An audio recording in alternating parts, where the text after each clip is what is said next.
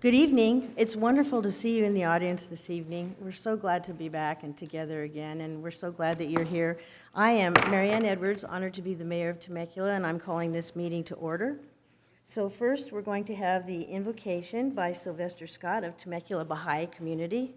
So I've run into you twice in the last week. Good to see you, Sylvester. Good seeing you, too. And then we'll have the flag salute after, so if you'd rise for the invocation and then remain standing for the flag salute, please.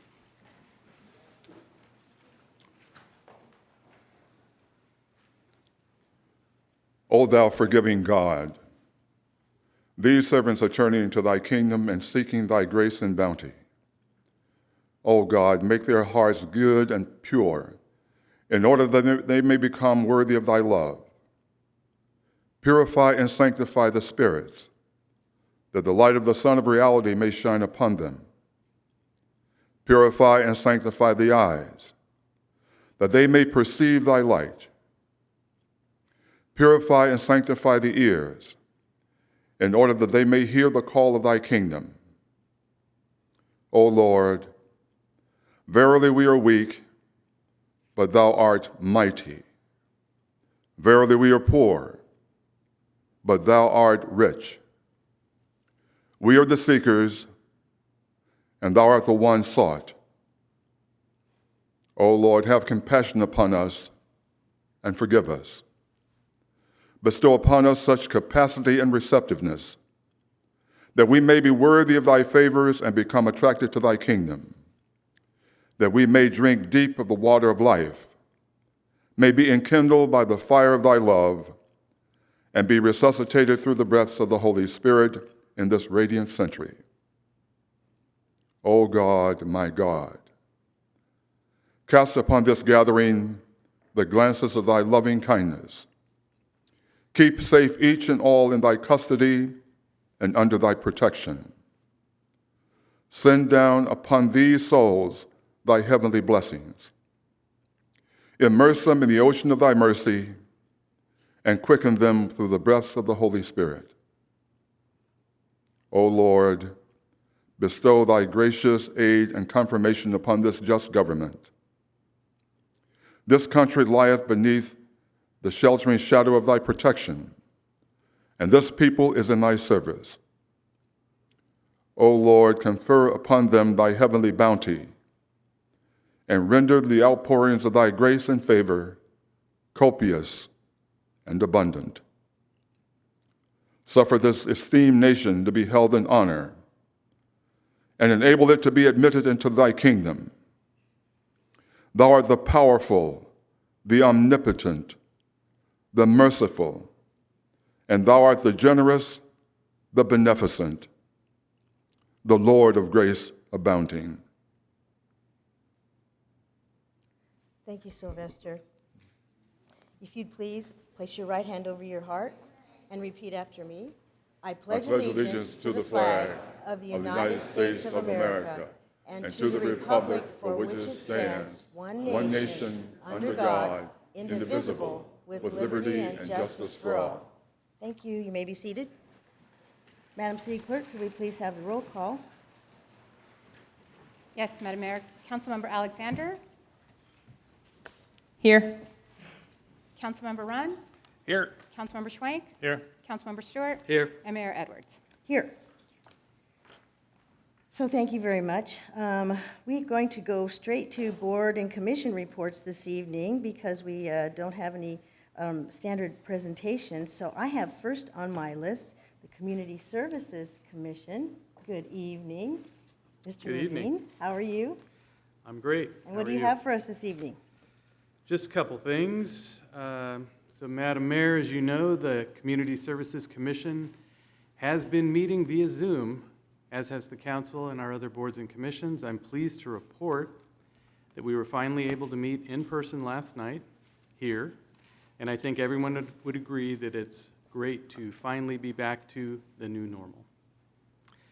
Second item tonight, Friendship Park. This Thursday, July 15th at 10 a.m., we're hosting the official ribbon cutting for Friendship Park.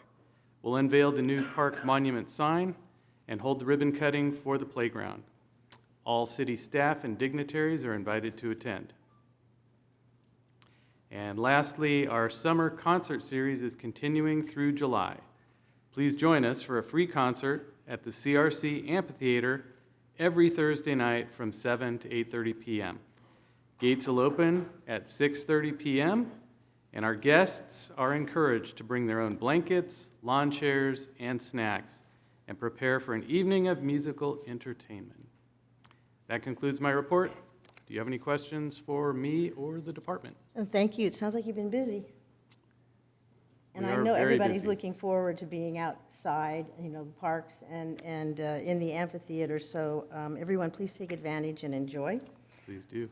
We have presentation from our Planning Commission. Mr. Telesio, how are you? Third of Midland. Good. We had a light evening the other night when we met. One of the items was continued, so we wound up with one, actually 1.5.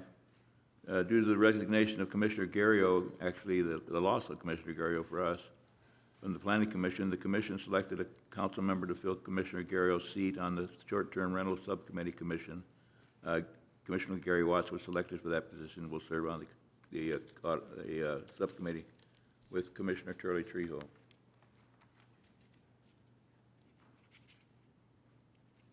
The Commission approved a conditional use permit to allow the existing Hobo's Beef Barbecue restaurant located in the Palomar Village Shopping Center to upgrade their alcohol beverage control license from ABC, a Type 41 license for beer and wine, to a Type 47 license to allow the sale of distilled spirits. There were no public comments for this item, and the Commission voted 3-0 to approve the application. And that was it. So it was light. Well, great job. Thank you. And I know that you're happy to be back together. Love it. Yeah. Thank you, Mr. Telesio. Moving on to our Race, Equity, Diversity, and Inclusion Commission, we have Mrs. Tiffany Baker. How are you? I'm wonderful. How are you? Good Good. evening, everyone. Well, we also had our first meeting on July 8th, and we met here. It was fantastic. Oh, I was just so honored personally, so I just want to say thank you again to the council and my fellow commissioners. They were also pleased and honored. We were taking pictures. We're just so happy to serve. So I just want to, if you see us, we're new to this. We're new to serving our city, and it means a lot to us. So give us a little new kid on the block. Yeah, we grace. understand. Yes, because we were so excited. So thank you for that. We continued our conversation on the equity value from June 10th. As we began to put some framework together, Randy took our thoughts and she watched the videos over and over, and she brought us back a draft equity value. And we went line by line. You have some dedicated commissioners. And we came back together with a unanimous vote of a wonderful equity value that encompassed your equity value that you did last year this time, as well as our thoughts and inputs. And it was heartfelt, and we just had a good time sharing our hearts and what that value meant to us as citizens. And on behalf of the commission, we also want to thank you for the opportunity to do that. Also, we want to thank Councilwoman Alexander for joining us. She joined our meeting. And then secondly, after we approved that, and that was a good time of sharing and opening up and sharing values, family values, community values. It was a really good dialogue. Then Randy shared with us a presentation about redistricting, and we were new to that, and so we had a lot of questions, and she had a lot of answers for us, so thank you for that, Randy. And then we had now we've concluded that. We have our equity value, and then, let's see, the last one is, that's it. Okay. Our next meeting is August the 8th. Great job. Thank you. And, I can't believe it's been 6 months. It's been a year since we first talked about this commission, and 6 months, you've been on the job 6 months, so. We were birthed in COVID. Do you know that? Yeah, And yes. we have some resilient people, so thank you to the council again for the opportunity to serve. Oh, you're welcome. And thank the commissioners for us, too. Okay, we're going to go on to our public safety report. Thank you very much. Tonight we're going to hear from CAL FIRE. How are you, Captain Carter? Good evening, Mayor, City Council member, staff, and Temecula residents. I just said Carter, didn't I? Yes, ma'am. It's That's fine. I don't Crater. correct you. It's Crater. Can I have the slide, please?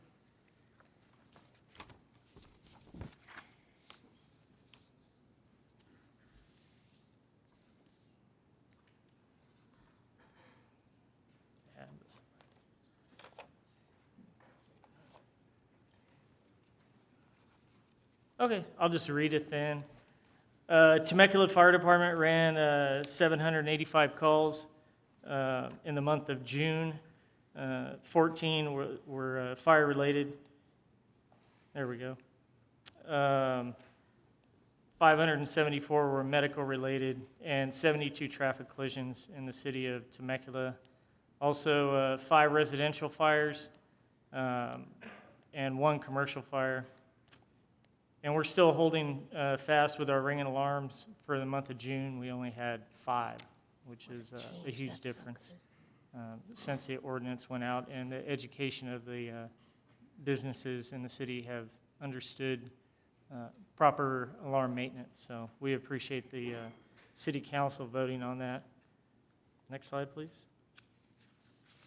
For Temecula plan review and inspections and our prevention department out of the fire marshal's office.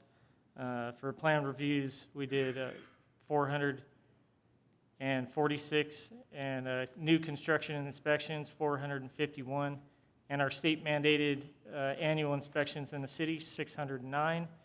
And then we had 5 people come in for counter and public inquiries in City Hall. That concludes the report. If there's any questions, I'd be happy to answer. Thank you very much. Anybody have questions? Oh, no, I'm sorry, sir. You can ask a question from the audience, but you might want to talk to Fire Chief Crater after the meeting. Okay, so council members, no? Okay, are we good? So this is the time that we're going to go to public comments. And a total of 30 minutes is provided for members of the public to address the city council on items that appear on the consent calendar or a matter not listed on the agenda. Each speaker is limited to 3 minutes. For all public hearing or business items on the agenda, each speaker is limited to 5 minutes. Public comments may be made in person at the meeting by submitting a speaker card to the city clerk or by submitting an email to be read aloud into the record at the meeting by the city clerk. Email comments must be submitted to Randy Joel, Temecula.gov, at email comments on all matters, including those not on the agenda, must be received prior to the time the item is called for public comments. Email comments shall be subject to the same rules as would otherwise govern in-person public comments. Okay, so Randy, can we have our first speaker, please? Yes, Madam Mayor, I actually have 4 speaker cards on either non-agendized items or on a consent item, and then I have about 5 emails on non-agendized items or a consent item. So the first card I have, it doesn't reference any agenda item. It's from Stephen Martin. Come up top? Yes. Good evening, Mr. Martin. How are you? I get to go first. Thanks a lot. I'm good. How are you? Sorry. So I'd like to talk about what Miss Tiffany Baker was talking about as far as her pet project there. And I want to say that teaching our children about race and love and acceptance is a job of parents, not any government. You're basically calling everyone a racist just with your title.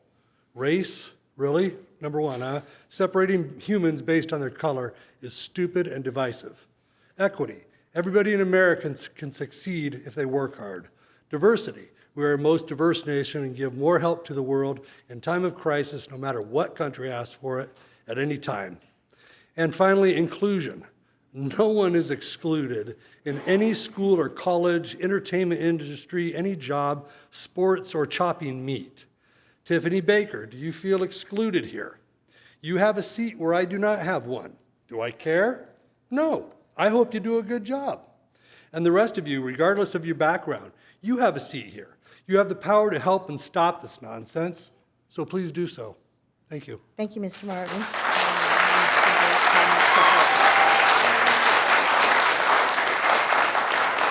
Next speaker?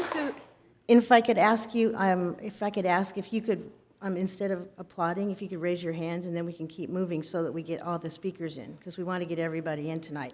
So you can raise your hand. Randy, could we have the next speaker? Next speaker?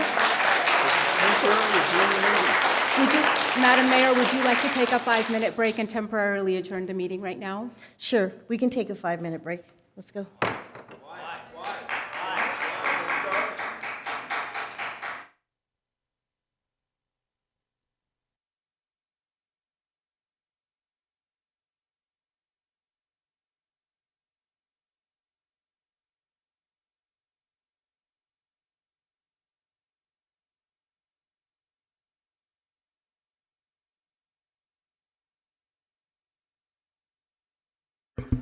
Yeah, could you please not yell out? We're here to hear from you and the public, and we're sitting here to listen. So we thank you for coming, and we'd like to maintain some order so that we can hear all the speakers. So we're gonna settle for a few minutes, and then we'll start again.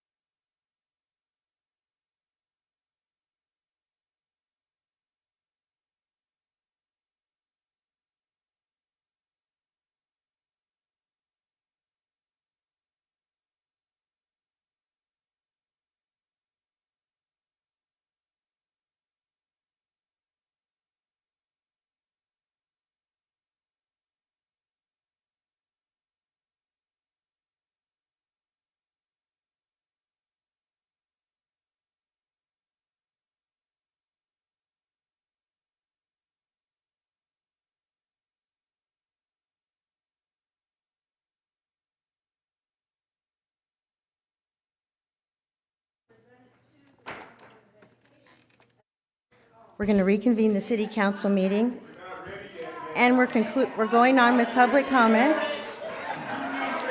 Madam City Clerk, Peter.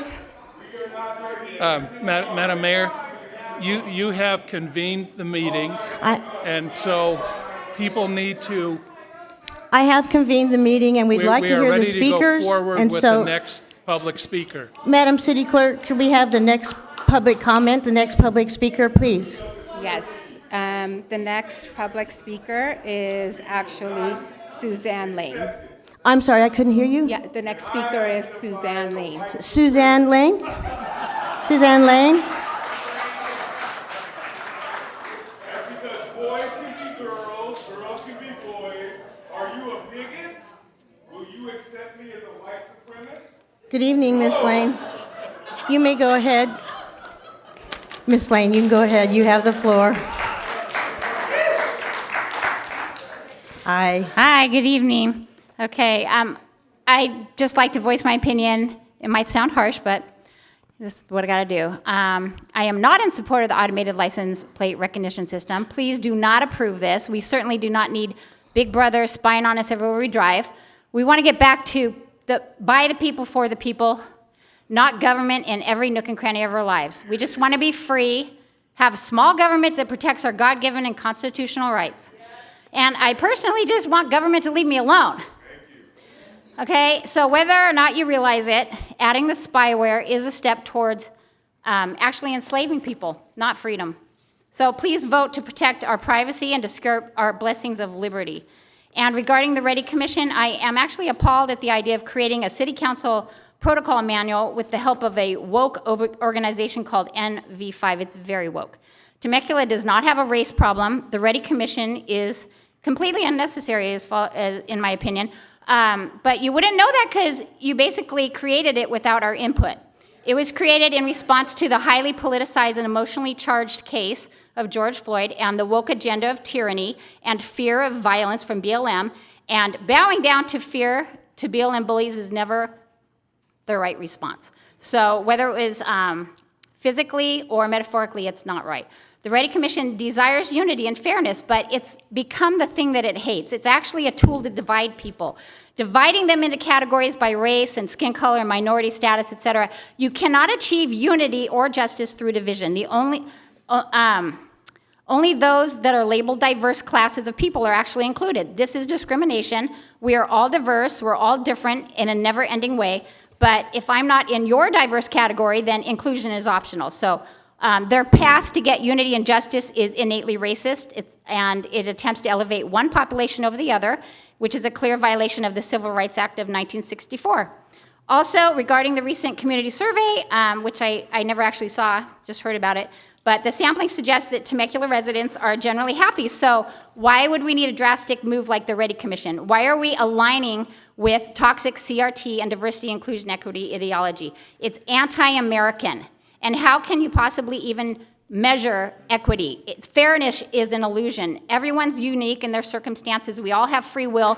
That's why we're the freest country in the world. We're created equal, and we should have equal opportunity, but not have everything the next guy gets. So that's not freedom. At best, it's cultural Marxism, and at worst, it's communism. So please take heed, step back, look at CRT and diversity, inclusion, equity ideology, what it is. I really believe, you guys, you're being used by the radical left-wing agenda to bring racial tension and division to Temecula and attempt to tromp on more of our freedoms and destroy our way of life, to tell us what to think, how to talk, what's okay, what to say. Your time is up. If you could summarize. Thank you. I'll just finish now. I just recommend disbanding the committee, fixing the broken communication process so you actually know what all the Temecula residents want. You could use the funds from the things we're not going to be doing, like Ready Commission and the surveillance cameras. So, thank you. Thank you. Madam Mayor, the next speaker is Sonia Perez. Next speaker, please. Sonia Perez. I didn't hear you, Randy. Sonia Perez. Sonia Perez. Hi, Sonia.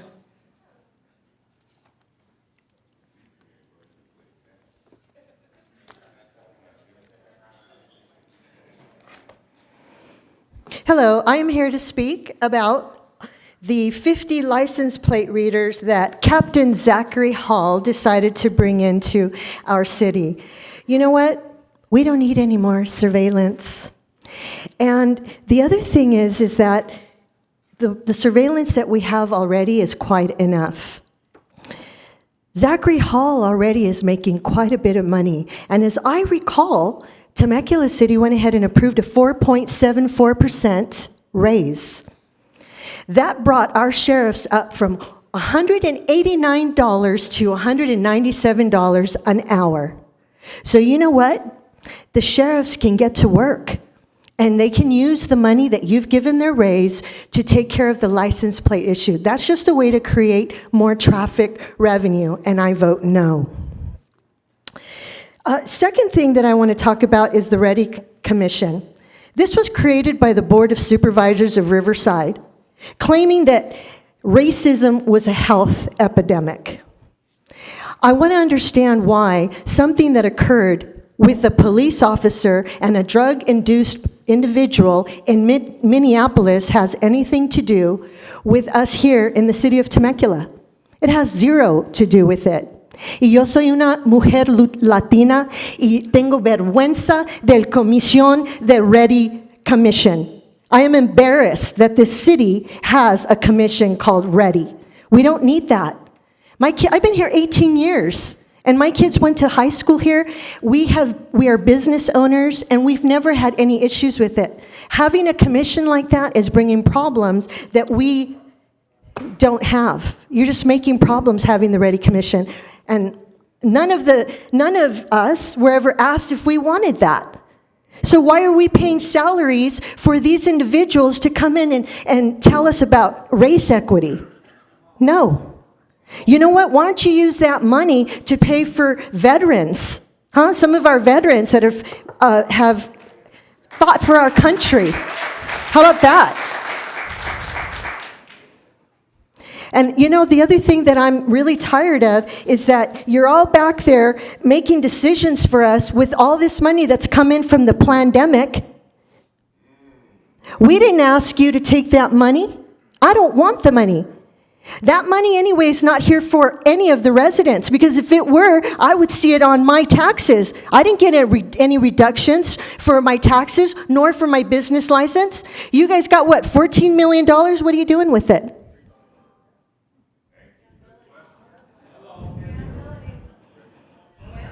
Yeah, there aren't any answers. I just want to remind you, you all work for us. You are servants, and you are to uphold your office. Do your job.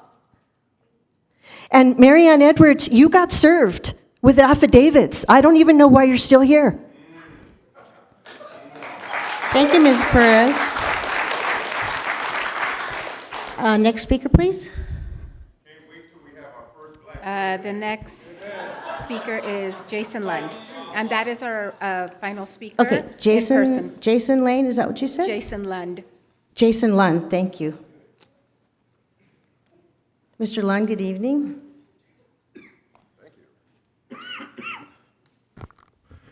I would like to comment tonight in regard to the consideration for 50 additional license plate cameras in Temecula.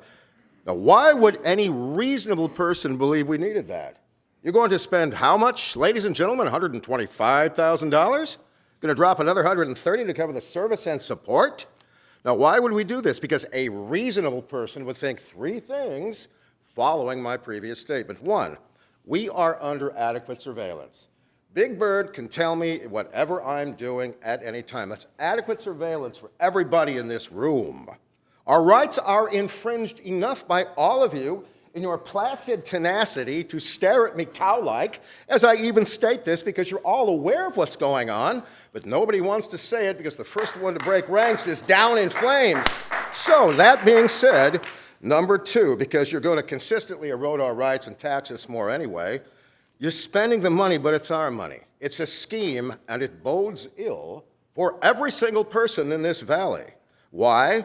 Because you're going to create an ongoing expense. You're going to hire people, you're going to set up another bureaucracy, and now it has to justify itself. And because I happen to know people in low places, some of them serving in things like this, we know it's got to generate about 3 times what the expense is just for you to show it up as a budget item and cover your posteriors for it.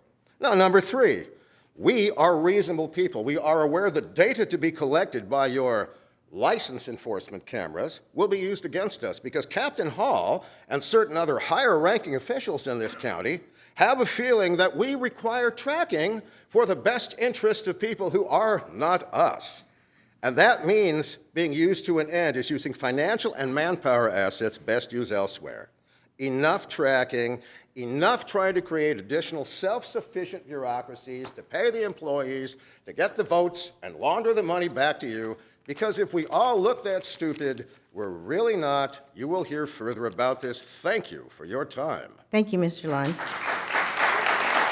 Madam Mayor, I now have a couple of email public comments that Okay. I'll go ahead and read those as well. All right, thank you. The first one is from Christine Massa. I am writing to express my support for the city to perform a feasibility assessment on putting an RCSD police station in a central location within Temecula. It would be very interesting to see what it would take to put a building with appropriate staff within the city limits and start having services provided and relationships built locally. I request that you approve the City Gate feasibility assessment, and I look forward to receiving the results. The next speaker is Jason Lund. In regard to the consideration given the purchase of 50 additional spy cameras to create traffic revenue, the following statements are obviously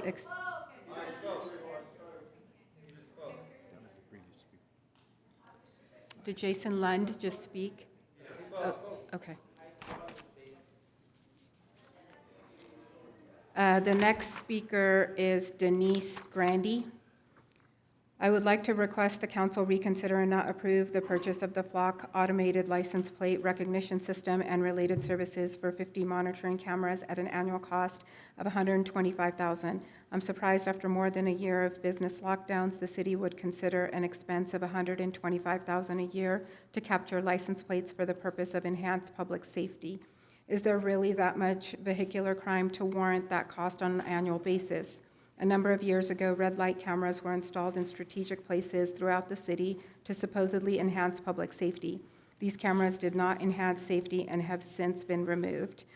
Crime is low within our community, and rather than become a community of surveillance cameras, consider investing in actions to address the increasing burglary crimes. If camera surveillance is the future focus for enhancing public safety, then perhaps cameras are needed in areas where drug use and homelessness are prevalent. Rather than security cameras placed around town, I would prefer the city of Temecula consider making available emergency grants to small businesses who are victims of crime. Use these funds to offset the cost of replacing broken windows and doors of small businesses who are victims of crime. Better yet, proactively work with businesses to better secure their storefronts to lessen break-in opportunities. Thank you for reconsidering the purchase of the Flock monitoring cameras for the purpose of capturing vehicle license plate information. The next speaker is Karen Vila. I am urging the Temecula City Council to vote no on item 6 on today's July 13, 2021 City Council agenda. We do not need an independent police station as a step to distance us from Riverside County Sheriff, nor do we need additional police presence given the lack of racial equity and safety that police fail to exercise. An increase in police presence in Temecula will further exacerbate racial tensions and create an environment of hostility towards residents of color. Last summer's uprisings against the killing of George Floyd and the ongoing assault and abuse of people of color at the hands of police officers should move the council towards demilitarization strategies in community safety. Please vote no on agenda item number 6. The next speaker is Julie Geary, a resident of Temecula and have lived in this valley since 1997. I would like to sincerely thank you for putting forth this needs assessment. Public safety is an important investment, and this needs assessment will determine if a police station will be a fiscally responsible option for Temecula. As a scientist, I know that it is important to gather data first to make evidence-based decisions. I encourage you to allocate funding for this project and make a small investment for the study. It is important that policy on policing in Temecula be based on current data and evidence to make fiscally responsible, informed decisions for the community. The next speaker is Ms. Miller. It's a little lengthy, so I'll start the 3 minutes. Okay. What is passing through the Temecula Planning Commission and the City Council is more sections of the Rorpaw expansion repression of natural native nature from constructing over 2,000 houses. This section tonight has already passed council. However, this will be the decorative monument entering the tract housing. We don't need decorative monuments if this council would get a hold of reality and concern for the quality of life in the southwestern Riverside County environment. At this time, most of the people who escaped the blizzards on the East Coast have already bought homes and returned to California from the exodus due to high price cost of living. So the house sales in Cali are down by 6% and falling. So following through with more housing is irrational and costly. This approval by these profit over people authorities on this council will finalize the finishing touches of 249 houses stuffed onto 50 acres. That is 3 per acre, backed up to a wildland east of Butterfield Stage, pouring out over 8,000 more car and truck trips onto I-15 and surface streets every day. The noise, the vibration, the dust, and particulate matter are intrusively accelerating and amplifying the statistical charts. There will be more of those loud cars and motorcycles that the police just can't seem to get a hold of. This 2,000 house expansion is a fire threat to already built section of Auropa. How will fire trucks and first responders get down Winchester fast enough through cumulative traffic or from other local fire stations? This will make the area even hotter with combustion engines expelling plumes of emissions impacting the south side of Temecula.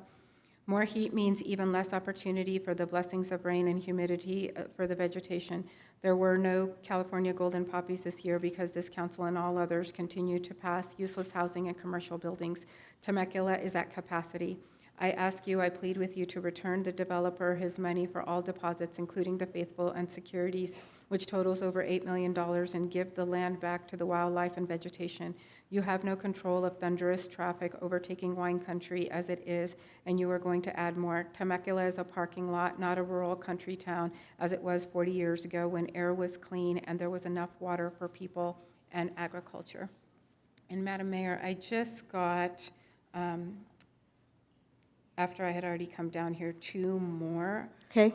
So I'll just go ahead and read those at this time as well. Okay, The thank you. first one is from Matt C. Captain Hall needs to, make sure. Captain Hall needs to make better use of the city's financial resources and expenditures, better use of his time, like upholding his duty to office and interceding for people, not subjecting the people of Temecula and surrounding areas to dystopian authoritarian utopia like the Communist Chinese Party, the Great Reset, the globalist agenda, to have an enslaved human race of ignorant chattel, and to destroy the constitutional rights and civil liberties of all Americans and their prosperity is the main purpose for more surveillance, more tracking apps, more totalitarian authoritarian control. This affects you too, Captain Hall. The surveillance push to increase Big Brother to watch over law-abiding citizens, not for security for the people, but for control over the people, because the radical left wants to keep a database on political opposition. The slippery slope has already begun on 1984 surveillance, but it can be stopped and must be stopped. And the last speaker it's just signed a good citizen. Okay. It says, dear elected servants here to represent we the people. No, we do not need consent to 50 new license plate readers. And no, regarding Ready Commission, the survey done by the City Council suggests that citizens are happy with the city in general. So if the citizens are content, we do not need a Ready Commission. This commission was set up to divide the good people of their liberty and pursuit of happiness. There is no problem here, but it does appear that problems will be created by a group that claims equality when it really only serves them and their agenda. And Madam Mayor, that covers all of the comments on non-agendized or consent items. Okay, thank you. So now we can move on to city council reports, and let me see a show of hands. Stu, you got one? Okay. Go ahead. Okay, slide please. What happened to all the other? They're coming. They're coming. Okay, could I have a slide please? Okay. So I just wanted to point out these 2 programs that the city of Temecula does that I think a lot of people don't really understand or know, that we have this automobile externship. So basically we mate up kids and or young adults who want to be in the auto industry, and they basically get these internships with these auto dealers. And so, but at the end of these internships, literally 100% of them get jobs with these particular companies. So the city is actively working. Charles Walker is our workforce development coordinator. And so that's what he's trying to do, is help our businesses find employees. And when I got elected in 2016, one of the first things I did was sat down with Mr. Walker and tell him about my experience in high school with my building trades program, which in high school, my junior and senior year, I built 2 houses. And because of that, he was able to put together a construction trades program for the city of Temecula. And basically, we're doing the exact same thing on a little bit smaller scale that I did in high school. So anybody who wants to get in the trades, and being who I am as a barber, I'm constantly coming in contact with contractors who are just desperate for help. And so, in fact, just the other day, I had a contractor come in and say, I was telling him about this program. He says, can you get me in contact with the program administrator because I want to hire some of these people? And so that is something that the city of Temecula has really been very proactive, is trying to help people who are in our community who are looking to either change their field or get into a professional field and give them the opportunity to do that. And what that does, it creates the employees necessary for our city to be successful. And so it's been a hugely successful program, and I just wanted to highlight that as two of the things that the city is doing that just doesn't happen in every city. So that's really all I wanted to say, but I just thought that would be a cool thing to point out. Thank you, Stu. And that we partner with the Career Technical Education Department at the school district, and there are 4,000 students in CTE studying different careers, and so it's a really wonderful program. And so thank you for taking an interest. Okay, Jess, you got a slide? All right, slide please. There we go. Well, Stu, first off, thank you so much, because that seems really interesting, and I'm looking forward to seeing where that's going to lead and how it's going to really impact our youth, so thank you. So many of you might know that we have a summer food service program here, and we've been launching it for about a couple weeks already right now. And myself and Zach were able to head out and be able to serve our children. So children under the age of 18 who are in need of food, who are not going to school right now. I had put it in my heart and wanted to invite Zach so we can finally actually work together on a project. And it was wonderful. We got to get out with the community and meet the parents and talk to the kids. And I believe in 22 minutes we served 100 lunches. Is that right? Yep. That's correct. And it was, I'll tell you, if anybody knows me in my heart, there is nothing like serving. That's why I'm here. And so for me to actually get out with the public and actually be able to quickly meet children and have them running into the water park area that we have was incredible. So I'm actually also here to invite everybody to please be the hands and feet. We can't do it alone. And I know there's a lot of people that even if you don't have the money to do it, we just ask for your support just to come out and just help these children or just help adults or anybody who's in need, because the stronger that we work together, the better our city is going to be. So I thank you very much, Zach, for that opportunity to work with you. Thanks. Thank you, Jess. Matt, anything? Zach, anything? Well, I don't have a slide, but I certainly don't want to let this night go. Mr. Butler, our assistant city manager, is retiring. And when we talk about the things that we've done over the last 20 or so years, Greg, you've certainly been at the forefront of that. So I don't want to let this time pass. I appreciate the work that you've done for the city, and I'm certainly going to miss you. And I know you'll miss our meetings. So farewell, Greg. He's going to come back and visit, right? Sure. I'd like to talk about the Mary Phillips Senior Center, and they hold every year an annual flag replacement ceremony. And they have Marines that come and help them take down the flag that has flown for a year, that's getting a little tattered, still honored and precious, but tattered. And so they take that flag and they dispose of it appropriately. And at the same time, they raise a new flag for the year. And it's interesting to see the seniors have really been impacted over the COVID environment. Not everyone has a support group of family or children in town, and so the seniors really have relied on each other and on people like you to call them and check in on them. And so if you've done that, we really appreciate that. And I tell you that the flag raising or replacement ceremony is very, very moving. And Jess was there with me, and so I just want to know, I want you to know that we honor our seniors and that our seniors have survived COVID and they're stronger than ever, and they're paying their homage to the flag annually, as they always do. It's the first time they've been together since COVID. And so, my hat's off to them. Okay, no other city council reports. Then we'll move on to the consent calendar. All matters listed under consent calendar are considered to be routine, and all will be enacted by one roll call vote. There will be no discussion of these items unless members of the city council request specific items be removed from the consent calendar for separate action. Number 1, waive reading of standard ordinances and resolutions. Number 2, approve action minutes of June 22nd, 2021. Number 3, approve list of demands. Number 4, approve purchase of the Flock Automated License Plate Recognition System. Number 5, receive and file the general plan and housing element annual progress report for the period of January 1st, 2020 to December 31st, 2020. Number 6, authorize preparation and execution of a professional services agreement with Citygate to complete a needs assessment and evaluate potential sites at the request of subcommittee members Mayor Pro Tem Ron and Council Member Stewart. Number 7, approve sponsorship agreement with Athlete Recovery Fund for the USA Pump Track Championships at the request of subcommittee members Mayor Edwards and Council Member Stewart. Number 8, approve agreement with Musson Theatrical, Inc. for replacement of the Old Town Temecula Community Theater lighting system equipment.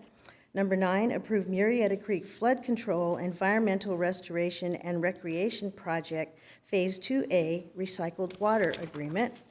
Number 10, approve agreements for consultant services with Dudek Falcon Engineering Services, Inc., NV5, Inc., and Wallace and Associates Consulting for on-call construction management services for fiscal year 2021-22 and 2022-23.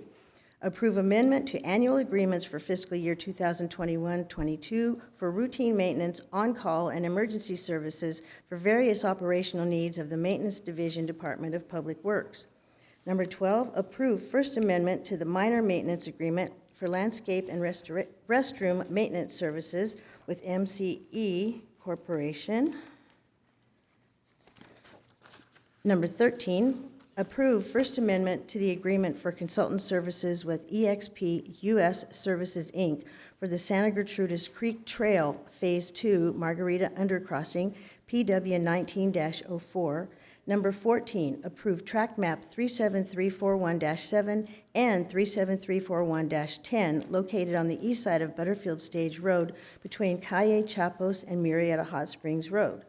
So I will accept a motion to approve. If anyone wants to pull anything. I'll move consent. Second. Okay, have a motion and a second. Mayor, quick question. Can I sure. just, I'm going to approve everything right now, but I just want to see if I can comment on 4 and just get a quick, Yes, you quick may. thing for people Sure. if possible. Sure. Right now? Just for clarification, right? Yes, Yeah, exactly. sure. Captain Hall, if you can, I know there's a lot of, I want to make sure I'm saying this right. There's a lot of concern about the situation with the cameras, and it was on my heart too initially once this was going through that, just a lot more surveillance. Is there a way that you can, or let the public know that the safety that for them as far as a city, that they will not be jeopardized as far as seeing them from the front of the car and things like that? I know that you had brought from before. Yeah, this system takes a picture of the rear of the vehicle to include the tailgate, trunk, bumper, license plate area. The algorithm is based on the rear of the vehicle, the light configuration, bumper, things like that. The data is then only retained for 30 days and then purged. There is no photo of the front of the car or of the occupants. That was it. Thank you very much. All right, thank you. So we have a motion and a second on the floor. Could we have the roll call, please? Oh, I guess now that we're here, I'm so used to doing it virtually. Yeah, So we can actually go ahead and vote in person. Yes, you can go ahead and, I've started the voting. Go ahead.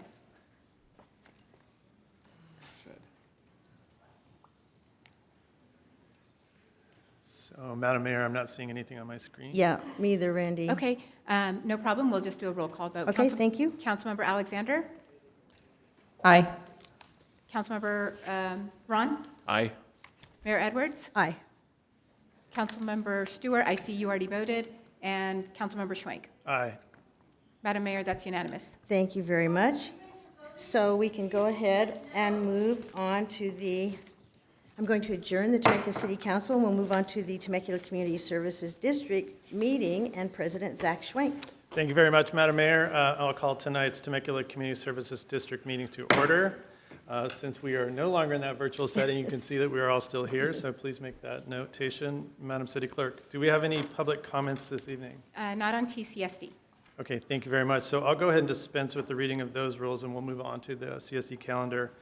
All matters listed under consent calendar are considered to be routine, and all will be enacted by one roll call vote. There'll be no discussion of these items unless members of the Temecula Community Services District request specific items to be removed from the consent calendar for separate action. Item 15, approve action minutes of June 22nd, 2021. Item 16, approve agreement with Vision One for theater ticketing software services at the Old Town Temecula Community Theater. And item 17, approve agreement with Christian Stitchery, DBA, SoCal Impressions for screen printing, embroidery, artwork, and promotional items. With that, I'll entertain a motion to approve consent. So moved.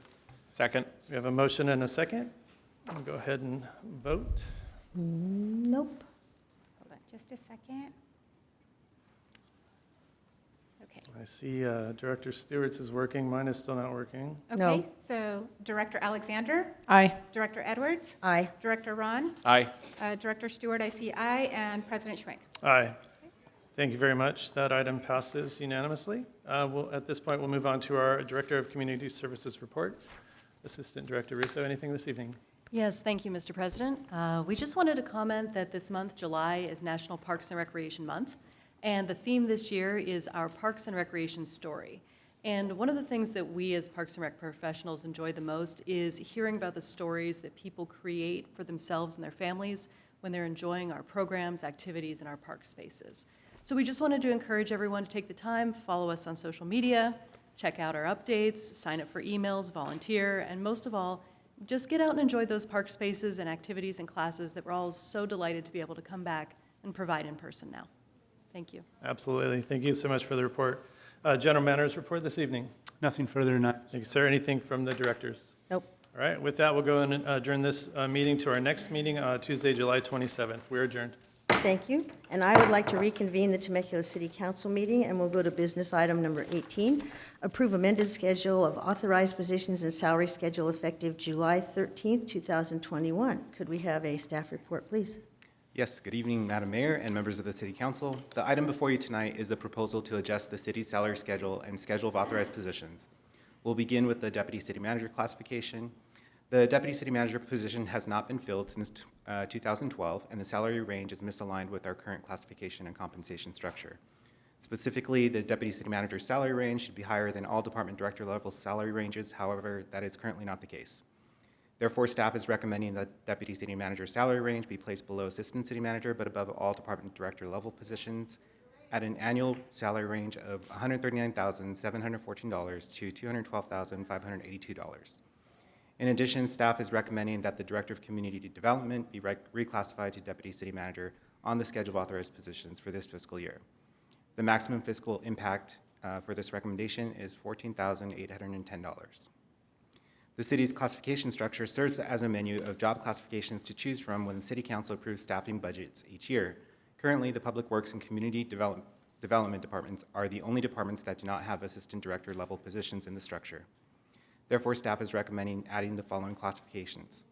Assistant Director of Public Works with a proposed annual salary of $136,302 to $192,587. Assistant Director of Community Development with a proposed annual salary of $123,490 to $174,470. It is important to note that this recommendation is not to fill these two positions. Rather, the recommendation is to add them as an option for future consideration. There's no fiscal impact associated with this recommendation. Finally, as it relates to the salary schedule, staff is recommending that a payroll manager be retitled to finance manager on the salary schedule to be able to assign that position with more than just payroll duties. Now on to the proposed changes to this schedule of authorized positions. The Finance Department and the City Clerk's Office both have position vacancies, and staff is strategically positioning these positions to responsibly recruit with succession planning in mind. To that end, staff is recommending the following classifications. In the City Clerk's Office, reclassify Administrative Assistant to Management Assistant. This recommendation has no fiscal impact as there are offsetting savings within the departmental budget. In the Finance Department, reclassify Management Analyst Limited Term to Assistant Director of Finance. Reclassify Accounting Assistant Confidential to Senior Accounting Technician Confidential. This recommendation would also result in an increase of 0.25 in authorized staffing levels. Reclassify Management Analyst CIP to Finance Manager, and the total fiscal impact, including offsetting savings within the departmental budget, is $12,590. Finally, the Public Works Department is working to comply with the requirements of SB 1383, which is a statewide effort to reduce emissions of short-lived climate pollutants. Additional staffing resources are needed on a temporary basis to administer this program. Therefore, staff is recommending reclassifying an Office Specialist 2 to a Management Assistant for a limited term of 1 year. The fiscal impact associated with this proposal is $4,795, but we anticipate that we will recover that expense with the grant that is associated with SB 1383. The total fiscal impact for all changes presented to you tonight with this staff report is $32,195. That concludes my report, and I'm happy to answer any additional questions. Thank you, Isaac. Are there any questions? Matt? Just one on 1383. You listed that as a temporary financial. But there's ongoing enforcement that's going to be required under that. Is that handled by our outside partners then? Is that? So this position is more administrative in nature as far as administering the non-enforcement sections. I'd have to defer to Pat Thomas on the enforcement component of it. Yes, the position that was referenced is really just to get this program set up and running. And as far as ongoing enforcement, what our intent is the violation of those programs is going to be a violation of the municipal code, so we'd be looking at enforcing that through code enforcement. Okay. Is that good, Matt? Yep. Okay. Any I do other have a questions? yeah. Stu? So I noticed a couple, those two positions that had the really high salary range, you say they're not going to be filled? They're not going to be filled. Right now we have what we call a classification structure. It works like a menu of options each year for us to fill positions. And the two positions, or the two departments, Public Works and Community Development, they do not have the assistant director level position on that menu. So we're just adding it to the menu. Okay, and the reclassification, we're doing that because? Restructuring in departments to, there are vacancies in City Clerk's Office and the Finance Department, and so we're reclassifying to better align ourselves for succession planning. And is that primarily due to, it's more of a level playing field like with other cities? If we're looking to hire, that's who they're going to be hiring? That particular classification? It's not necessarily always comparable in that regard. What we're trying to do is align ourselves best for our own operations. We have some major implementations in the queue, and this is a level of staffing that we need for those departments. Okay, that's it. Council member, just real quick, I may add that, these are, many of these changes that you're considering tonight are due to vacancies, either current vacancies or pending vacancies by long-term employees, and our organizational needs have changed with time. And so to be more effective, more efficient within those departments, it makes more sense to consider these reclasses, and that's what we're doing when we have the opportunity with the vacancies. And this all aligns with the council's desire to have a succession plan. So when people retire, we have someone in-house that can step up and already be familiar with each position. So, any other questions? No? Okay, so I need a motion and a second. I'll move the item. Okay. Second. All right, so I still don't see an opportunity to vote on my screen, Randy. No problem. We'll just do a voice vote. Okay. And for the record, I did not have any public comments on this one. Thank you. Councilmember Alexander? Aye. Councilmember Ron? Aye. Councilmember Stewart, I see your aye. Councilmember Schwank? Aye. And Mayor Edwards? Aye.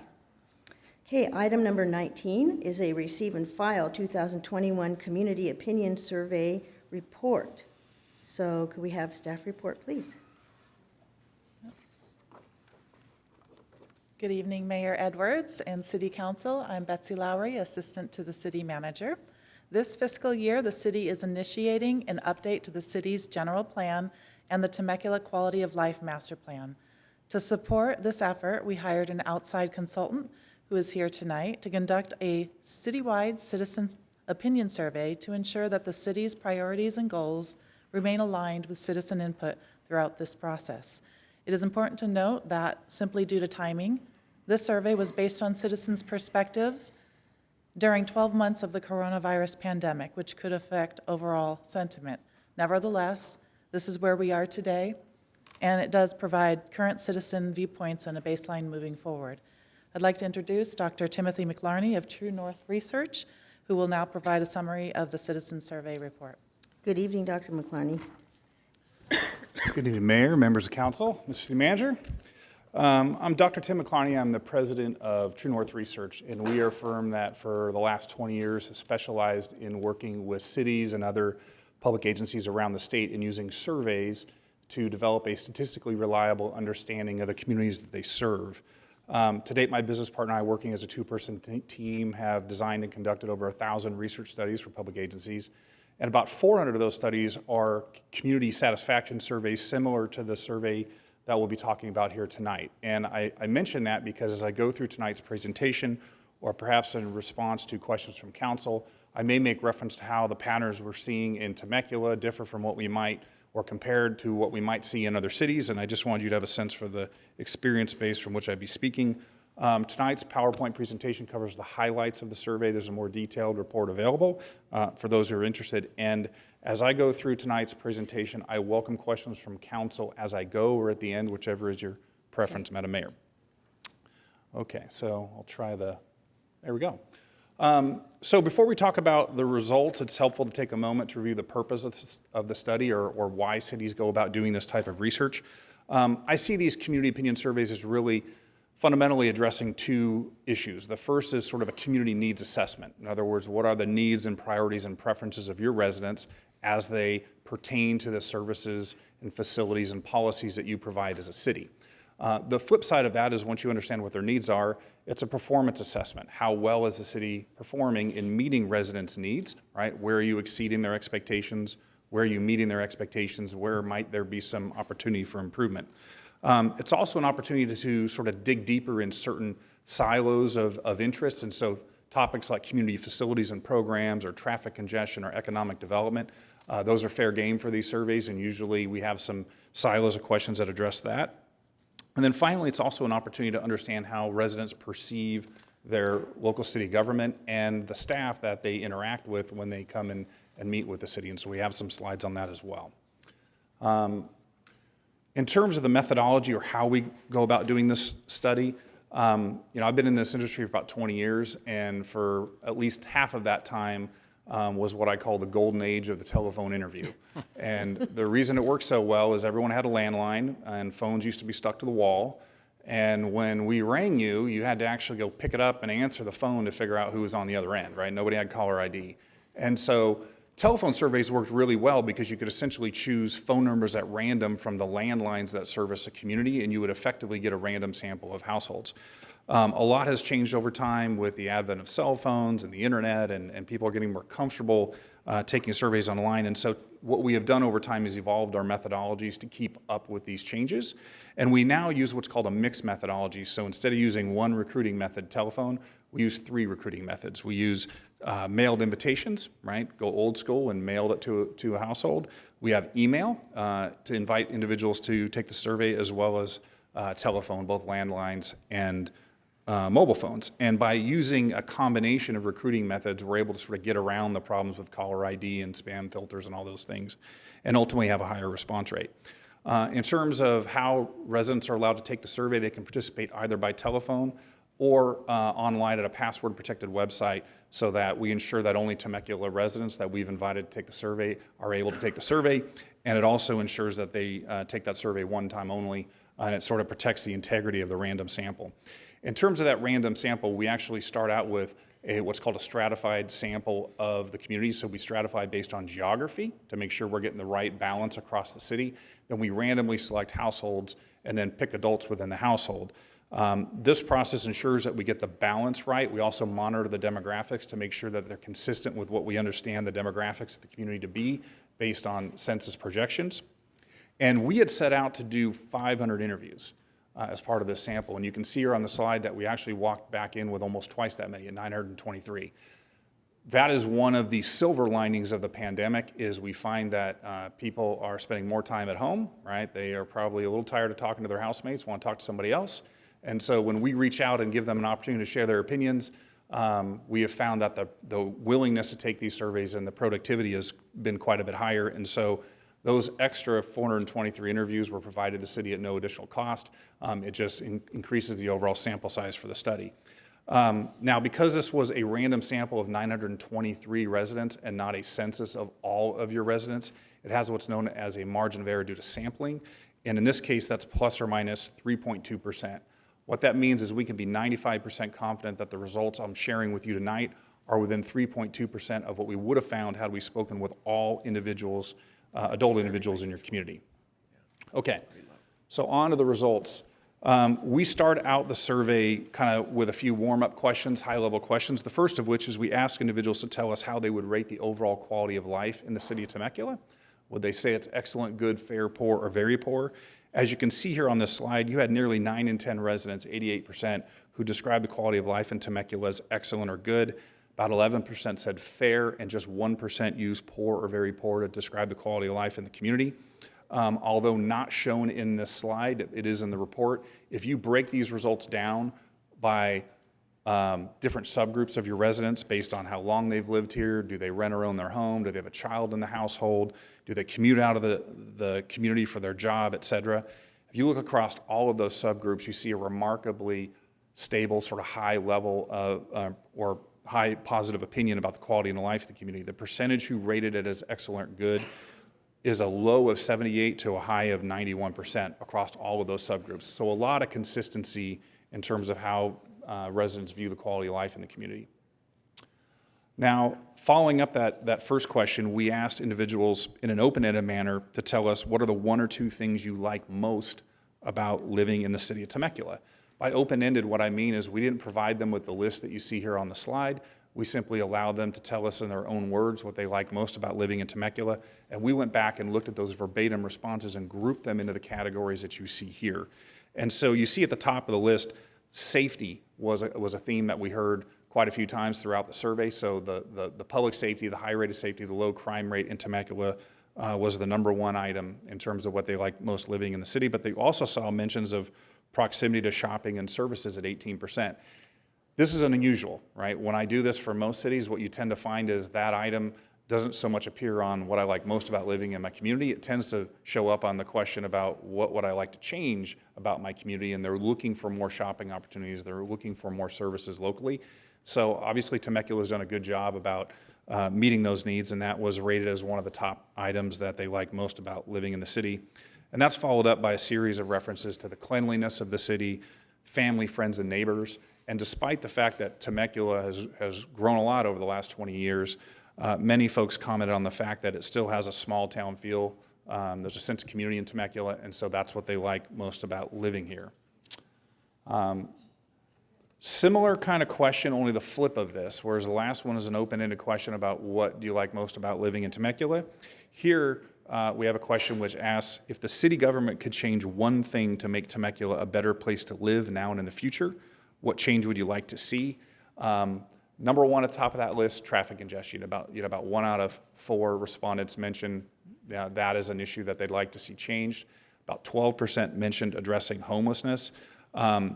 Interesting, I've done this work for a long time for various cities, and if you go back to, say, 2016, homelessness was nowhere on the radar when I'd asked this question all around the state. And in a lot of communities, it has risen to the #1, right, in some over the last few years. And so it's definitely something that's creeped up the list. You also had 15% of respondents who say no changes, everything's fine, can't think of anything, right? And if you combine those together, you think about that question, that's actually in some ways the ideal response to this question if you're looking at it from a performance perspective, because you're sort of handing a soapbox to residents and saying, if we could change one thing to make Temecula a better place to live, what change would you like to see? And they are sort of stuck for an answer, right? Nothing comes to mind. And then you have some other follow-up references to improving the maintenance of streets and roads and public safety and protection, and then limiting and reducing growth and development. So this next slide, in some ways, if you think about this as sort of a customer satisfaction survey, this next slide is arguably the most important in the survey. And it's the answers to the question, generally speaking, are you satisfied or dissatisfied with the job the city is doing to provide city services? So we're asking them to speak about the city's performance in general. We're not referencing a specific service area. And in that way, it can be considered an overall performance rating for the city. And what you found is that we had better than 8 out of 10 residents, so 83% indicated that they were satisfied with the city's overall performance in providing municipal services. You had about 11% who were dissatisfied and about 6% who were unsure. I often look at the ratio of satisfied to dissatisfied, right? And that's a ratio of 8 to 1 in this case, right? We have 8 satisfied respondents for every 1 dissatisfied respondent. Here again, like that overall quality of life question, when you break the results of this question down across all these subgroups, you have a remarkable degree of consistency once again, right? Regardless of how long they've lived in the community or whether they have children in the home or they own their home, et cetera. We saw satisfaction ratings from a low of 76% to a high of 92% across all those subgroups. So here again, a lot of consistency. So I mentioned at the outset that we open up with some kind of high-level questions. At this point in the survey, we start to get into the details, right? And so we have a list of a series of very specific service areas that are provided by the city, either directly or through contract. And we ask 2 related questions about these services. The first is, how important is this to you? Is it extremely important, very important, which are the dark blue and medium blue bars? Is it somewhat important, not at all important? That's the white negative space off to the right. They are asked in a random order, but we have sorted them from high to low in 2 tiers based on the percentage who said it's either an extremely important service or a very important service. And this is the top tier. There's nothing magical about the tiers. I just kind of broke it in half so it's easier to read. And what you do see, though, is kind of a pattern here that as you think about all the services that the cities provide, the things that tend to rise to the top of the list are public safety and public works, right? So things like providing emergency paramedic services, maintaining local streets and roads, maintaining a low crime rate, providing fire protection prevention services. Those are the things that tend to rise to the top of the list. And I will tell you that's consistent with what we see in just about every community, right? It kind of makes sense that when you look to government, public safety and public works are sort of the core things that local governments can provide. This is the second tier of services. As you move on down, you can see that the importance assigned to these items tends to go down a little bit. At the bottom, there was somewhat less importance placed on providing local public transportation and shuttle services, satisfying residents' needs for shopping opportunities. Again, we see you're pretty happy with how you've been able to accomplish that already, and so the priority tends to be a little lower, and then special events. Okay, same list of services, only now we're asking individuals to tell us how satisfied they are with the city's efforts to provide these services. Again, asked in a random order, but sorted from high to low based on the combined percentage of folks who said they were either very or somewhat satisfied. And you see at this top of the list, everything on this top tier had at least 80% of residents say that they were satisfied with the city's efforts to provide the service, with fire protection and prevention being the number 1, 97% satisfied, EMS at 95%, providing reliable garbage and recycling after that, et cetera. Same list of services again, only this is the lower tier.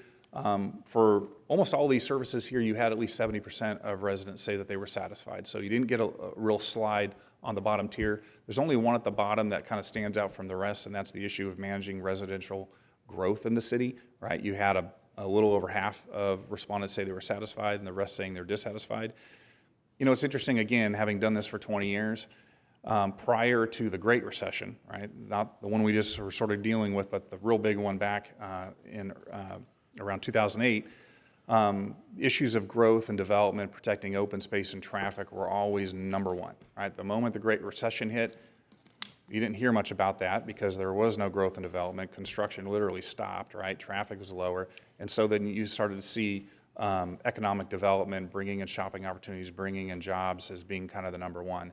As we've moved on and the economy has heated up and you've seen a lot of return to building and development, we're seeing some of those issues that were number one prior to the Great Recession sort of creeping back up the list again.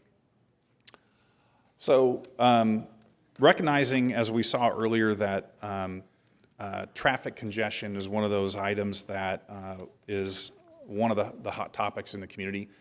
We had some follow-up questions in the survey that dealt more directly with traffic congestion, one of which is we asked individuals to tell us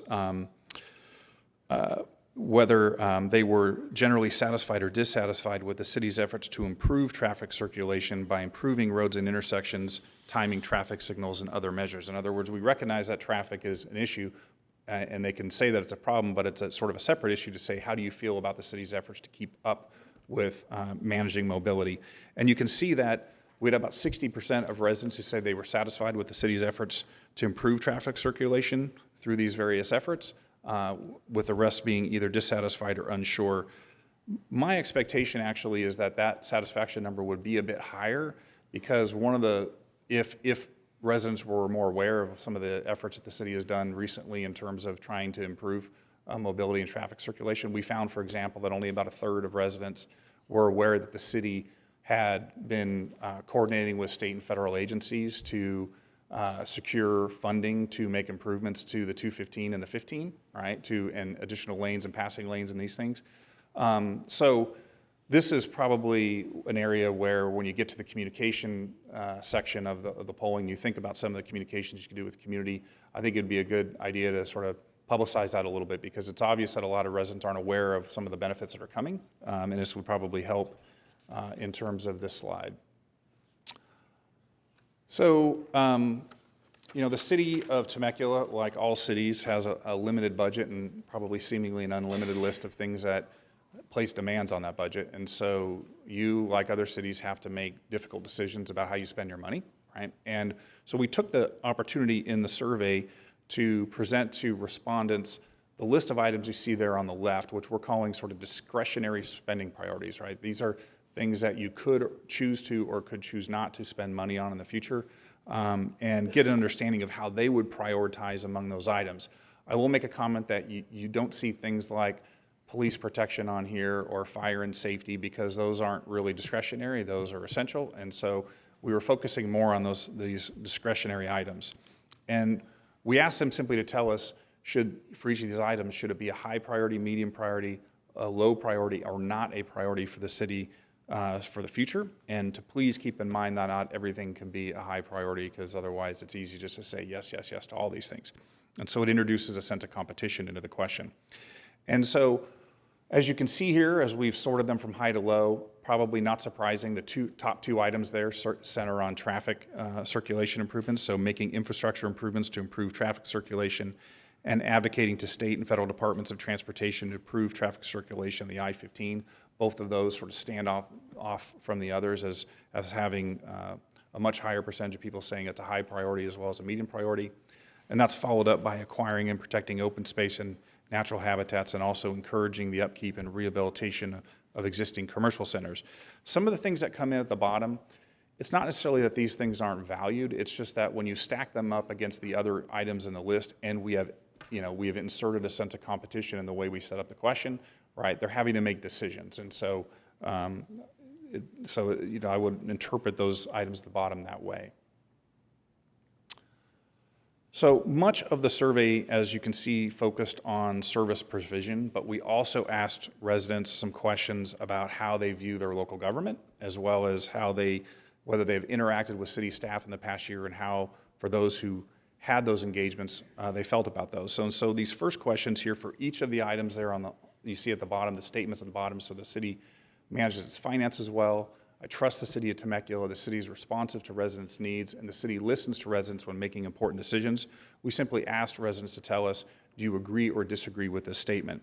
And you see that among those with an opinion, we had 82% agree that the city manages its finances well and indicated that they trust the city of Temecula. 76% said they perceive that the city is responsive to residents' needs. 70% said they feel that the city listens to residents when making important decisions. Having asked these questions in some other cities, these are actually really good scores. It's important to keep in mind that as good Americans, we're all taught not to trust government, right? And so when you come at it from that perspective and you nevertheless have 82% of respondents with opinions say yes, right, I trust the city, that's a good score. Now, given that it was the pandemic, you know, and a lot of the city's facilities and services had to move online, and some, you know, facilities were shut down for health-related reasons, we found that about 24% of the respondents we spoke with had city resident interaction in the past year. That's probably a little lower than you would have had we not been in the pandemic, right? Because you'd have more programs active and more facilities open. But for those 24% that had interacted with city staff, we asked them to rate staff in terms of their professionalism, their courteousness, their knowledge, and their helpfulness. And you can see here that staff got high scores across the board on all 4 of those. Moving on to resident satisfaction with the city's communication efforts. This is one area, communication, that has changed a lot over the last 10 years. It's probably the one area that all cities are struggling with more than any other, because you're kind of swimming upstreams. If you think about back in the day, you know, we all sort of turned to the same sources for information, right? There was the quarterly newsletter, there was the local paper, used to show up on the doorstep, and there was, you know, the news programs and radio stations, and that was it. So you knew that if you focused into just a few channels, you'd have really good saturation for the community. We've gone from that to hundreds to perhaps thousands of different sources that people turn to for their information and news, and that's just made the challenge of communicating with residents that much more difficult than it was in the past. I think we've also seen a rise in resident expectations for how and when they get their information, right? We've all been trained that if you want to learn something, you just reach into your pocket and pull out this handy-dandy cell phone and you've got the answer in 20 seconds. And so the timeliness of information also sort of is an issue. And so I mention that because against this backdrop, right, of what I think is an increasingly challenging exercise of communicating with residents, your scores are actually pretty solid. You had 7 in 10 residents say that they were satisfied with the city's efforts to communicate with residents. You had about 16, 17% who were dissatisfied, and you had, if I do my math right there, about 12% who were not sure. One of the reasons I think that your score here is pretty solid is if we also went on to ask individuals where they turn, what information sources do they use to find out about City of Temecula news, information, and programming. And you can see 3 of the top 4 mentions were city sources. So the city's website, 43% mentioned that, right, as a source for a city that they turn to. Email notification from the city at 27%. Social media, but not the city's source, right? So it's not your Facebook feed, it's just social media in general. And then the city newsletter and Inside Temecula rounding out the top 4. So we've generally found that the more they turn to city sources for information about local news and programming, typically the more satisfied residents are with the city's efforts to communicate with residents. Okay, last slide. So what does all this mean? I go into more detail in the full report, so I'll try and keep it brief here for the closing slide. You know, as Betsy mentioned at the outset, you know, this survey, due to the timing, was taken at the tail end of 12 months where we'd all gone through the pandemic, right? And all the challenges that the pandemic creates for local governments in terms of, and your local government in terms of providing services, keeping facilities open, meeting residents' needs. It's impossible really to divorce these survey findings from the 12 months that preceded it, because many of the questions ask about their experiences during the last 12 months.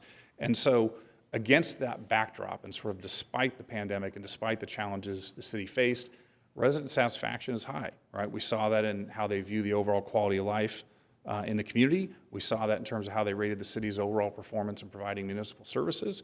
And we saw that in virtually every one of the specific service areas that we looked at. And so, you know, I think that, you know, to the extent that you look at this as a report card on the city's performance, given that you've just been through 12 months of the pandemic, I think this is a very good report card, right? I will also say, when you get a good report card, these scores are earned, they are not given, right? I mean, if you aren't performing well in a certain area, residents are more than happy to tell you that in a survey, right? And so when you get good scores, you should take it to heart and see it as a job well done. We also saw that the city has positive views in terms, I mean, the residents have positive views of their local city government, and that staff, when residents interacted with them, got high marks, and so that's also a good sign. Now, this survey, like any customer satisfaction survey, should not only be about where are we today, but also where do we have opportunities in the future, right? There's always opportunities for improvement. There's areas that we can focus on.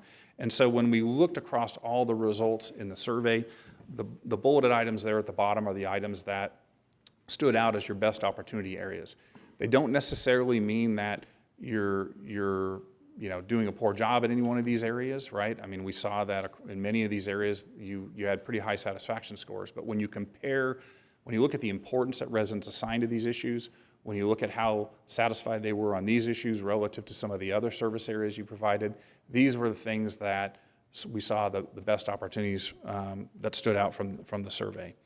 And so I'd also just lastly mention, in some of these items, when you look at an item, it's about actual service improvements, right? If you see something like, fix potholes, that's based on their experience driving down the road, and that's, something that is going to require a real sort of service fix. Sometimes, as we talked about in some of these areas, it really is a communications challenge. It's not that you're not addressing these issues, that maybe you haven't been as successful in conveying that message to residents. And so it's first and foremost talking about what you are doing now can help sort of address some of these opportunity areas. So with that, I've done a lot of fast talking. I will be quiet, and I certainly welcome any questions from council if there are any. Thank you, Tim. Matt's been taking copious notes, so I'm going to hold you Sure. for the end. Anybody else?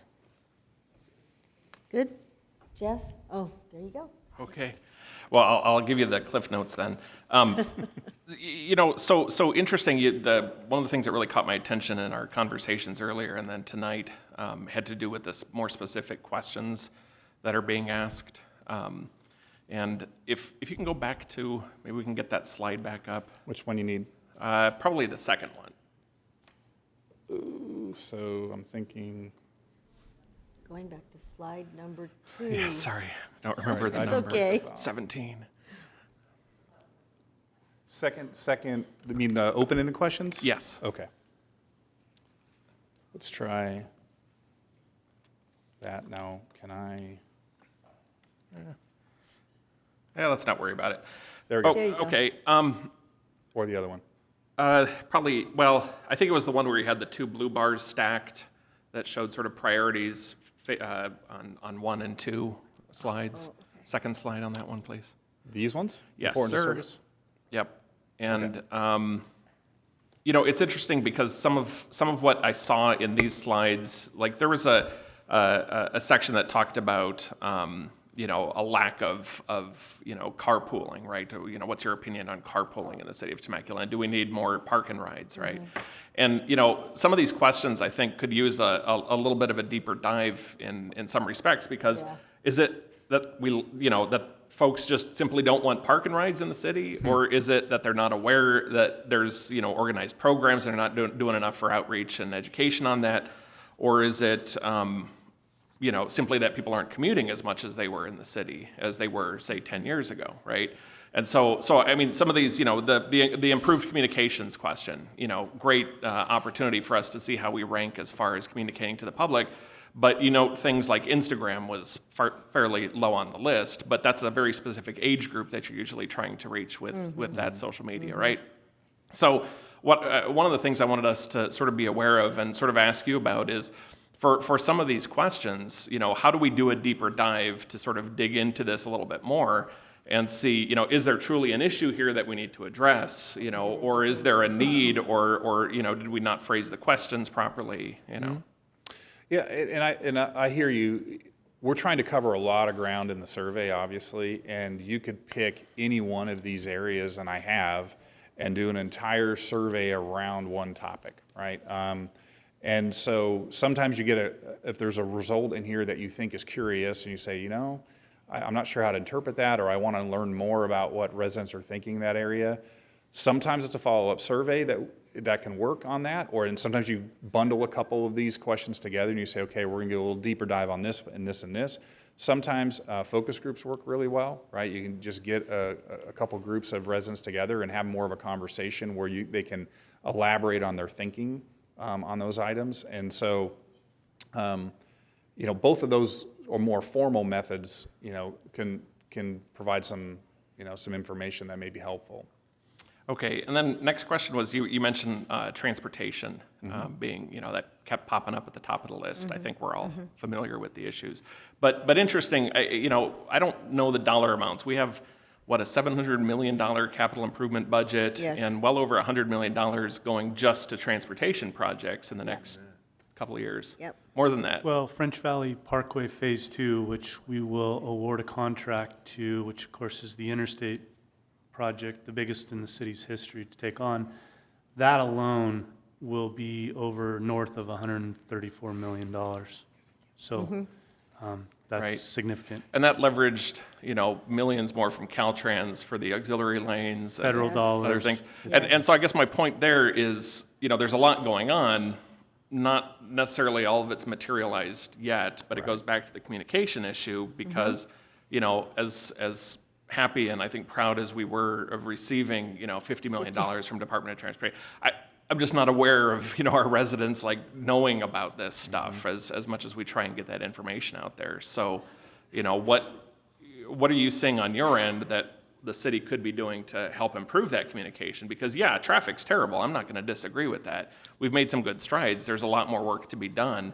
But how do we get that sort of communication built in? Well, I think it's sort of a two-part thing, right? One is in the short term, you can talk about your successes and say, hey, help is on the way, right? Here are some of these programs and here are some of these, improvements that we're going to have and convey some of the timelines that are there.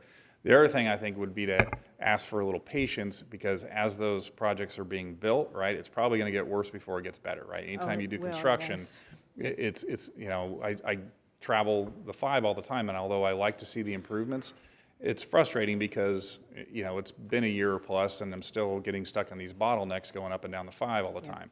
And so I think that's the part, inform residents about what's coming and all the improvements that you're going to be doing, but also make sure to kind of communicate and say, bear with us because it's, again, it's probably going to get a little rougher before it gets better. Okay. Federal highway projects, they'll even tell you it's a 15-year process. And so we've been working on French Valley Parkway for how long? Probably closer to 20 years in the design, planning, and funding stage. So the easy part's building it. The hard part was getting it designed and approved and funded. Right. Right. And I think that's what you're saying, when people can't see, any physical improvements, they don't realize. And obviously, that would be the case for anybody. So that's part of it, is to, try and communicate what the processes actually are. And it's not really very interesting stuff. It can be pretty boring. And the other challenge I think you face, like a lot of local governments do, is there's certain things that you can do as a city, but when it comes to transportation, and particularly when it comes to highways, right, there's not much you can do, right? This is the jurisdictions of other agencies and bigger and badder in some ways than local governments. And so, but not every resident understands that, right? They don't understand where your sort of responsibilities officially end and where some of these other agencies do. And so there again, is one of the challenges from a communication standpoint. And, you've been successful in kind of leveraging and lobbying these agencies to prioritize some of these improvements. And you understand how difficult that is, right? But again, figuring out an artful way to be able to communicate that so residents, kind of say, okay, I get it.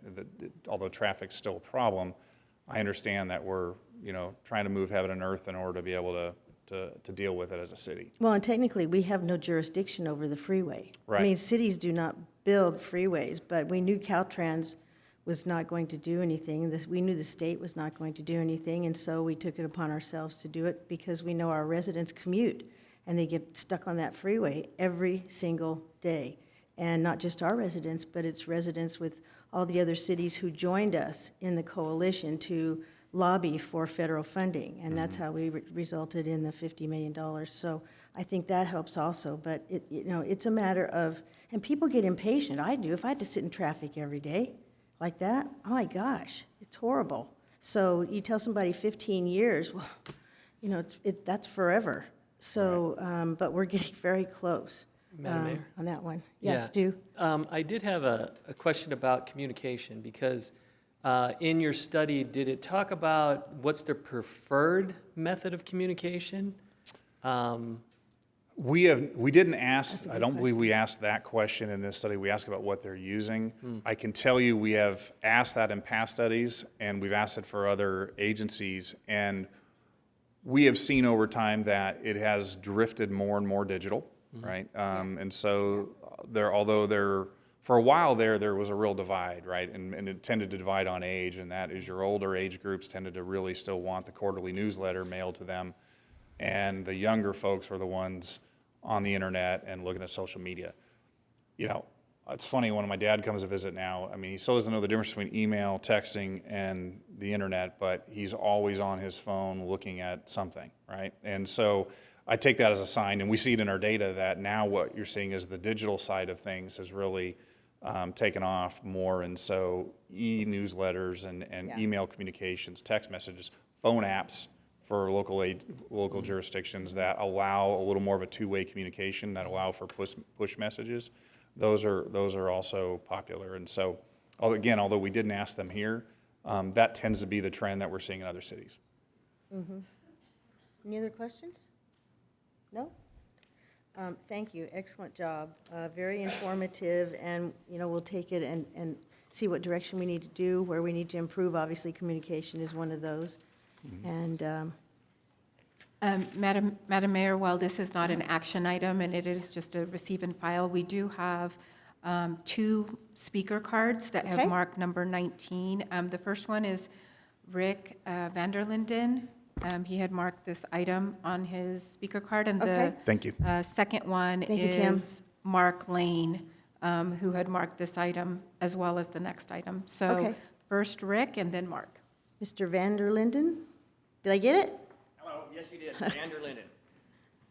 Okay, now Mayor Edwards, Council. I'm here to, I'm Rick Vanderlinden, yes, to represent a coalition, new coalition. It's called Bike Temecula Valley. And so it's a new to the area, so hold your applause. I'm going to talk about a bicycle.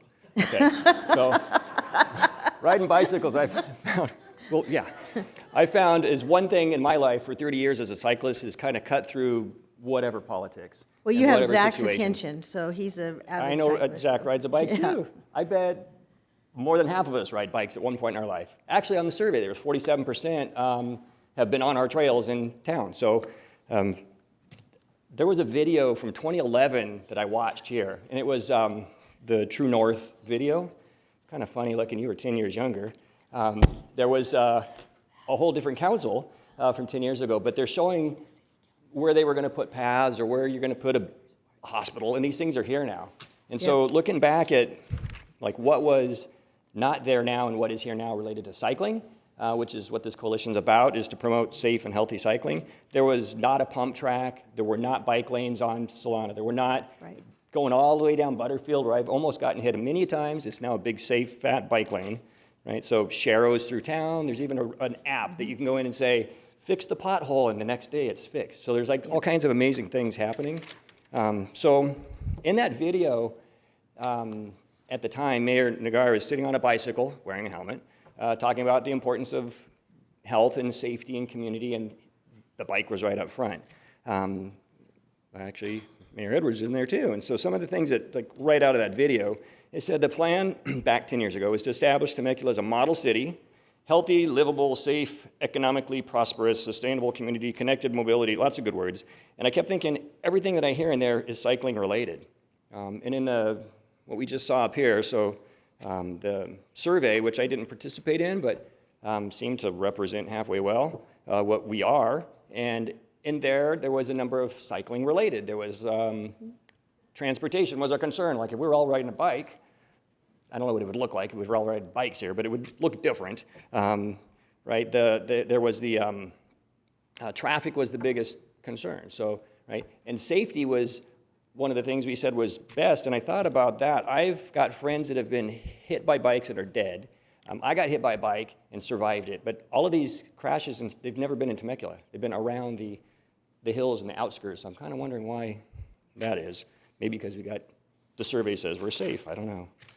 So what is the Bike Coalition all about? It's just started up. It's last year. There's a small group of us getting going. There's about 100 followers right now, and and if you care to see part of it, it's tvbikecoalition.com, or on Facebook, it's Bike Temecula Valley Coalition. So some of the things we kind of stand for or we're trying to help is what's already in process. So there's Santa Gratuitous undercrossing that's going to make it a lot safer for us. There's, someday we'll finish the bike path behind Old Town. It's been sitting there. We're waiting for the fences to go down. And eventually there's a 17-mile loop that's going to go around the whole valley with all these connections within, and that's going to be the coolest thing. Our coalition also, we're planning to do safety clinics for young and old, creating safe routes. So I'll close. Just want to say I'm excited about the conversations we're starting to have with the community, and excited to be here to support the council and committees and subcommittees and however all this works. But we want to represent the community of cycling, and I just say everybody should just get out and ride a bike. You still have a minute left. What's that? You still have a minute left. Well, I could drag it out, but I won't. So, well, thank you very much. And I want to say thank you to you too. I know what it's got to be pretty tough doing what you're doing and representing the city, and so thanks. Thank you very much. And the last speaker on this item is Mark Lane.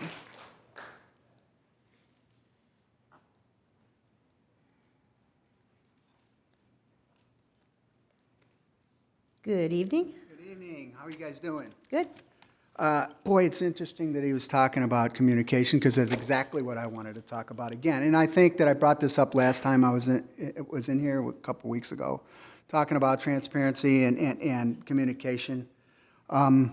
But what I see, especially from the survey, is that may be a little bit broken. The process is broken at best. I think we need to do a better job at this communication that we're talking about. The open-ended questions you referred to, Mayor Pro Tem Rahm, those are something that it really needs more detail in a survey like this, because otherwise it's just generalities. So I talked about the Ready Commission and the fact that we didn't, at least I didn't know very much about it at the last meeting, and your comments were, well, it was on the website, or yeah, that information was out there for people to see. So I took a survey of my own with the people in my immediate community, and none of them knew anything. None of them knew anything about the Ready Commission. None of them.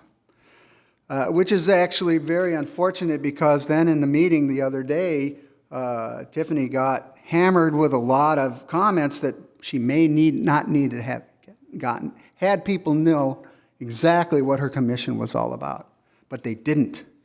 And so I thought, well, maybe that's just me, and maybe that's just my area, my neighborhood. But there was a comment that was made at the meeting, at the Ready Commission meeting, from somebody else who emailed in and said, none of the people she talked to knew about it. So we're talking about communication, essentially, here. How do you guys communicate what's going on prior to what goes on? And where are you getting your information from for the need, say, for example, for a Ready Commission? When you look at the numbers, it basically said that, well, there was nothing about a Ready Commission on there, or there was nothing about an improvement of quality of life. I mean, the quality of life seemed to be very, very high in Temecula, so why would we need something like that? There's a lot of questions that come up that way. Now, 900 residents or so, yeah, that's statistically valid. I know that because, I used to be a chemist and stuff like that. So I kind of done some of those surveys. But surveys, they do have a lot of margin of error, and they're specific to the types of questions that are asked. I don't know if any of those respondents were business owners or business owners that lost their business. That's the kind of communication that we need as citizens from you guys. What kind of stuff is happening? We're talking about all this transportation stuff. We didn't know anything about that. So if we're not knowing, then we're not being able to give you guys feedback when it needs to be given. We're not able to provide you information that you need to have in order to conduct your business here. Sometimes living in a little bubble like I do sometimes, if I didn't go on a website, I'm not going to know any of this stuff. Okay, and so then this is no information. So like, what the heck is going on? And no information. I'm not getting what I need. So that breeds misinformation. Misinformation then breeds contempt. So you get questions to the Ready Commission like, wow, you're associated with CRT, and she had to say several times that they're not. Nope. But this is the kind of stuff that comes up when we're not informed. And this is the kind of stuff that's going to come up if we're not allowed for input. We really need to have that transparency. We really need to fix this process, this communication process. It's broken. You need the input from the community, and right now it doesn't seem to be getting to you. I'm here with a bunch of people tonight that kind of share my same values as far as the communication is concerned. If those 900 people really represented Temecula, they ain't sitting here with me tonight. I don't know what that means. So we got to fix this process. It's got to be a two-way street. I know you understand that, but I'm going to implore you to figure out a way to get input from the constituencies, whether it's an individual email to me or everybody. I don't care. Something like that. Now, I've been in business long enough to know how to fix processes, and I'd be glad to provide my input to that. But it shouldn't be my responsibility to go out and tell the people in my neighborhood what's going on or what the city council has decided after the fact. We can't have that. It's got to be input from us before the fact. Thank you very much. Thank you. So I know this is a receive and file, but those are all excellent comments and questions. So just to say, we publish in the newspaper, we're online on all the social media that you think for announcements. We have a place where you can sign up and receive city e-blasts on a regular basis, and you'll get schedules of things that are coming up and subject matter and all of that.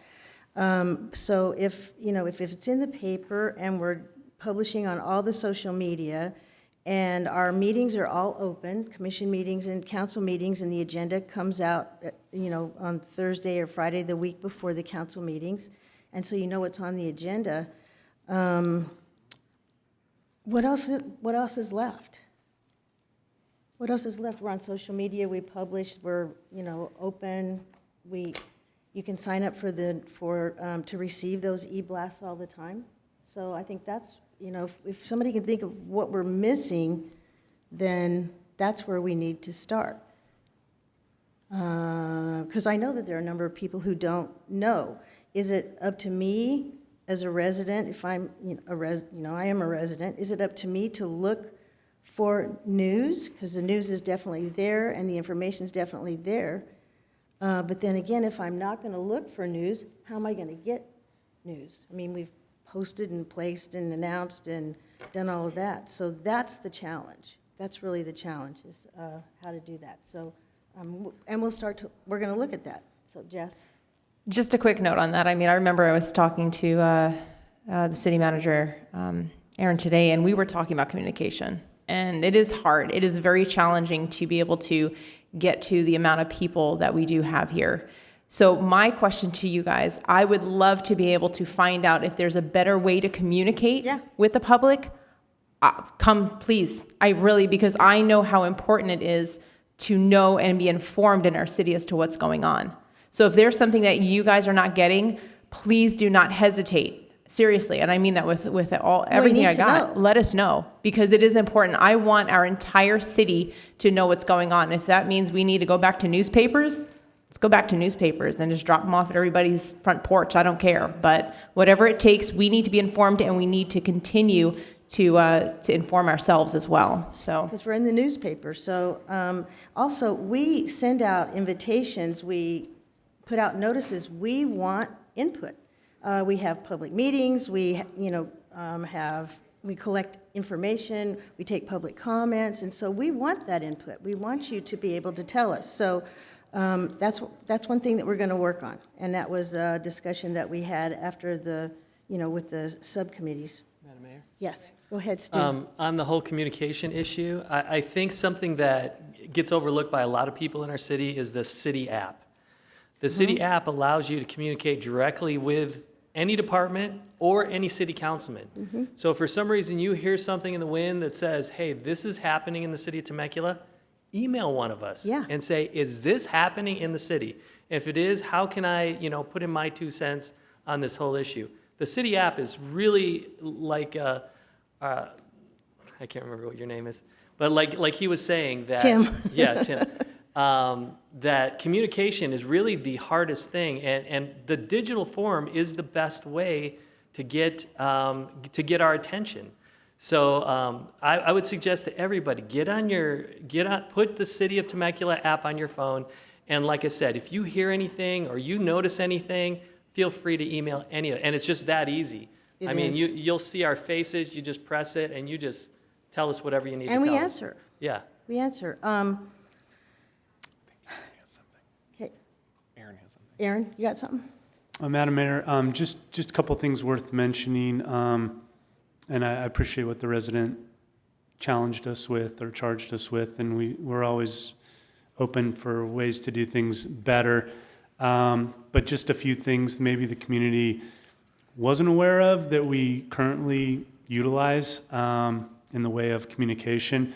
But I think the other thing that's going on here, and we should all recognize, is we're coming off of a 14-month global pandemic where these meetings, other meetings were electronic, they were Zoom. So that may have been a challenge and a barrier to many. So this is certainly an open meeting, as are all the commission meetings. Council members are accessible, staff's accessible. But yes, we utilize all forms of social media. We've definitely made a concerted effort to expand that footprint. I send out a newsletter. If you're interested in getting it once a month, it goes out every single month. The most important things that I think from the city manager's office and the city are in that electronic newsletter. So you can go to our department website, register, and you'll get that every single month. Mm-hmm. We do hard copy newsletters twice a year. Mm-hmm. That goes to every business, every resident in the city. But we also have moved, also like Dr. McClarney said, to e-newsletters. We think that's digital is probably better, but some still like the hard copy newsletter. Mm-hmm. We have a public access channel that we load with content. The city website was mentioned, given high marks. We can definitely continue to push content to the city's website. Email, radio station, press releases, the local newspaper. We do hundreds of press releases every month. Yep. Not all of them get picked up, unfortunately. But certainly we're available, we're open to ideas, and we're committed to communicating because we have a lot of good stories and we want you to hear our good stories. So that really is our motive. And like the speaker said, misinformation can breed a lot of problems and challenges and confusion. So we'd like to improve that going forward. Yeah, we want accurate information out there so you can make correct decisions and advise us properly. But sometimes we see things on social media and we don't have any idea where that came from. It's something we've never talked about or considered, or we're not considering it, or it's just wrong. And so we would love to be able to correct that, so that you know what's really going on. Matt?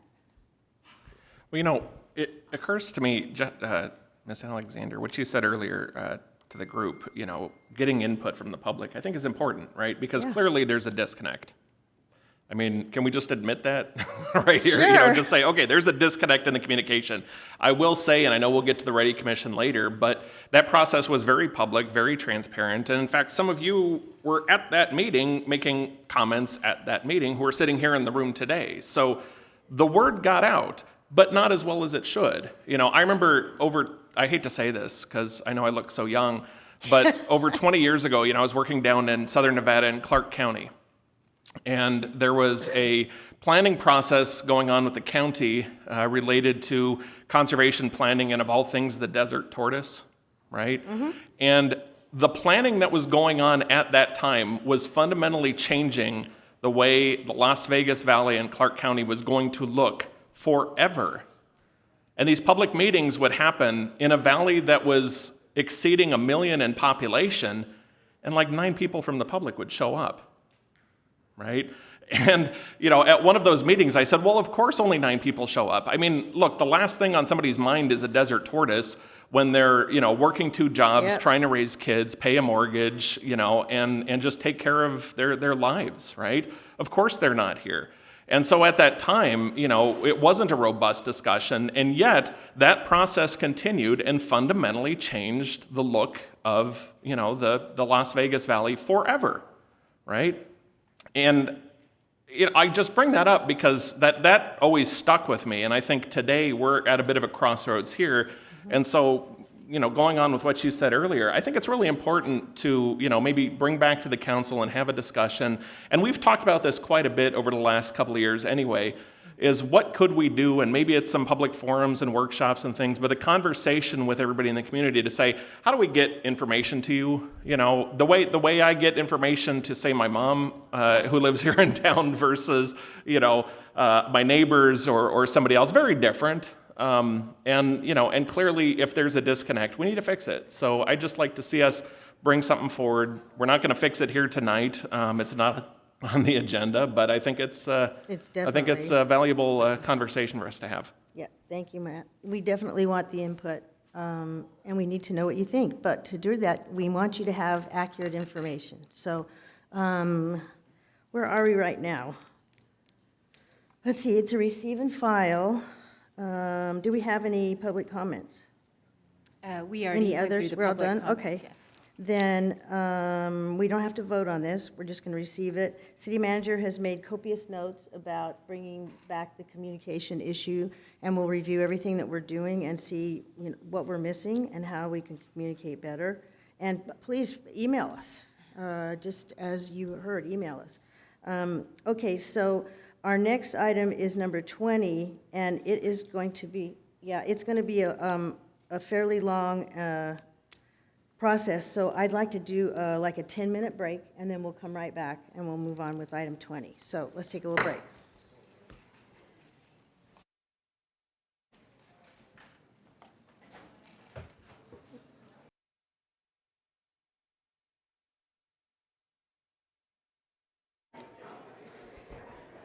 Okay, if you want to move to your seats, we're waiting for Councilmember Stewart to return. Yes, he'll be here in just a second. Okay.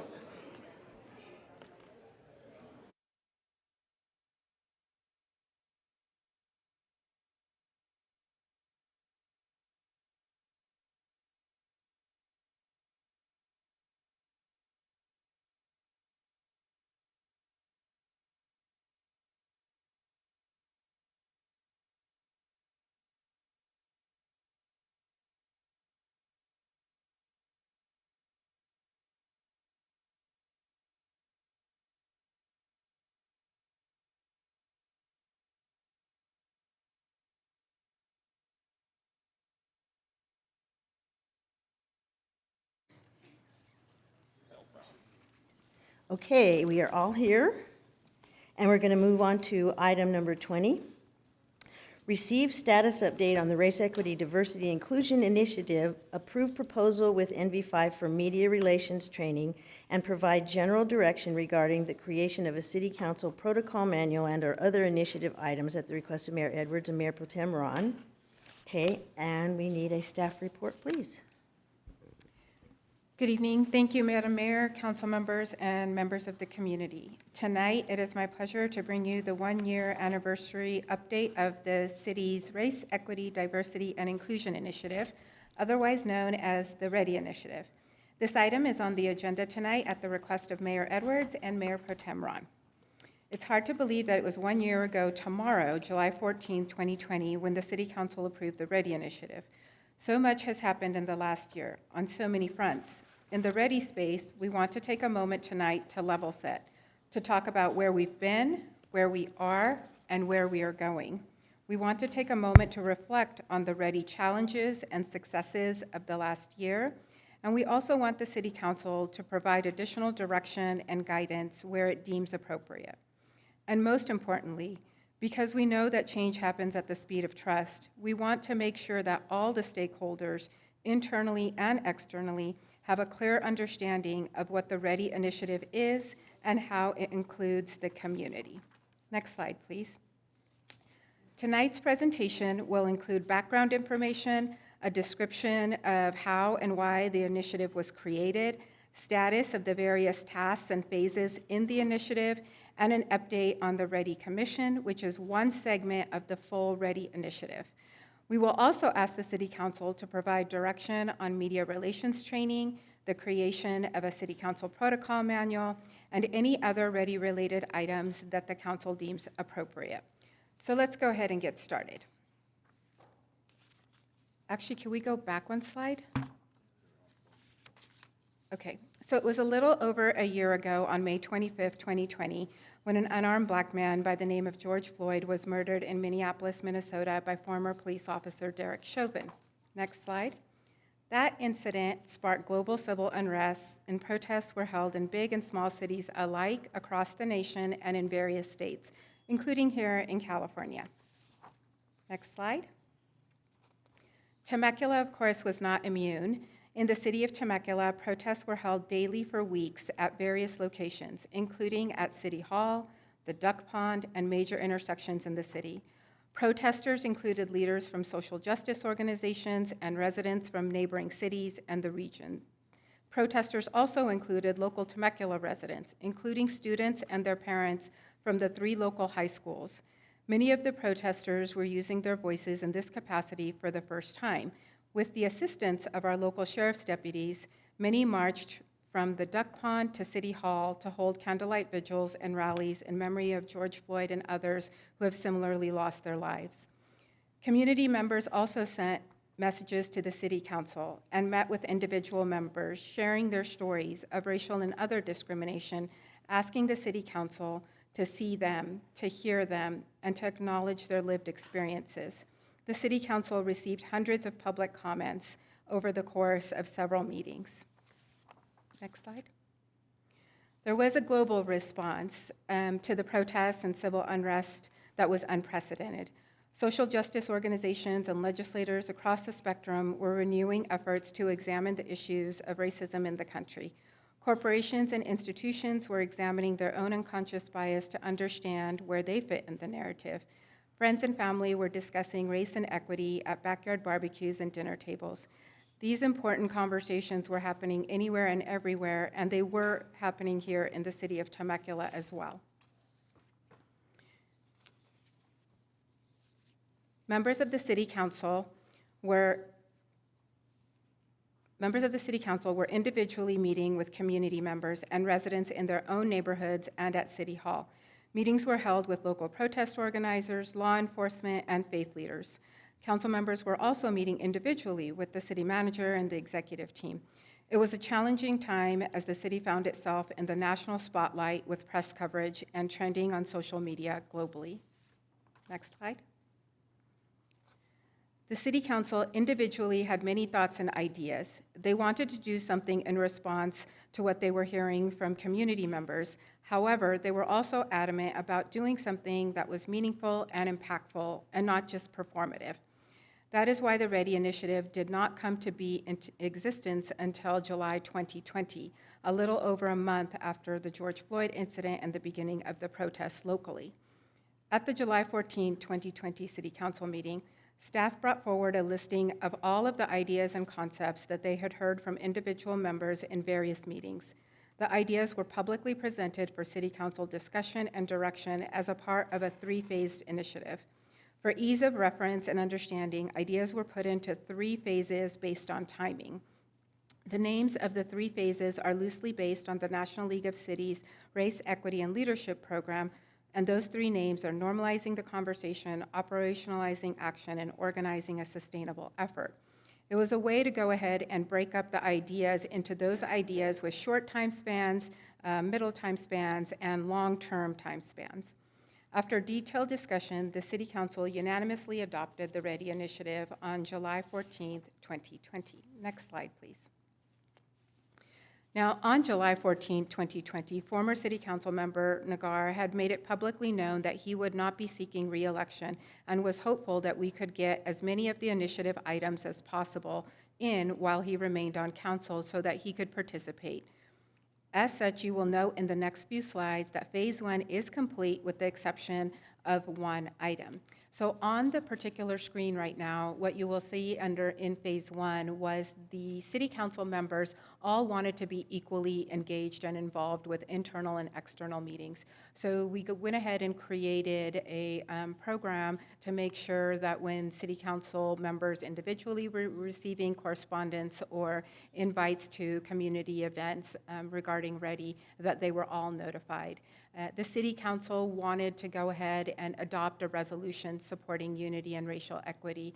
That resolution was adopted, and the city council made a public declaration supporting unity and denouncing hate and racism. The city council wanted to go ahead and conduct internal diversity and equity training, and they wanted to go ahead and contract with NLC, of which the city is currently a member, to go ahead and get that training in before council member Nagar left, and then a second session when new council members would be on, and both of those trainings were also completed. Professional media relations training is actually the only item under phase one that is not yet complete, and we will go ahead and seek direction at the end of this presentation for that item. Next slide, please. In phase one, the city council also wanted to have initial communication with law enforcement. They wanted to have internal conversations to understand what the existing RSO policies are for hiring and training and community policing and opportunities for improved communication. Those initial conversations were also had, and since then there have been mechanisms put in place for internal communication. The city council also wanted to go ahead and have initial community communication through one-way listening and learning sessions from the community by attending various events and meetings organized by the community. And I know a couple of those were also had. The city council also wanted to go ahead and create a citizen commission to advise the council on matters of diversity, inclusion, race, equity, similar to the existing boards and commissions. And the council was adamant that while we do a good job in, let's say, the space of special needs, that there was opportunity for improvement in other diverse segments as well. And so that particular diversity commission was created as a result. The city council discussed in detail what the name of that particular commission was going to be and came up with the READY Commission. Next slide, please. Now, phase two, it was operationalizing the action, and it was really important to note that phase one was inward facing, and phase two is outward facing. So there were some challenges with obviously the pandemic and not being able to set up meetings and things like that in the community space. But phase two was not going to begin until phase one was completed. In phase two, the City Council wanted to go ahead and have conversations on diversity, inclusion, race, and equity within the community in different spaces. They wanted to have opportunities for two-way dialogue between the city, law enforcement, and the community on READY-related items, either through small group gatherings or HOA meetings or coffee with council members and districts. And then the last item, actually the last item on this slide for phase two was they wanted to have ongoing conversations with the sheriff's office to build stronger community policing models based on the overall needs of the city, the business community and residents, and partnering with school district options. And some of that you've already seen come to light through like our new Metro team and so on and so forth. So the next slide, please. The City Council also recognized that it is transitioning from a new city to a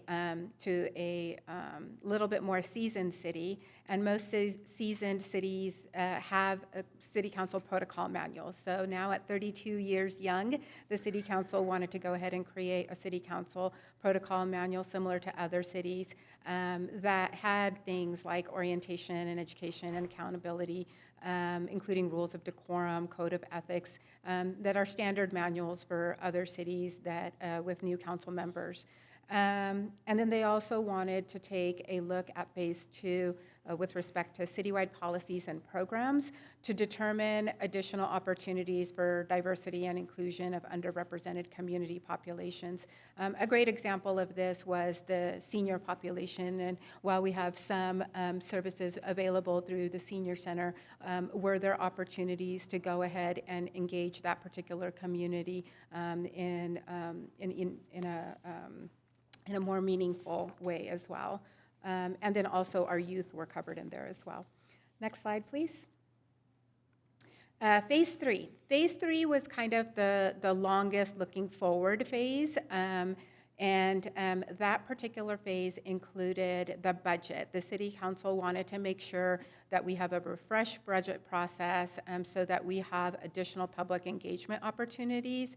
And as the Council will recall, this is the first year that our fabulous Director of Finance went ahead and implemented a process by where we went to all of the boards and commissions as well. We held the public workshop before coming to the City Council for the actual budget consideration as well. And then the last item that was really important to the City Council was the addition of an equity value to demonstrate the city's long-term commitment to equity for all residents of the city. Next slide, please. So at that READY Initiative conceptual approval meeting, I was looking back on the tape and I noticed on the video, and I noticed particular statements made by council members at that time, demonstrating care for the community. And Mayor Edwards, you stated, we can go a long way to making people feel valued and that they can contribute. And Mayor Pro Tem Ron, you said we are appointing a commission to represent the community and foster a community-wide dialogue. And Councilmember Schwank, you said we can start from here today and move forward in a meaningful, impactful way for our community. And former Mayor and Councilmember Mike Nagar said we have to reach men's hearts where change is going to occur. That's what we have to reach, and that's why we need a safe space to do it. Next slide, please. And while our new council members weren't here at the time, just in the short time that you have joined us again, you have absolutely demonstrated and stated your commitment to the care for the community. In fact, Councilmember Stewart, a couple of weeks ago, you said if you were here, you would have voted for the READY Commission. And then Councilmember Alexander, you have numerous times stated your commitment to strengthening the heart of Temecula. So that care for the community is present from all council members. Next slide, please. So that was July 14, 2020. Then on August 11, 2020, the City Council went ahead and adopted its resolution supporting the fair and equal treatment of all human beings, denouncing racism in all its forms, and declaring its commitment to the advancement of equity, diversity, and inclusion. The next slide. And it was really important to the City Council that the resolution actually include the definitions of diversity, inclusion, and equity. And so for diversity, the council stated it was their commitment to the presence of variety, which is expressed in a myriad of forms: race, ethnicity, gender, culture, age, disability, religion, perspective. For inclusion, they said that they wanted to create an environment and a condition where all of those differences are welcome, that different perspectives are heard, and that everyone has a sense of belonging. And then for equity, they indicated that they wanted to work on policies that may directly or indirectly discriminate on a variety of factors, including race, age, socioeconomics, religion, and they wanted to provide an opportunity for all persons to succeed based on what their needs are to achieve that success. And it's important that that conversation had to do with the city already provides core local government services. Those are the needs of that are being met. Those are the needs that we are talking about. A great example of this is, for example, we pave streets. And a couple of years ago, we went to a street paving index that measured the condition of all of the roads. So those roads are now being paved in an equitable manner based on the condition of the roads versus we're just paving wherever we want to. So it was really tied into the services that we actually deliver. The next slide, please. And in the resolve clauses, the City Council of that resolution, the City Council specifically stated that they support the fair and equitable treatment of all human beings in a just society, irrespective of race, ethnicity, gender, disability, religion, or cultural background, and that they strongly denounce racism in all of its forms. The City Council stood in solidarity with the Temecula community, communities of color, and those negatively impacted physically, emotionally, mentally, or economically by racism resulting from inherent biases and prejudice. The City Council also recognized the role that it plays in fostering a healthy and prosperous environment for all residents of Temecula and committed to the meaningful advancement of equity, diversity, and inclusion in its community dialogue, in its services, programs, and policies. So that was, next slide, please. So that was the second of the two milestone dates that we are going over. The last milestone date that we are going over is August 25th, 2020. And that was the date that the City Council went ahead and established its READY Commission. And the role of the commission, after detailed discussion, the City Council stated, was similar to other boards and commissions, that they were going to be advisory in nature. Legislative authority remains with the City Council, and the commission was going to consider a variety of items within its jurisdiction, including those items that are suggested by the City Council and City Manager, and make recommendations to the City Council similar to our other boards and commissions. The commission was going to work through the assigned department director and liaison and collaborate on reports and recommendation, including its annual report to the City Council. As the City Council knows, all boards and commission members do an annual report in January, February timeframe, so READY Commission will be coming back at that time as well. Next slide, please. The City Council specifically adopted 6 bullet points on what the purpose of the commission was. And the purpose of the commission is to build strong relationships around diversity, inclusion, equity with the City Council, with other commission members, with staff, and with the community. They are to learn about existing city events, services, and programs, and identify opportunities for further diversity and inclusion.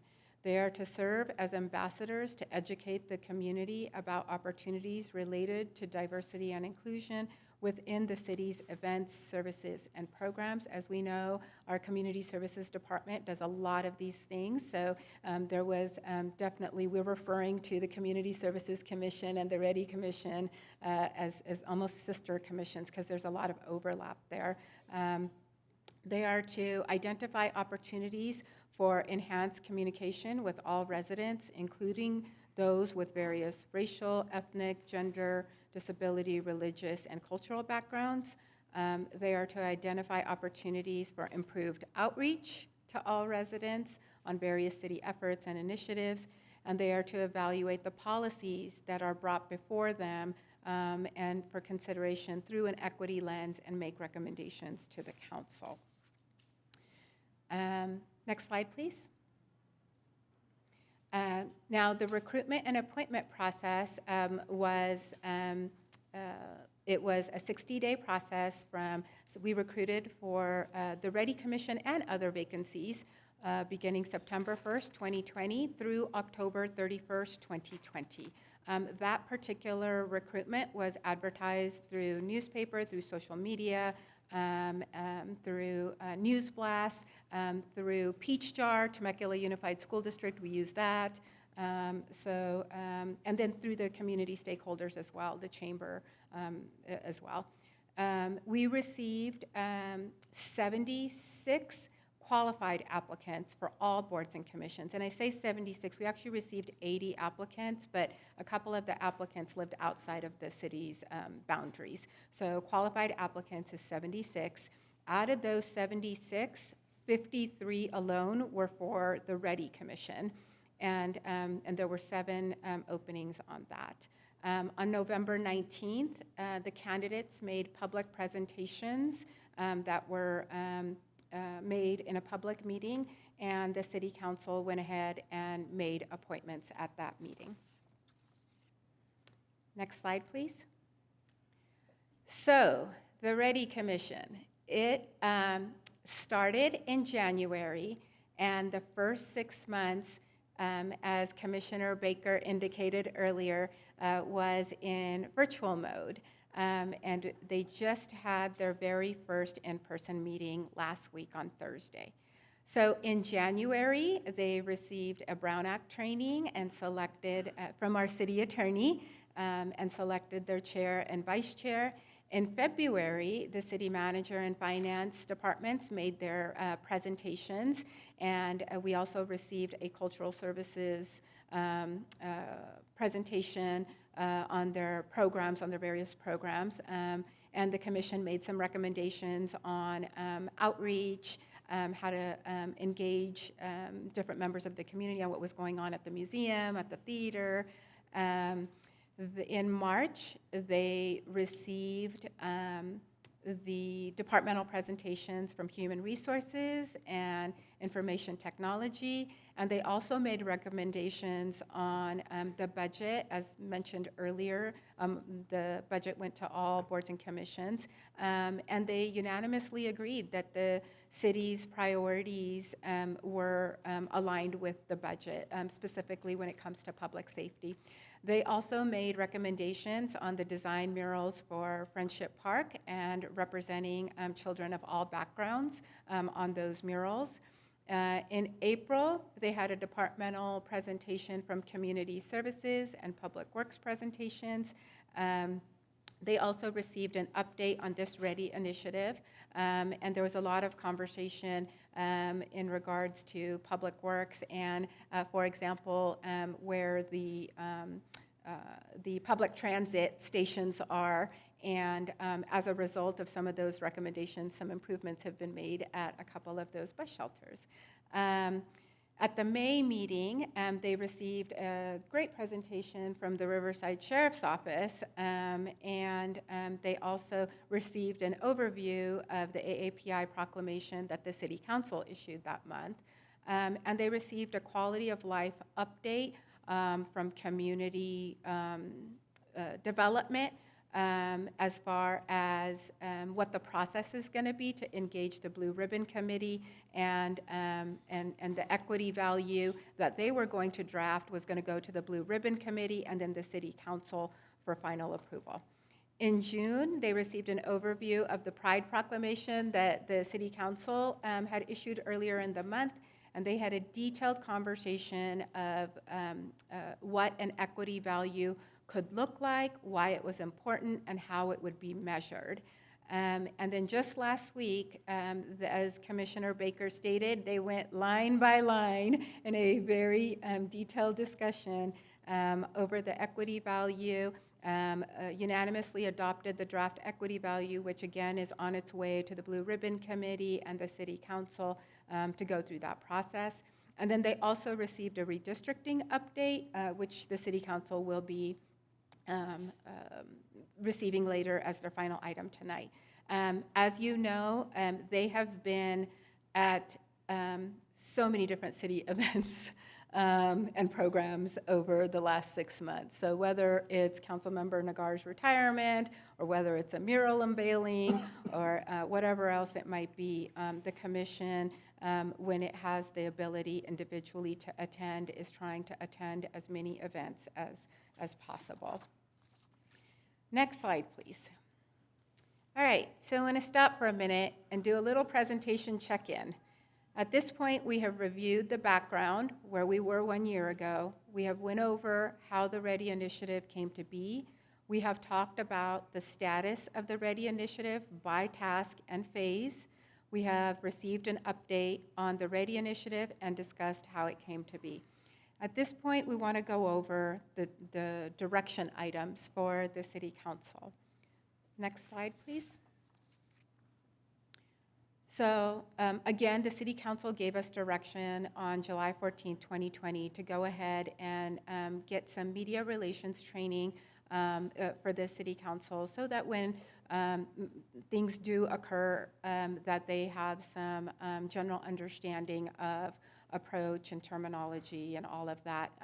We went ahead and did an informal an informal request for proposals and received 3 proposals.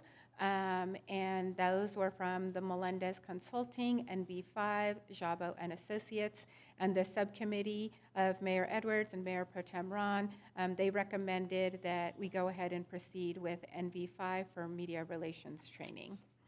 The proposals were attached in the agenda packet and are part of the public record. Next slide, please. And we also need some direction on the City Council Protocol Manual, and this is just general direction. We've looked at over 20 different protocol manuals from cities in the state of California, big, small, and 50 years old to 100 years old.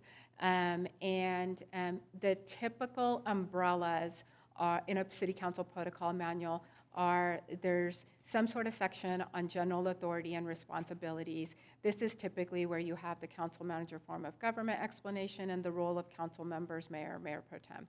You typically have something on conflicts of interest and ethics and liability. This is typically where you have your conflict of interest code, your code of ethics, and your personal and official liability as an individual versus a council member. There's typically a section on council meetings and events. This is where you typically have rules of decorum, agenda development, how agendas are placed, or how items are placed on agenda. You typically have something on education and training. This is where you would have your mandated 1234 and 1661 training, as well as your policy on conferences and seminar attendance. Next slide, please. You typically have something on City Council committee appointments. So this is where, whether it's internal City Council subcommittees or external appointments to regional, state, and national agencies or organizations, this is where you would have an explanation of that.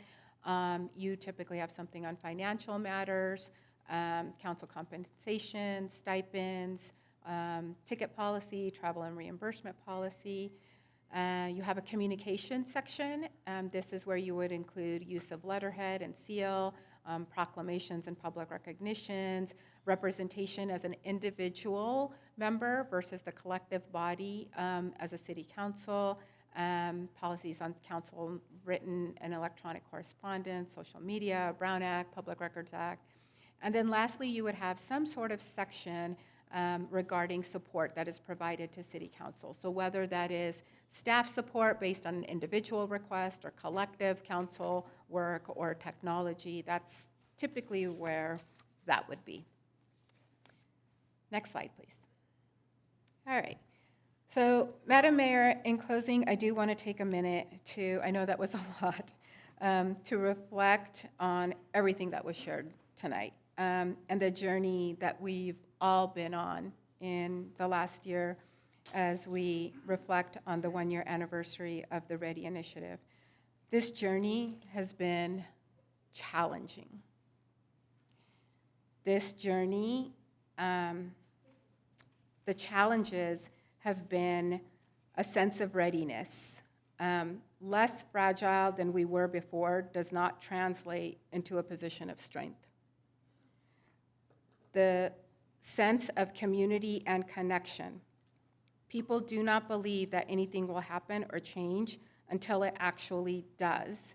And as mentioned before, change happens at the speed of trust. The last challenge has been managing expectations, facilitating stakeholder engagement between community members, staff, elected, appointed officials has been daunting. However, there have been many bright spots on the journey as well. We've had human bright spots. Community members have shared their personal and lived experiences with you as their trusted advocates. Procedural bright spots we've had.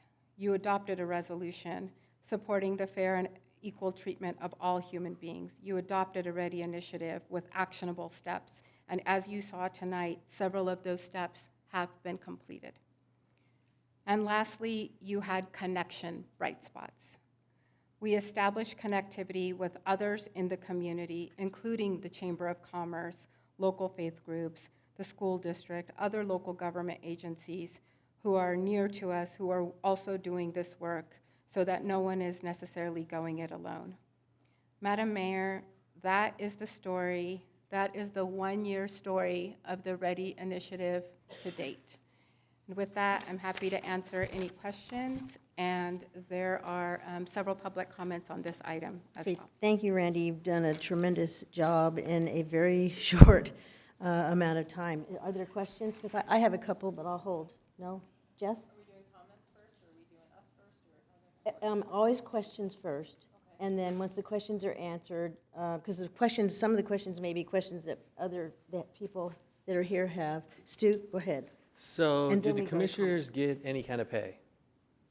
The commissioners get the same stipend as every other commissioner of $150 a month. All of our boards and commissions receive the same stipend. Okay. Thank you, Stu. Randy, would you give us a couple of definitions? We were talking about the interview process for candidates, and you use the term qualified candidates. So, and that can have several different meanings. Could you tell us what you mean by qualified candidates? Yeah. As referenced, what I meant by qualified candidates is those that actually live in the city boundaries. We received 80 applications, but 4 of them were disqualified for not living in the city boundaries. So it had nothing to do with, their job, their experience, No. their knowledge. No. It just means that they met the qualifications of being residents. Correct, that's Okay. it. And then we also mentioned the Blue Ribbon Committee. Correct. So could you give us a quick overview of the Blue Ribbon Committee and what role that they play?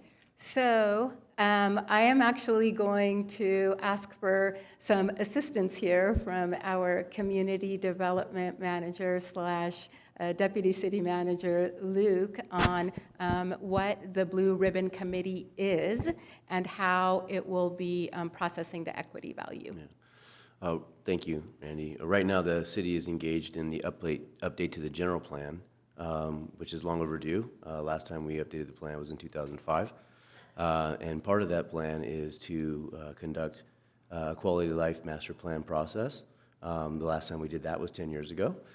So, of course, we're kind of recreating that process, which is a plan to gather members of the community and discuss the current and pressing issues that we face, and to provide recommendations to the City Council, and ultimately come up with the Quality of Life Master Plan, which will then be the executive summary for the general plan. And the Blue Ribbon Committee is a committee of members of the community that will be shepherding that process forward. And next week, the City Council will be having a special meeting to discuss kicking that process off in earnest and discussing the council's vision. And then all of that direction will go to the Blue Ribbon Committee, and they will shepherd that process through and ultimately make the recommendation to the City Council. So that is the Blue Ribbon Committee in relation to the Quality of Life Master Plan. Okay. Thank you, Luke. No other questions? And we have you're leaning forward, Mr. City Manager. I was just going to clarify, the Blue Ribbon Committee also was chosen by the City Council, right? So that was a selection process for that as well. Okay, thank you. So do we have any public comments? Wait, Madam Mayor? Oh. I know I still wanted to comment. Oh, I saw okay. Matt writing a whole bunch, though. Did you Okay. want to go ahead? Oh, no. Okay. We don't comment typically. That's what I was until- asking, if we were until gonna after- that's what I yeah, thought. Okay, yeah. good to We go. ask questions and then we get public That's what I input, thought. and then Amazing. we comment because we want to consider This- what the public input. This is still my second one You're here doing outside. great. So, You're handling the equipment very well. So, yeah, you're doing great. Okay, so now we want to get to public comments. Councilmember Alexander, you don't have a question, right? no, ma'am. Okay. Yeah. All Because this right. is questions, yeah, okay. Okay, so we're going to go ahead and get started with public comments. And I do have a few email as well, so we'll go with in-person first. Okay. The first speaker is Jessica Christopher, to be followed by John Andrews. Hi, Jessica.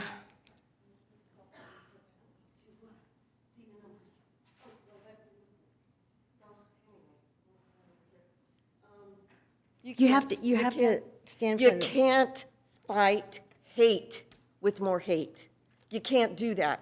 And what you got on your Ready Committee is a group of hate. I mean, come on. I lived in the South, and I know what racism looks like. And every single one of those people, save maybe this woman here, is filled with hate. And that's the reason why they're, oh, it's full of hate, because they take that with them where they go. My daughter was on the track team in Georgia, and the kids in school said, don't go there, they're all black, don't go there.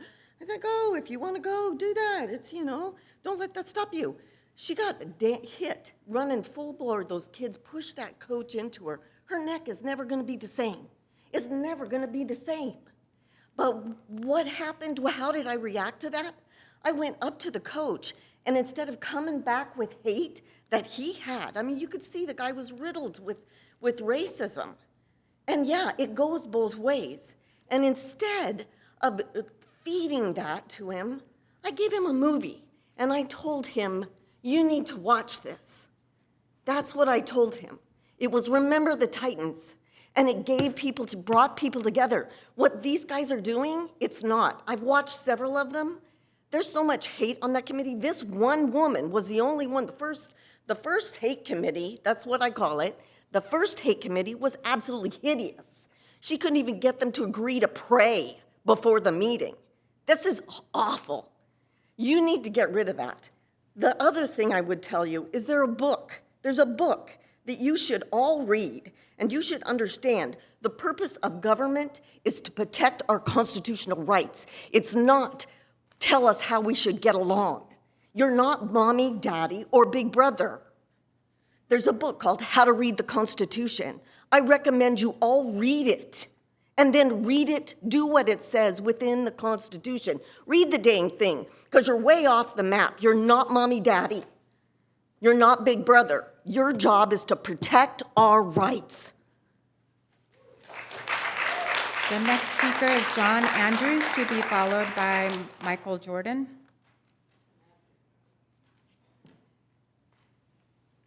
Thanks for having me. I'm sorry, I couldn't hear your name. It doesn't. John Andrews? John Andrews? Yeah? Okay, thank you. Okay, I have some concerns with Temecula's Ready Commission that I'd like to address. First off, I want to say that there's very little published information about Ready Commission online or on the city's website, which is kind of suspicious. Why is that? Why are the details about Ready Commission so hard to find?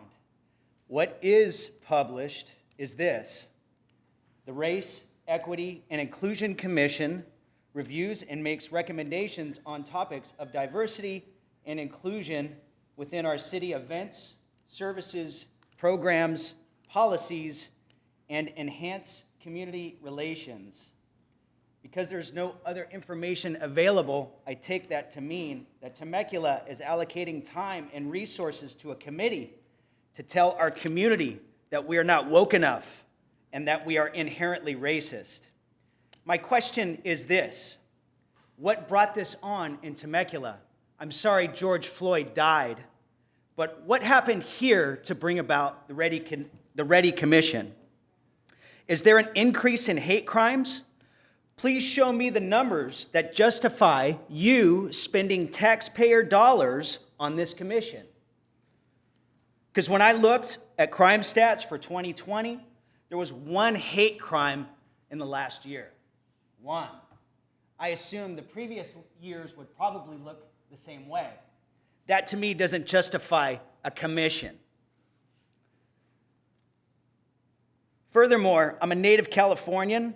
I've lived in a multicultural society my whole life. I find it arrogant of you, the government, telling me how to get along with other people in my community. That is not your purpose.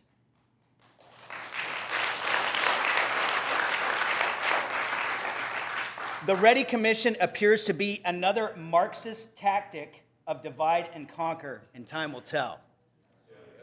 Lastly, I leave you with this. We are preached and lectured at endlessly about inclusion and diversity by the left. Inclusion and diversity is also in Ready's title. I couldn't help but notice the commission is made up of 6 women and 1 man and is majority black. If inclusion is so important to you, then why don't you include white, Asian, and Hispanic men? Do we not have a seat at this table at the commission?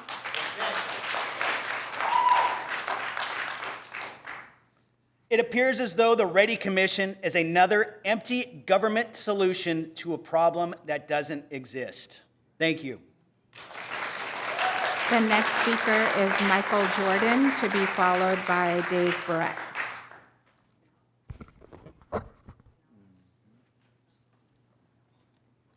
Did you say Michael Jordan? Yes. Oh, okay. I have permission to speak for Mr. Jordan?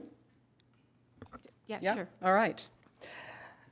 I do not understand the purpose for teaching critical race theory in our K through 12 schools. What I do understand is that critical race theory teaches division among our children based on skin color, which is directly contrary to the teachings of the late Dr. Martin Luther King, who presented the idea that people should be judged by the content of their character and not by the color of their skin. You are planting the seeds of divisive thinking for our impressionable children. In our country, we have more interracial marriages than ever before. It seems to me that one of the goals of CRT is to impress upon biracial children that one of their parents is inherently evil. CRT ideology would obviously tear families apart. It eliminates the power of the family unit. The United States of America was based on freedom and individuality, not government socialism. Temecula does not have a problem that requires CRT, a socialist, communist, Marxist ideology, to be taught in our K through 12 schools. Please stop trying to fix a problem that does not exist. In the medical field, this is called Munchausen syndrome by proxy. The next speaker is Dave Barrett, Randy, to be followed. hold on one second. Just so you'll know, we have nothing to do with the schools. They're a state agency, so the city has no jurisdiction over the schools, what they teach, who they hire, even really, where they locate. So, but the school board, you can go and talk at the school board meeting.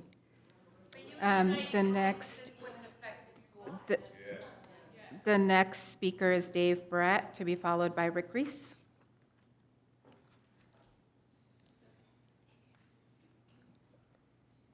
Good evening. Gotta make sure I had my glasses here. My name is Dave Barrett. My family and I have resided in this valley for over 30 years. We're very thankful to be in this valley and to live in the city of Temecula. So basically, we're pretty happy. This meeting is pretty long, and it reminds me of why I haven't been to a meeting in a long time. So I commend all of you for surviving this one meeting, let alone all the others that I've missed. But it also reminds me that I've been a little bit asleep at the wheel, because I should be more involved as other citizens. And so my issue is really that I'm not real happy with this Ready Commission, not at all. But I think I'm less happy. My issue is mostly with the Temecula City Council that made this Ready Commission in the first place. You have made the Ready Commission the official advisors of possible law or policies regarding this city. Voting taxpayers did not hire this commission. Voters hired you to follow the constitutional framework. We did not hire you to subcontract out your responsibilities as city council members to an unelected body. We hired you to be responsible to make decisions on our behalf, every individual. By giving them official status, you have set up an exclusive group that has unequal access, unequal influence, thus unequal power. You have basically set up a lobbyist group, and you have done it with our taxpayer dollars, no matter how big or little that may be.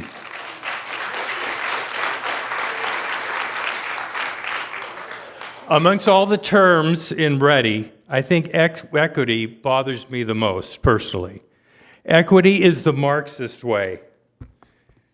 That means it's about guaranteeing the same results. Equity is not the American way. Equality, in contrast, is the American way. Equality means equal opportunity to pursue individual goals and dreams. This does not guarantee equal results or a smoother road. Do I feel there is a place for this group? Yes. Just like any law-abiding group that can meet to try to make Temecula a better place, but not part of our city government. The Ready Commission should be a community entity, and like any other citizen or group or club, can address the city council to advise or give input, just like I'm doing right now. And I'm sure there's other ways as well.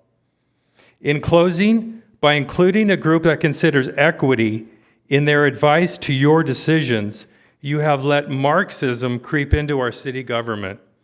The Ready Commission needs to be removed. Thank you. The next speaker is Rick Reese, followed by Lloyd Mize. I'm sorry, Randy, I couldn't hear you. The next speaker is Rick Reese, Oh, Rick followed Reese. by Lloyd Mize. Thank you.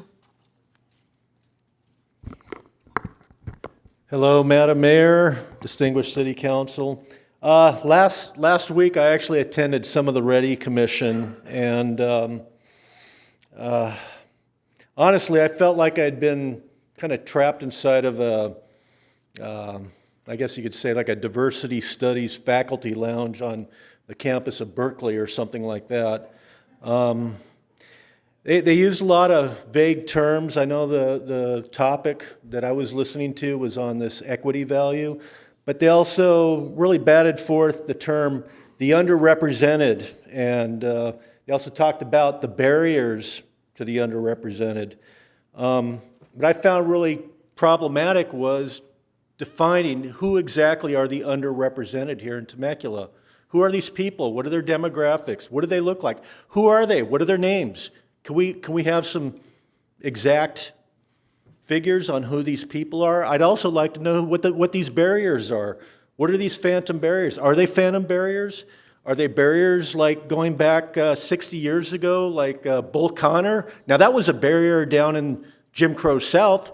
I mean, he was turning fire hoses and dogs on civil rights people. I don't think we have that problem here. You know, we were founded in 1989. That was 25 years after the 1964 Civil Rights Act. I can make a suggestion as to who I think the underrepresented are. I think Councilmember Ron kind of suggested it a little bit in his talk earlier. We have a lot of people here that commute. They get up at 4 o'clock, 5 o'clock in the morning, and they come back and it's dark. They pay their taxes. They shop here. They have little time to spend their families, and you don't hear many complaints about them. You don't. They're the underrepresented. I would say back during the Great Depression, there was a term called the forgotten man. FDR liked to use it, but really it was Amity Shlaes. She wrote a book about the Great Depression titled The Forgotten Man, and the term was originally used to denote the sucker who had to pay for all the promises that politicians like FDR would dream up and put on the people and everything. That's who the forgotten man is. I would suggest that the underrepresented here are really the forgotten Temeculans. Maybe that's something that the Ready Commission ought to think about, are those people. Because I don't think they have a voice. They're too busy. They're getting up early and they get home late, and they have little time to pay attention to stuff like this. I fear that the Ready Commission can very well become kind of a runaway political train. I've looked up, I know the city clerk mentioned, and I looked up, I know the Ready Commission has roots that go back to the League of Cities, National League of Cities. I went back and looked up, now this is a group, you can look it up, it's called influencewatch.org, and they describe the National League of Cities as a left-leaning network of over 19,000 American communities that engage in federal policy advocacy and leads educational programming on behalf of the city governments. Further, it goes on to say, most of NLC's policies center around implementing left-of-center infrastructure, environmentalist-aligned development and housing policy, and encouraging the government to pour funding into programs that support local governments while simultaneously demanding that the government, and it goes on. And interesting, the NLC actually gets their blueprints from a group called Government Alliance on Race and Equity. You can also look them up on influencewatch.org, and they fall under an umbrella organization called Race Forward.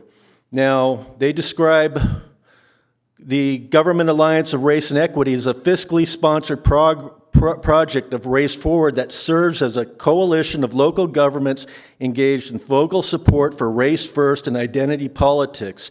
I would also add that Race Forward itself is very much behind critical race theory. It falls under that umbrella.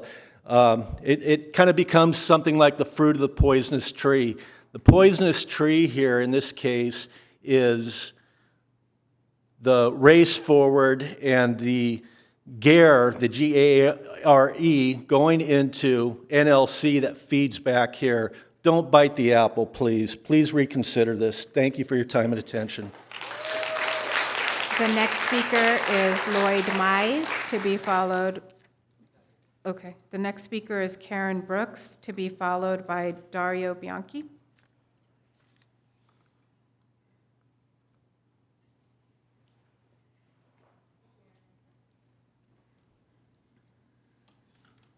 Greetings and salutations to all of you who still remain awake. Thank you for the opportunity to speak this evening in this forum. I'd like to share my experience here. My husband and I moved here from San Diego to raise our little family back in 1993, when we only had a flashing red light on Rancho California Road and a policeman to stand there with his white hands directing traffic. We are very proud to have moved to a Temecula town where the sun shines through the mist, as the Pachanga Indians have coined that phrase. It is also the old traditions and new opportunities. We have raised our 2 daughters, and we have appreciated all that Temecula has given us and afforded us as a small little family on a 1 income. We loved our neighbors. Our neighbors were diversified. We had Jews, we had Mexicans, we had colored, and we had Asians. And we loved all of them. And we got together on barbecues, on 4th of July, October, when we would go chase our children around the neighborhood and have Halloween. We also got together at Christmas. Yes, Christmas, which we do celebrate here still, and I hope that we will continue to and keep those values that we hold dearly. I helped launch the first Temecula International Film Festival, and all of those people that did launch that are still remaining in this town, even though it is not celebrated anymore. When I moved here, the local attraction that brought me and thousands of other families here were the beautiful green rolling hills, the clean air, the numerous parks that were bountiful with many things to do. We still enjoy those parks and the recreational activities, and we do now share those with our 4 grandchildren that I am proud to say. It is my hope that we continue as a town to keep those values, the attributes that this town has attracted each and every single one of you here. There's a reason why you all moved here. It's the same reason I moved here. It's the attraction of the small town, the small bedroom community feel that we all were attracted to, and we want to keep it that way. But by bringing in this racism problem that we happen to have is quite unnatural. I don't see it, I haven't heard it, but all of a sudden it's because of COVID that it's coming forth and no one has known about it. It hasn't been brought forth in a manner that is presented to the public. And it's unfortunate because a lot of us here, we feel hoodwinked and we don't like it. I don't think you would enjoy the same being done to you.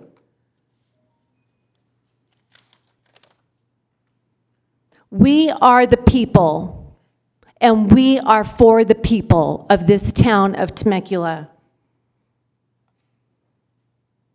I am standing here not just for my family and not just for a few of these folks. I am standing here for the teachers that I know that are in this school system that are fearing what is coming down from here will trickle down to our school board, and that will trickle down to the teachers and what they will have to contend with in teaching our children, our grandchildren, and our grandchildren's children if we are so lucky to have this town remaining by then.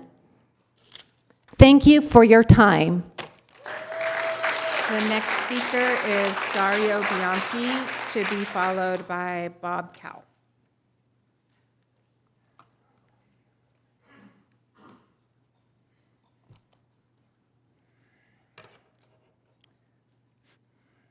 Diversity exists in the world in multiple forms.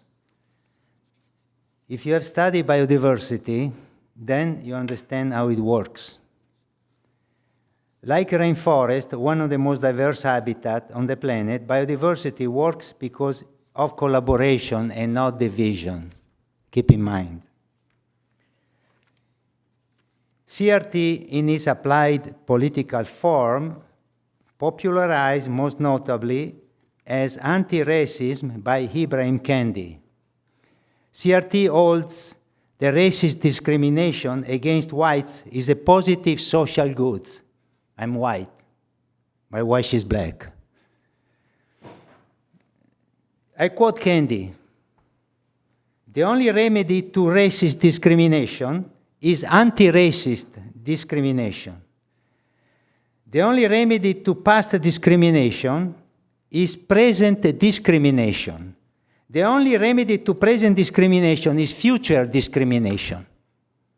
This is what you want? This is what the city council wants?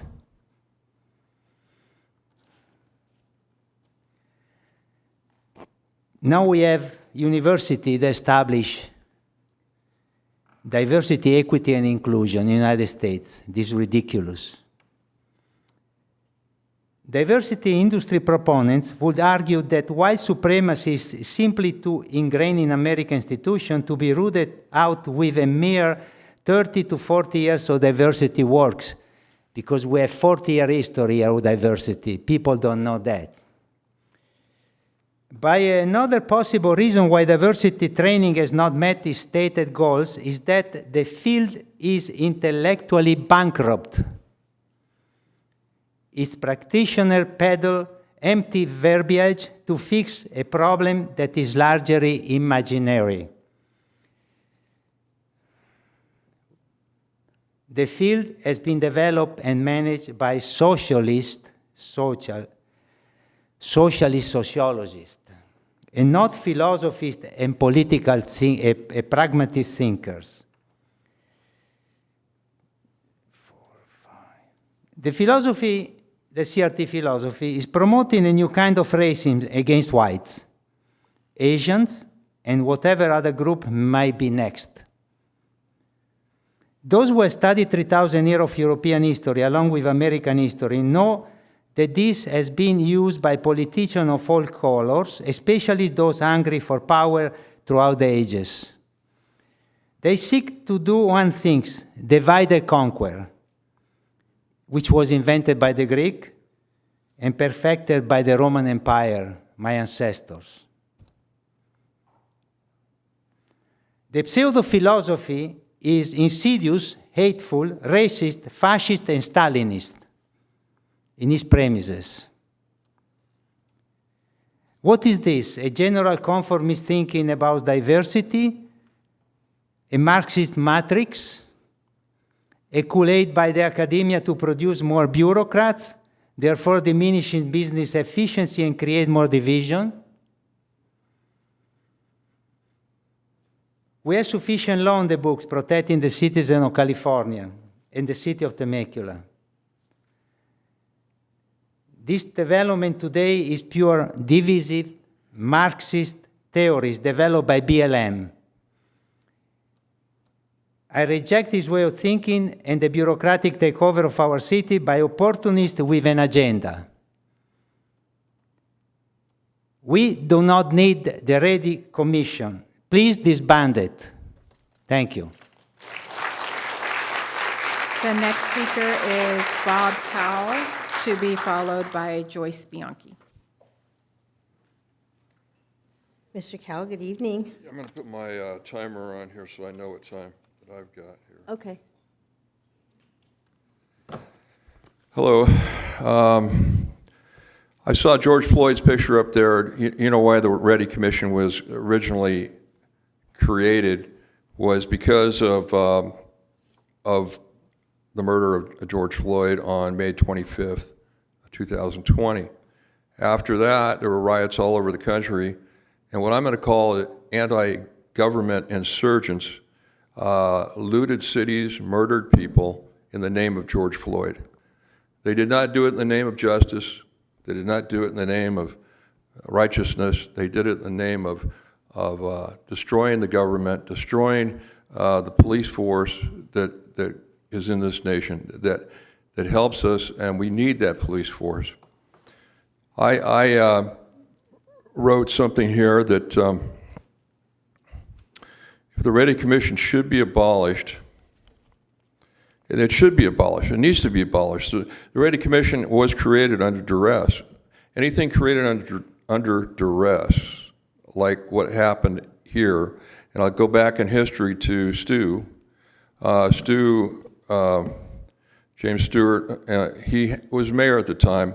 He said maybe something inappropriate, and he could have walked it back, but instead his life was threatened. The FBI said that his life was threatened. So he stepped down as mayor of the city on June 5th, I believe it was. And not only that, but the city anti-government insurgents bust in hundreds and hundreds of people with somebody's money. And whose money was that? Where did that money come from that bust in all these people down to the duck pond here? We had to have police all over the place to make sure that they weren't going to burn down this town like they have other towns. We had, we were all kind of worried. There was rumors of fires here and there around the city and around my city of Murrieta. We were all ready to go if they came down our street. We had our weapons ready if they did come, because we weren't going to have our houses burned down. So that's how scared we were, and that's duress. An institution created with duress like that is not an institution at all. It should be disbanded. You know, race, and today, in our lives right now, Our neighbors are diverse of all different races. Our families are diverse of all different races. Many of us here in this room are, I call them mixed race now. We're of all different races. So there's really nothing. And by the way, what happens if we did get rid of the Ready Commission? Are these anti-government insurgents going to come back into the city? Are they going to burn it down because we got rid of the Ready Commission? Are they going to try to kill us again? We were afraid. We were definitely afraid at that time. And we should be afraid in the future because the government is not, the anti-government forces have taken over our government now. So we should be very afraid of what's going on. With that, if you think that, people are watching you or looking at you or discriminated against you, try wearing a Trump hat. Yeah. You wear a Trump hat anywhere in town or anywhere, I tell you, somebody's going to say something, somebody's going to mock you, especially young little girls that learn that in school somewhere. They are learning that in the school system. And is that Ready Commission going to take that back and make Christian values and Republican values as equal to Democrat values and non-Christian values? I just want to know that. Thank you very much. Thank you. The next speaker is Joyce Bianchi, to be followed by Joy Wilson. Good evening. It's past my bedtime, and somehow I feel like it's by design. You know what? You reminded me. I need to make a motion to extend, and let's just go to 11 o'clock. So, Second. motion to extend. All in favor?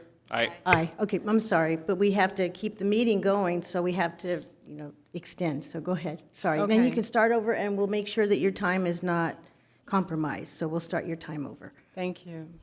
What I've heard tonight, the presentation that I looked for online before I came here because I wanted to be prepared to read about the Ready Commission, even though I attended a meeting last week. On your website, I saw that the Temecula City Council formed the Ready Commission in response to the racist incidents that happened around the country. That's an honorable undertaking, but it sounds like a PR campaign, and I think it needs to be disbanded. It looks like a rubber stamp. They have no authority. Okay, I'm going to go ahead. I've been around a while, and I often say there's never been a better time to be black in America than now. Okay, people?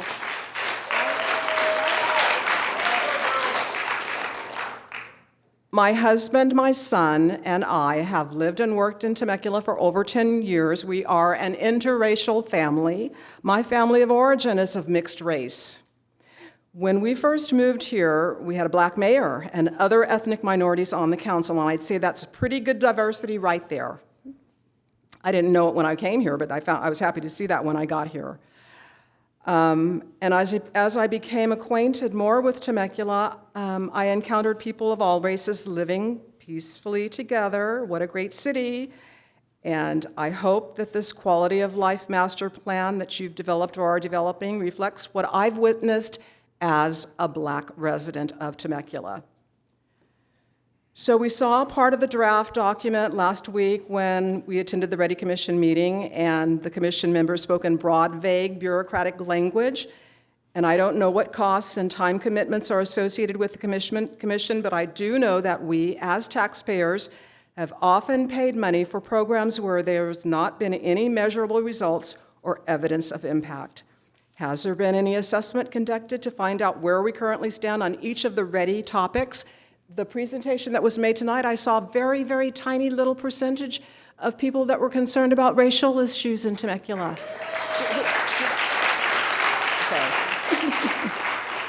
So we're assured last week, when I came to the Ready Commission meeting, that the commission was only advisory, definitely not about critical race theory.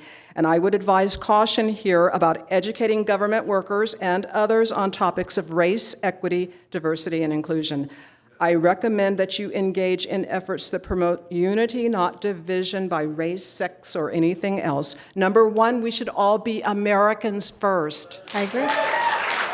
Americans first. Why not? That's the way I was raised. It worked pretty well for me. Please don't get mired in bureaucracy and corruption like Rome in Italy, where my husband is from, where there's layers and layers of fluff and nothing ever gets done. The highly bureaucratized European Union is not the model we want to emulate. Remember that tens of millions of people fled Europe to come to this country. The future of Temecula is in your hands.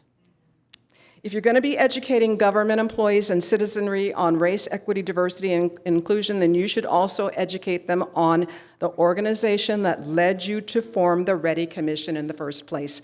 The true organization that Black Lives Matter is and what their admitted agenda is. They are trained Marxists in their own words. Their goal is to destroy the nuclear family. You know what that means: father, mother, children, grandchildren, okay? They're trained Marxists, and they want to destroy the culture of the United States. It's a totalitarian philosophy. Everyone jumped on the BLM bandwagon, participating in protests last year, including my own nieces and nephews. And it seemed like a worthy cause, right? But digging deeper, they discovered the true agenda and had to step back, stop protesting because of what they were hiding, what it was really in plain sight on their website. So you may or may not be aware of the history of Marxism. It's a social communist concept developed by Karl Marx in Europe. The Marxist-Leninists developed a class struggle between the middle class and the proletariat, or the working blue-collar class. Social communists today in America are employing this same tactic, just changing, using different semantics, piggybacking onto a race struggle that'll make race relations worse. They want to create chaos and sow discontent. Their philosophy is just promoting a new form of racism against whatever group. Don't teach one group that they are forever victims. I say build us up. Equip all youth and all of our citizenry with tools for success and encourage everyone to love and honor our country and others. Everyone should aspire to work hard, be productive, and overcome whatever obstacles are in their paths to make their own lives and this country the best that it can be. So I caution you against the agenda to divide and conquer that's coming out of Washington, D.C. Don't buy into the so-called race war or the struggle promoted by the current Marxist-Leninists. This country fought against communism and its totalitarian philosophy Mayor, for that's 5 70 minutes. years. Any form of Marxism is communism. Make the connection and call it what it is. Thank you. The next speaker is Joy Wilson. And then after Joy, it is Greta Pontoli. Good evening. Hi, Joy. Very excited to be here. I'm a 34-year resident here in Temecula. My family moved here in 1988, and I'm thankful I was raised here and grateful to be raising my 2 sons, very young sons here as we speak. Actually, I wasn't going to talk about this, but Bob brought up what happened to Mayor Stu. My son had just gotten his hair cut by Mayor Stu right before all this happened. Oh, everybody we were does. so excited, let me tell you. My son loves America. He loves our country. We are teaching him to love our country and respect the people that have fought for our freedoms. And we do not take that lightly. And we just were so honored to have Mayor Stu. So I posted it on my social media, so excited. And I'm not kidding. I think it was maybe like a week later. What happened to him was just devastating. Like I would never even tell my kids that. That's horrible. We were all appalled. I had so many people out of the woodwork text me because they thought I had like some connection to Stu, but I was like, no, we're just honoring our mayor and whatnot. They're like, oh, did you hear what happened to Stu? And not even a few days later, there was the protests and the thing that happened where the FBI and all the first responders. My husband is a first responder and he wasn't home that night, and we live quite close to the duck pond in the community right there, just right up. And my husband got wind of some things that were going to come to our city. And he said, get out of there. Yeah. Take everything like you're evacuating for a fire and go to your parents' house. My parents also live here in Temecula. And on my way to my parents' house with my kids packed, I'm like, I've never experienced something like this. And driving by the sports park, all the first responders, I mean, it was like they were ready for battle. How scary. Very scary. And you know what brought that on is this social justice warrior group that went after him. And they're doing the same to other people here. And they are untrustworthy, they are dangerous, and they alert people that cause many problems. And for that to happen in our city, and we're letting these people support, anyways, I could go on, but I'm gonna go to where I started. I would like to thank the Temecula City Council for all you do, all of your hard work, the hours that go into making our city great. I'm here today because I received information that there are plans from the Ready Commission to paint benches, put up large murals around our city that simply do not adhere to the classy and neutral town that we are. This is not Portland or downtown LA. Those ideas look terrible, and they take away from the natural beauty of this town. We also received word that the Ready Commission is now trying to move our already fair, decent, and racially diverse city further towards the Marxist agenda by adding an equity value statement to the city's quality of life master plan. The problem is that everyone's opinion of equity is different, and it ignores equality under the law. The language they will be using is nebulous and open to subjective interpretation and possible discrimination lawsuits against the city. The city and this Ready Commission have apparently lost sight of the fact that this country already has dozens of laws protecting individual rights and freedoms.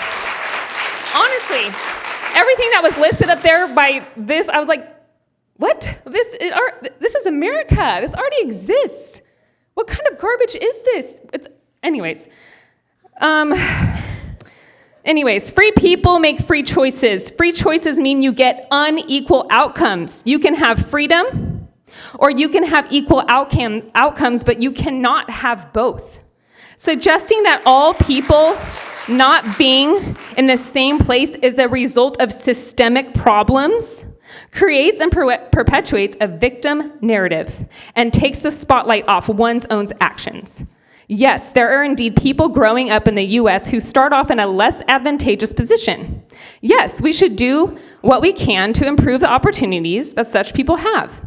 But we should ensure that we don't lose the value of discipline, persistence, and hard work in the process. If I'm a victim, then I am effectively foregoing my need to do anything about it.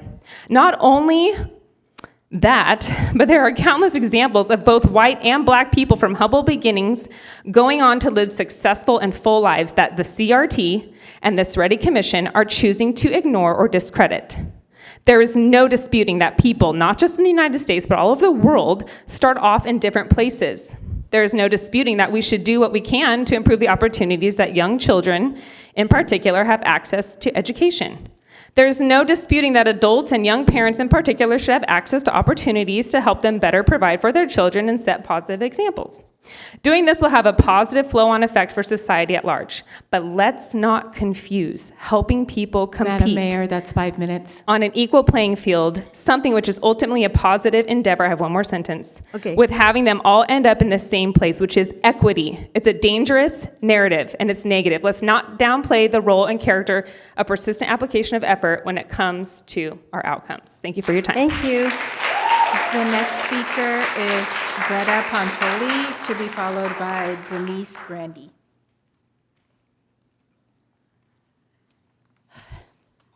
Madam City Clerk, my little monitor that has the time countdown is off, so. It's okay. Okay, Mine thank- is working, so it's fine. All of us have triumphed over numerous challenges in our lives that could be seen as discrimination. When I was 12, I was told I couldn't have a paper route because I was a girl. At 15, I won my state gymnastics championship and was not allowed to letter or to receive a college scholarship in my sport because I was a woman. They didn't exist. At 22, my gymnastics club wouldn't let me train with them anymore. I was too old. My mother told me that challenges develop strength and muscles that lead us to our dreams. Don't look back, look forward. Work hard with a passion. Find your gifts and share them with the world. Fast forward to today, I created a successful international business. I've won 9 World Athletic Championships, and I was the oldest person to compete on American Ninja Warrior. My mother's words frame my life and are woven into the fabric of my being. No committee was ever needed for me to manifest my dreams. My challenges empowered me to create merit and earn my success. If I had fallen into the tenets of victimhood, this would have never happened. I have lived in Temecula for 26 years and have never seen any kind of discrimination. I am shocked that this is even being brought up. Critical race theory and READY are based on false tenets which have permeated this nation in our classrooms and created a demoralizing, divisive narrative that is right out of the Marxist playbook, as many of the other ones have said. It has infected our minds with erroneous ideas about our nation's history. It creates the exact thing that they are against, systemic racism and discrimination. The more we talk about our differences, the more we create them. I will not accept this divide and conquer strategy, but rather one where we empower each other with tenets of unity and brotherhood. The words of Eleanor Roosevelt have never rung truer than today. Pit race against race, religion against religion, prejudice against prejudice, divide and conquer. We must not let this happen here. The READY Commission needs to be abolished. Thank you. The next speaker is Denise Grandy, to be followed by Bob Quaid. Good evening. Oops, I'm really short. It's okay. Hey, I get it. All set? I'm Denise Grandy, and my husband and I moved to Temecula in 1992 to buy our very first home. And what we found was so much more. This was not just a place that we slept at. It was a community to participate in, to be active in, to love. We love Temecula. Little bit of a background. My husband was born in Mexico. And when he was old enough and eligible, he became a naturalized U.S. citizen. And his race and the color of his skin has never been an issue within our community. Again, we've been here since 1992, flashing light, directing people over bridges. When we moved here, we were so surprised we could talk to you. I'm from San Diego. We didn't talk to our elected representatives, and we would call. We didn't have email then. We would call, and you called us back.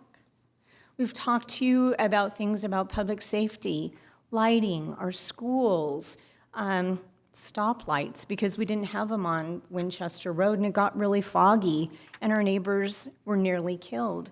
And you listened to us, and you put in a stoplight. We were so grateful, like, they listened to us. Never happened in San Diego. And you know what? Not every time that we called, what we were asked, what we requested happened, but we never felt we had the no because of my husband's race or the color of his skin. Never. It never came up. It was what was best for us. To this day, if we see or experience something of concern, we call. Now we email, and learning about the app, we'll try that, and we still get a response back. Thank you. I love my community. Again, sometimes our suggestions aren't incorporated, and we understand. It gets explained, why not? And again, we have never felt that it was because of the color of my husband's skin or his race that a decision was not implemented. Never. Didn't happen. Over the years, we've had a lot of opportunities to move for work and other places to live and be close to family, but we chose to stay here. We chose it. We love our community, and we've given back, kind of pay it forward. We've donated thousands of hours, my husband and I, to our community because we love you, and we want to be here and be a part of it. The community values of fairness, equal opportunity, justice for all are in place in Temecula. They were in 92, they still are right now.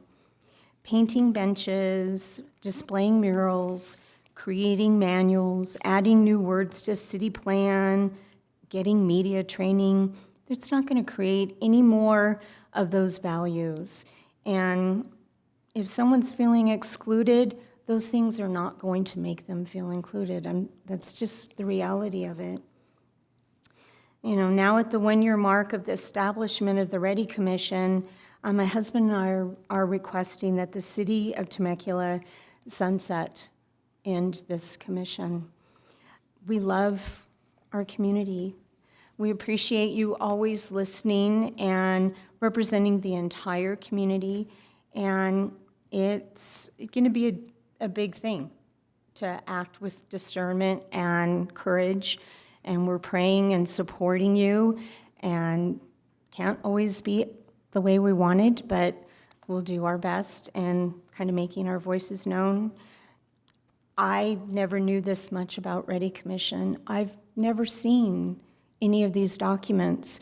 My husband and I are self-employed small business owners, and I feel like a magic act happened to me. I feel like I could vomit tonight. I'm so sick to my stomach about this, that I didn't participate and comment last year. We were trying to keep our business alive. We're trying to make our mortgage, pay our bills, and this happened. We didn't have time, however you were communicating. So shame on me, but shame on you, because I feel like a magic act was done to my beautiful community. Please, sunsets this group. We do not have issues with race and color in our community. I know firsthand from my husband and myself. So thank you for listening, and I love Temecula. Thank you. Thank you. The next speaker is Bob Quaid, to be followed by Slim Killens. So again, Bob Quaid, and then the last in-person speaker is Slim Killens, and then I have some email comments as well. Hi, Bob. Hi, Bob. Good evening, everyone. Good evening, Honorable Mayor, members of the council of our beloved city of Temecula. But just by the way, Stu, there is an app on here. It's really great, but it doesn't have anything about the Ready Commission or the Ready Initiative on it, if you Google it. So, something to work on. And I want to give kudos to the city council, not just this council, but all the councils in the past. We've been here for 18 years. This is a fantastic city. You guys have done an amazing job of doing all kinds of wonderful things with traffic and parks and everything else. So I got to give kudos to the city council for that and all the past councils. Bravo. I also want to give kudos to this woman over here, Tiffany Baker. She has got a tough job. This is a woman of God. I've watched her on the Ready Commission videos. She is a woman of God and brings reason and wisdom to that group. Regardless of what you think of it, she's a wonderful woman. Okay.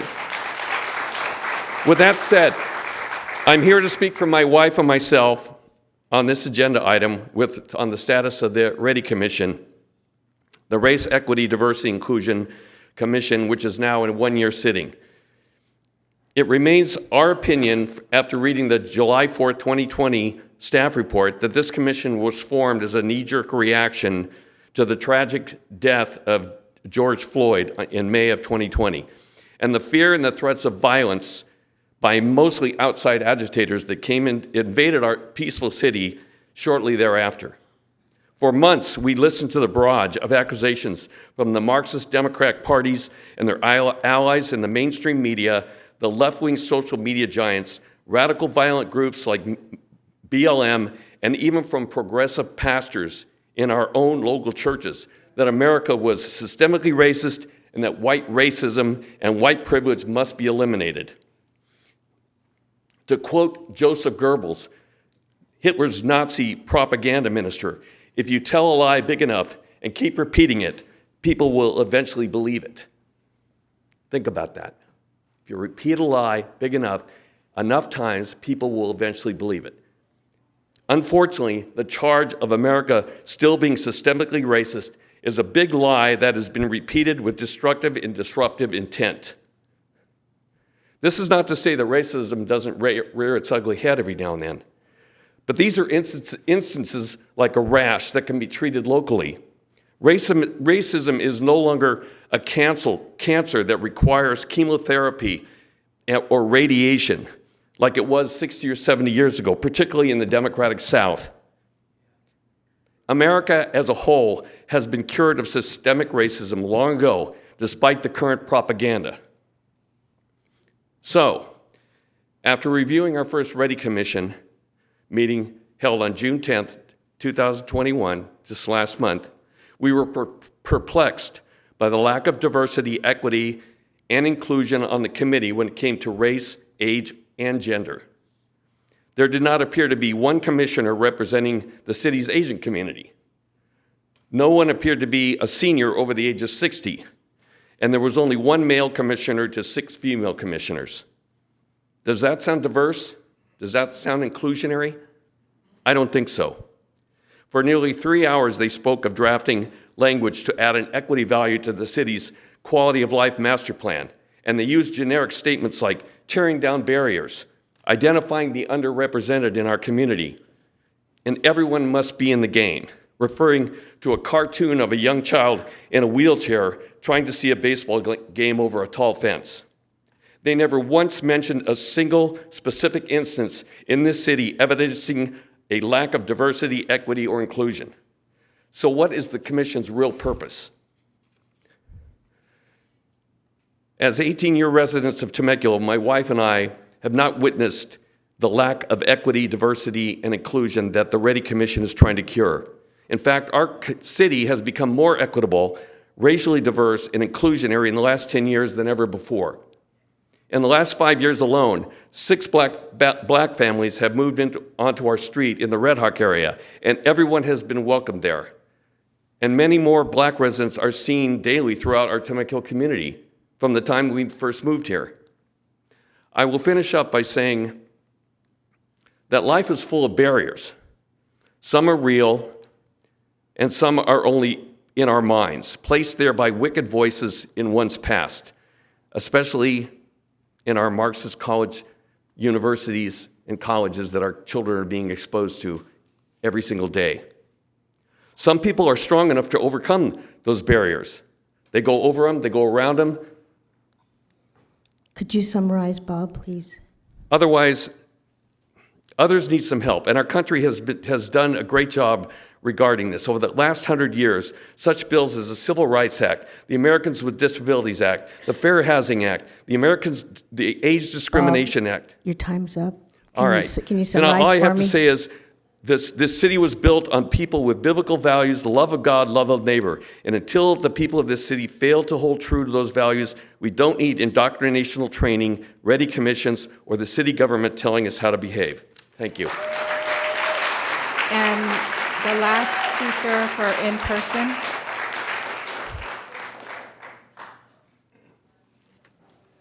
Good evening. Good evening. Thank you, Mayor and council members.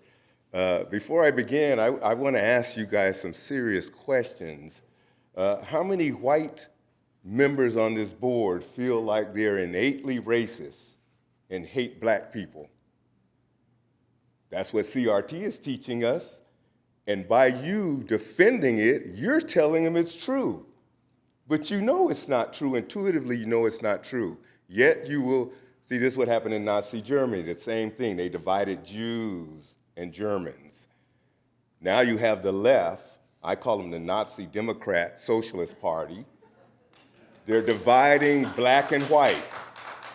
How did we get a black president? Oh, I guess he's a white president because systemic racist white people that are conservative don't vote for black people.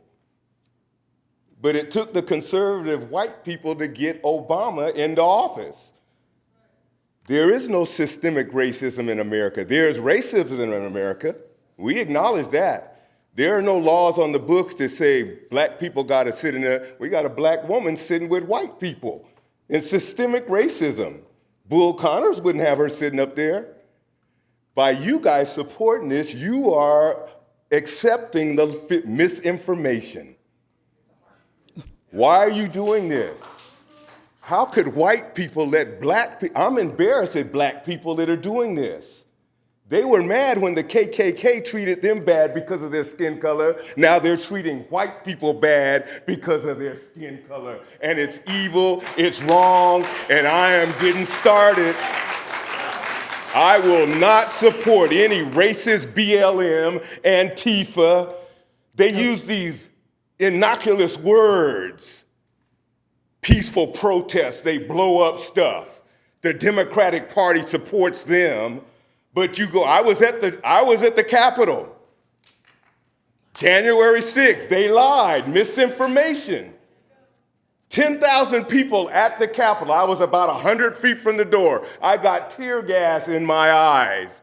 I told people, we believe in the First Amendment. We don't rush and destroy stuff. That's what the Democrats do. They did it during slavery. They divided and conquered. They raped our black women, made us work hard, and now they say conservative whites have to pay reparations. Why don't the Democratic Party pay Hillary Clinton, Bill Clinton, white privilege? Joe Biden, Jill Biden, white privilege? How come they won't pay? How come it's conservative? How come they're not included? And I identify as a white supremacist. Yeah. I mean, boys can be girls, girl can be boy. Who's teaching that in our schools? Nonsense. Just like white people said black people are inferior to white people 100 and something years ago, now you're teaching nonsense, supporting nonsense, and I refuse to accept it. Martin Luther King Jr. said, don't judge me by the color of my skin, but by the content of my character. Yep. And not only that, he said, cowardice asked the question, is it safe? Expediency asked the question, is it political? Vanity asked the question, is it popular?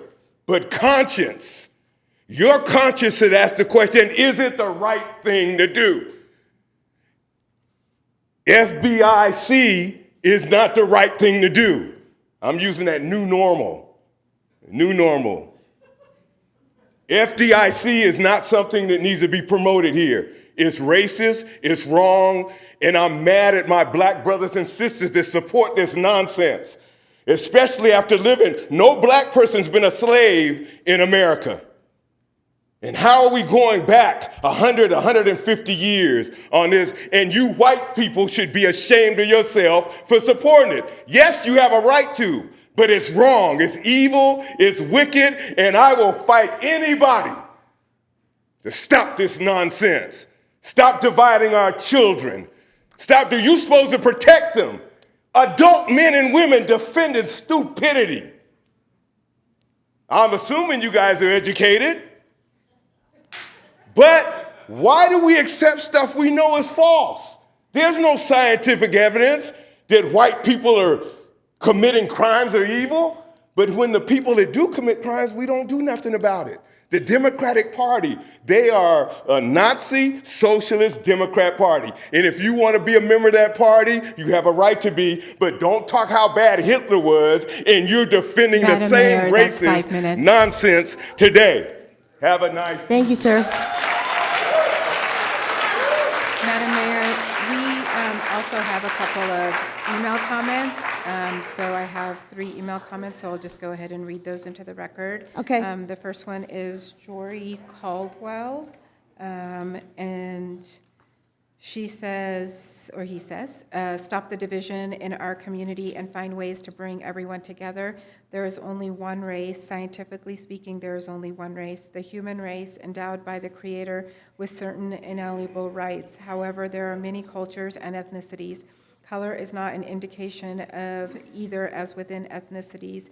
There are multiple cultures, and within cultures there are multiple ethnicities. An African American of Ghana heritage growing up in the inner city will have a completely different culture than an African American of the same heritage growing up in Sunnyvale, California, or an African growing up in Ghana. Similarly, a person growing up in North Dakota will have a completely different culture than a person growing up in Norway, although they have the same ethnicity. In addition, a person may be of multiple ethnicities but share the same culture with their neighbor of a completely different ethnic background. Irrespective of ethnicity or culture, every life matters. When there are injustices, they must be dealt with, but all attempts to create an artificial racial divide must be met with strong resistance, or our nation will crumble and be taken over by totalitarianism. We should not be divided. The next speaker is... Excuse me. Go ahead, Randy. The next speaker is Robert Lamb. Your behavior and action is and has been through the entire COVID debacle astonishingly weak, traitorous, and wretched. I have watched you bow down to leftist unfactual science and go along with the Riverside County Health Officer idiot and the state mandates and destroy our economy. I saw you ignore the citizens who came to your meetings and said, open up and stop the nonsense, while you took special time to listen to non-tax-paying delinquent BLMers and give them special attention. My friends and I abhor your actions and know you must be corrupt because you're acting like corrupt people taking bribes and kickbacks to vote for amazingly stupid agenda items. The city is not racist and there should not be a Ready Commission. I've seen video clips of your childish behavior while citizens' comments are read. I've listened to firsthand accounts of the ungodly crap that you've passed off for serving the public. You are not acting like true public servants because you would be listening to the taxpayers and business owners who can all en masse stop paying taxes and you will drown in debt. It blows my mind that Sheriff Bianco or his officers or deputies have not arrested you for your unconstitutional actions and breaking your oath to office. It blows my mind that a lot worse has not happened, but we have well-behaved citizens in Temecula. I see around the globe today, citizens are in riot against corrupt governments that are abusive, corrupt, manipulative, and demonstratively evil. You really should be concerned about how pissed off as many of us are. You must clean up your act. Listen to the majority of tax-paying voters who come or write in and serve the public versus serving yourselves and whoever is paying you to make such ludicrous choices. Only Jessica Alexander is trying to do what is correct. You've treated her with childish and bullyish unprofessionalism that is jaw-dropping to see. Stop voting for abiding by state restrictions to get money that is not guaranteed. Begin to actually listen to the people of Temecula, and yes, even the ones in Murrieta who care enough to come tell you that your behavior is abhorrent, unjust, divisive, ungodly, economically devastating to business and the health of people you are voted to serve. The first job of government is to protect the people, and since you have not, I work to spread the word that you all need to be replaced, and I gather with like-minded citizens to discuss your delinquency and replacement. I and others will work on campaigns to replace you because you do not deserve your elected positions. To the point of current items on your agenda. The license plate reader cameras poised for Temecula. I don't give you the authority to surveil me as I move through the city. I vote no on purchasing spyware to give the police more power or to tow cars away at any given time. $137,000 for cameras along with a $125,000 subscription for the first year is beyond ridiculous, and you must not vote for this. Use the money to help veterans instead. Race equity brought to you by the Ready Commission. The decision to bring race equity to our city was brought in by the county claiming that racism was a health epidemic due to the drug-induced death of George Floyd. Race equity is a Marxist divisive action point. Why are you playing in their court with their types of words? Are you Marxist and seeking to implement socialism in Temecula? You are pushing a race-dividing tactic that the Marxists want, but not the taxpayers of Temecula. You are not serving those who pay the taxes and pump money into the economy and keep the city afloat. Why are the people of our city sanctioned with a Ready Commission when this case was brought on by a man on pile of drugs and possible police brutality? It was not even in Riverside County. The survey done by the City Council suggests that the citizens are happy with the city in general, so if the citizens are content, why do we need a Ready Commission? We don't need it, and you better not vote for it. This commission was set up to divide the good people of their liberty and pursuit of happiness. There is no problem here, but it does appear that problems will be created by a group that claims equality when it really only serves them and their agenda. You, as the City Council of Temecula, have behaved so poorly. We, the citizens, are disgusted with you. You have today's vote to do what is right before God and the voters of Temecula, or else you will continue to prove that you should be voted out. Again, no license plate reader cameras and no ready commission, or there will be no job for you. And then the last comment is Cindy Kennedy. Do any of you go, actually, do any of you go anywhere else except Old Town and the community parks? While you all spend your time trying to shove your newly woke social justice agenda on us, the city is starting to look like LA. Trash everywhere, graffiti, weeds, dead grass, rundown shopping and business centers. We were told years ago the freeway landscape going through Temecula was going to be enhanced, improved like the other surrounding cities have done, and it only has gotten worse. It sure is not very welcoming when driving down the 15. The next thing we'll probably see will be murals painted under the bridges like in LA, and rainbow and BLM flags flying at City Hall.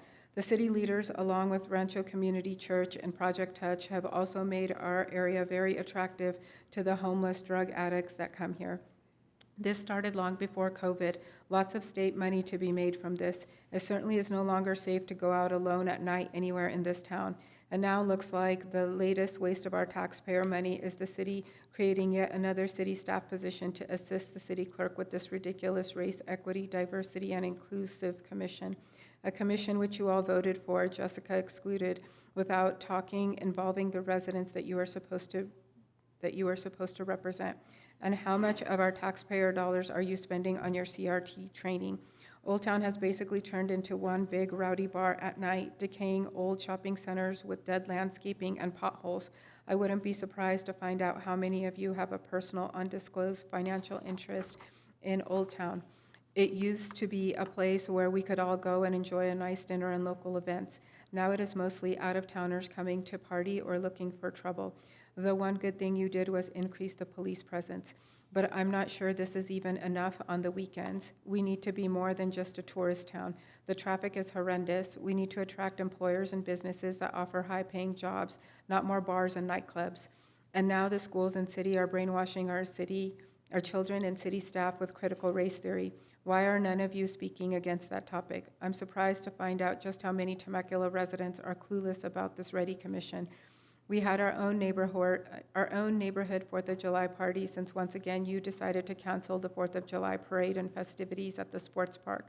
A big topic that evening was learning about what is really going on with our city council. People are waking up and we will vote all the majority of you out when you're up for re-election. It seems as if all of you have lost your conservative values, Jessica excluded. You basically have given into the progressive liberal BLM agenda. Many residents are afraid to speak out, but they will at the ballot box. I guess I should say mail-in ballots, since we can't seem to have fair elections anymore. You were voted into office because most of you, liberal Zach excluded, share our majority fiscally, socially conservative values. It is so sad to see that you no longer represent the majority of us. The ones fighting so hard for these social justice issues are, for the most part, newer residents that came from liberal areas and teachers and professors. If people don't like our values here, they should have never moved here to begin with. Do not LA Portland our city. Temecula always has been a very fiscally and socially conservative city. With the exception of Liberal Zach, who is backed by the Liberal Teachers Union, we voted for you because we wanted to keep these values in our community. If you are all so scared of this BLM social justice warrior group, perhaps you should step down.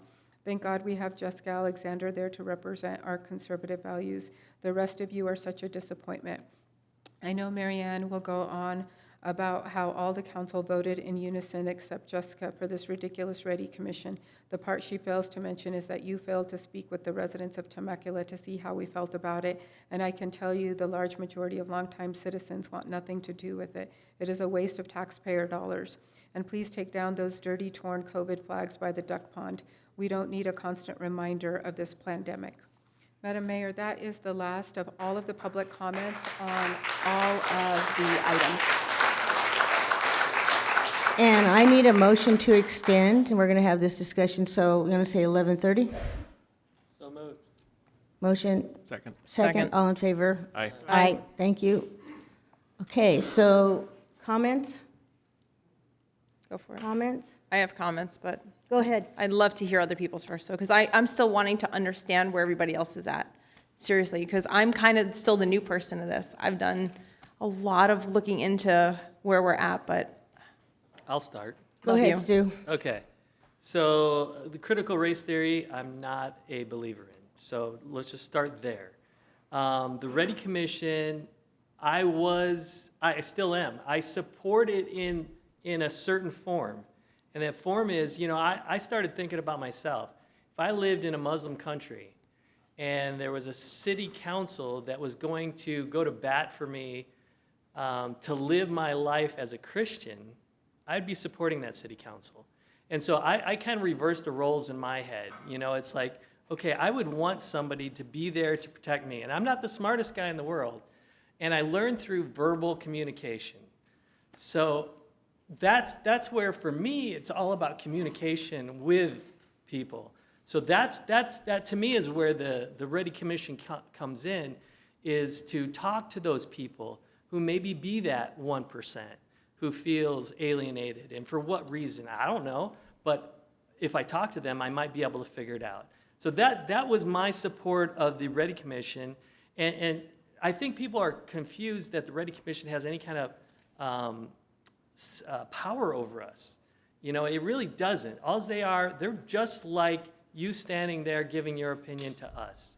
I mean, they don't have any magical powers that is going to control what I'm going to do, so that's where I stand. I mean, where the Ready Commission is gone, again, I don't have, other than what we've done already, I don't think it's went into the critical race theory side of life, and if it does, I'm not in favor of that.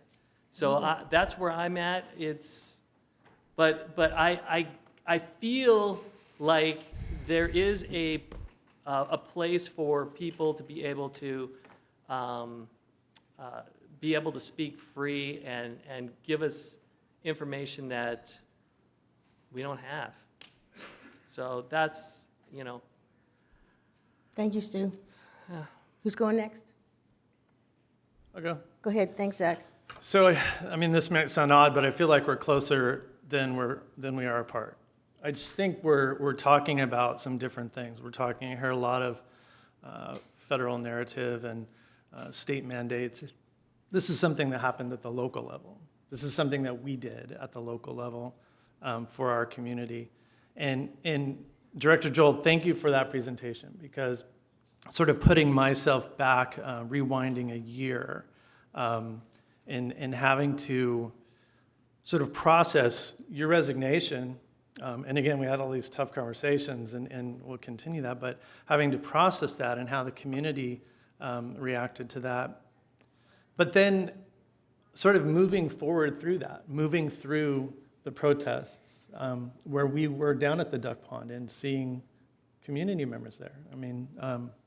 Standing shoulder to shoulder at City Hall with you, Mayor Pro Tem, and Mike was there, and just sort of listening and sort of trying to hear and see the people in our community. And I think that was the biggest takeaway for me in that is there were segments of the population that didn't feel comfortable, right?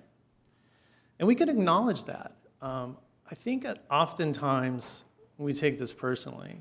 Like, it's not an assault on anyone personally.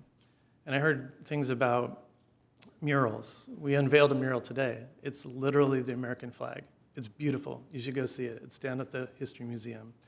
So a lot of these conversations surrounding some of the negative aspects of this, when the reality is we're focused on our community and the people in it. I'm not concerned about many of the talking points I heard tonight that are really out of our purview. I heard a lot of political talk. This is a nonpartisan position. It just flat out is.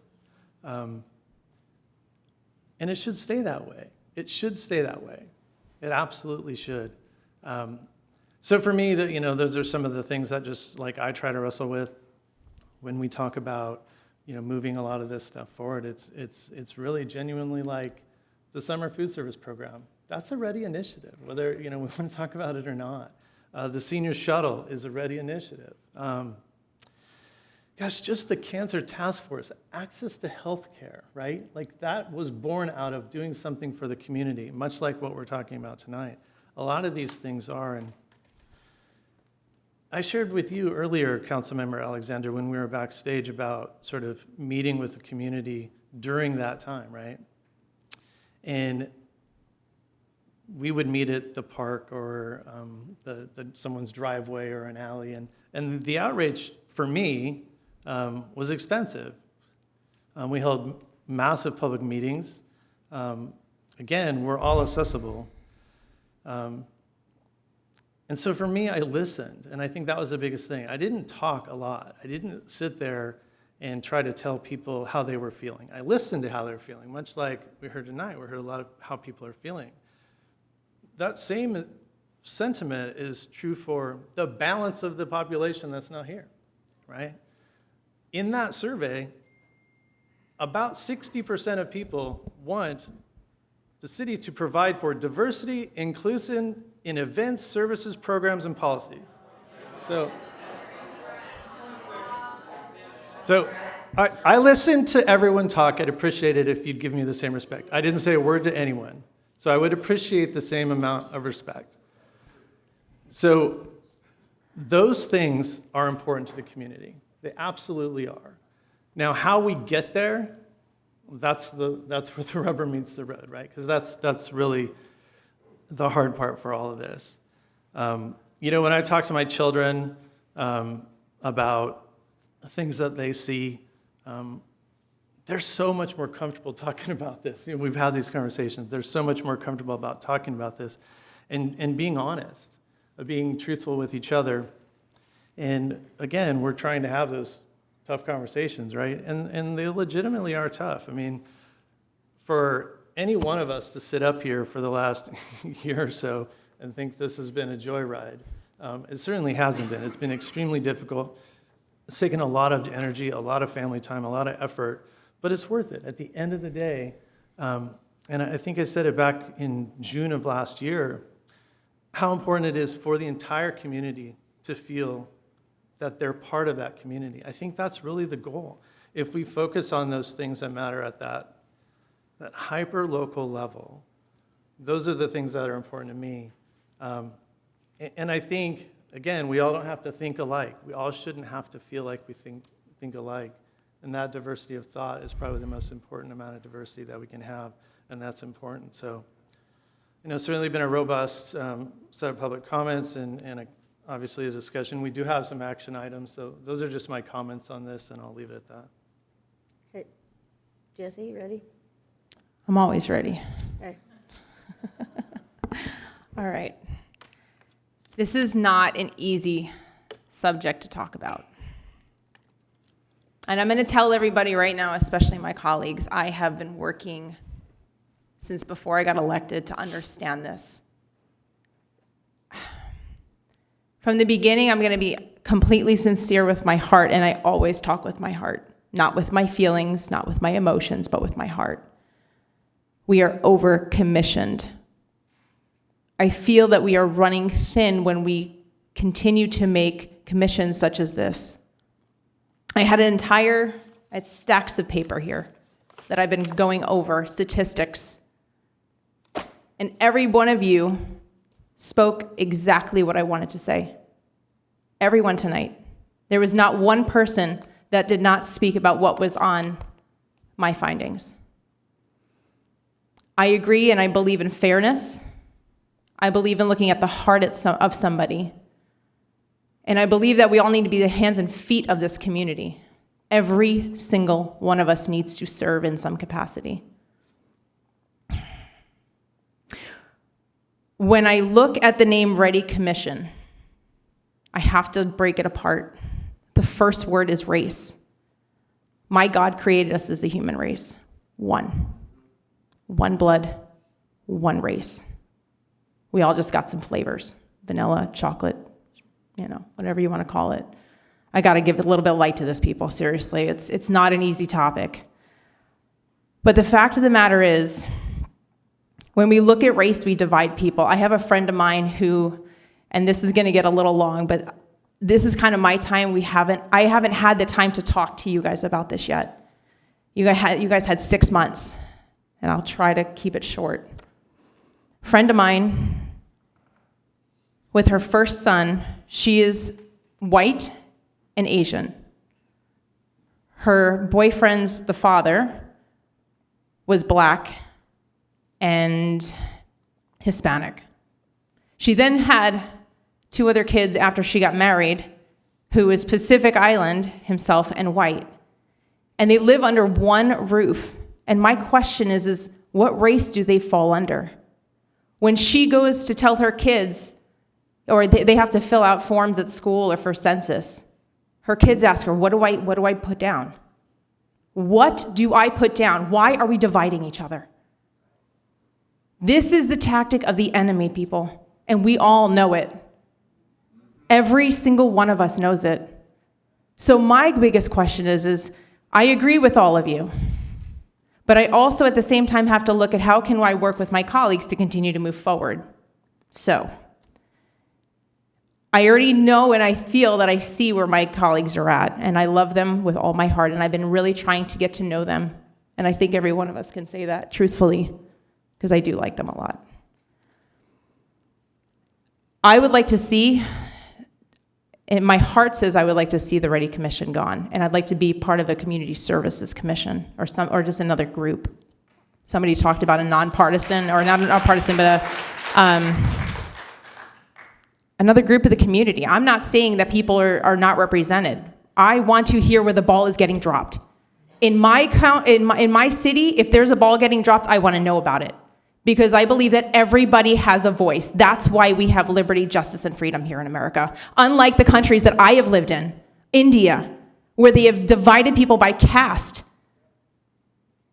2 castes, that's it. You're either rich or poor, and if you're poor, you have no say, and that's where I see that things are going to go, because they're dividing by race here. And God, I do not want that to happen here.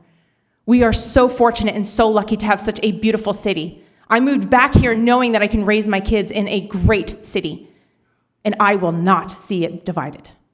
So my goal is right now, let's see how we can come together. Colleagues, if you want to continue to keep the Ready Commission,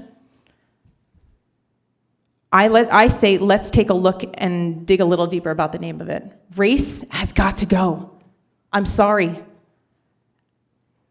We have beautiful skin color. Why are we dividing? Why? Equity.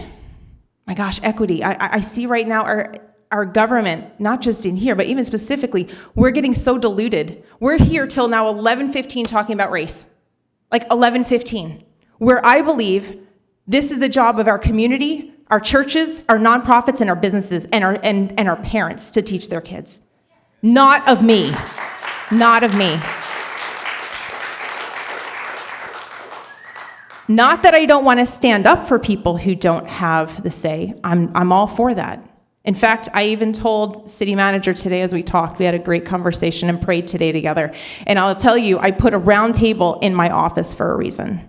Because I've been a coach for many years, and I'm an advocate here in Temecula. And I know that when you're sitting at certain tables, we want to feel inclusive. So I did that, because I don't want to be ahead of anybody, because I'm not. We all have the same amount of say, and I'm here to represent and to serve all of you. And so I ask the city council, right now, let's take a look and maybe dive a little bit deeper. I don't really like where it's at. I don't like the word equity in it either, and obviously other people in our city don't. There's a problem with the names. Where it's going to. Equity leads to more division and more government control. More government control, they are right, it goes to Marxism and socialism. We've seen it. I've seen it in countries I've lived in. I've literally lived in these countries. Diversity, inclusion, who in the heck doesn't like that? I think we have wonderful cultures in here. I just ended up looking the other day and just talking to our assistant city manager that we have over at the museum. Yep. We're doing cultures monthly. Yep. I say, let's sit there and let's bring our cultures together. I like all different types of foods. I want to listen to all different types of music that's appropriate. That's appropriate under what we believe in here as America. Why can't we come together and do that? I say let's build together as a community under our differences and our cultures, not our race. So as of today, I have a couple things that I want to bring across, because it's one thing to bring, show problems, but it's another thing to actually bring solutions. And so that's what I'm going to try and do today. And it might not be the best, but again, it's moving forward. So one of the things that I want to do is, that has been on my heart since before I started and got elected, is the churches here. We have over 40 different churches here in Temecula. Over 40. Yep. That's huge. We are the Bible Belt of California, and if we don't keep it, we're going to lose it. And that literally, the Christian ideologies, that's what we're made of here. It just is what it is. I take everybody in for what they believe in. I will love them, and if people know me, they know that.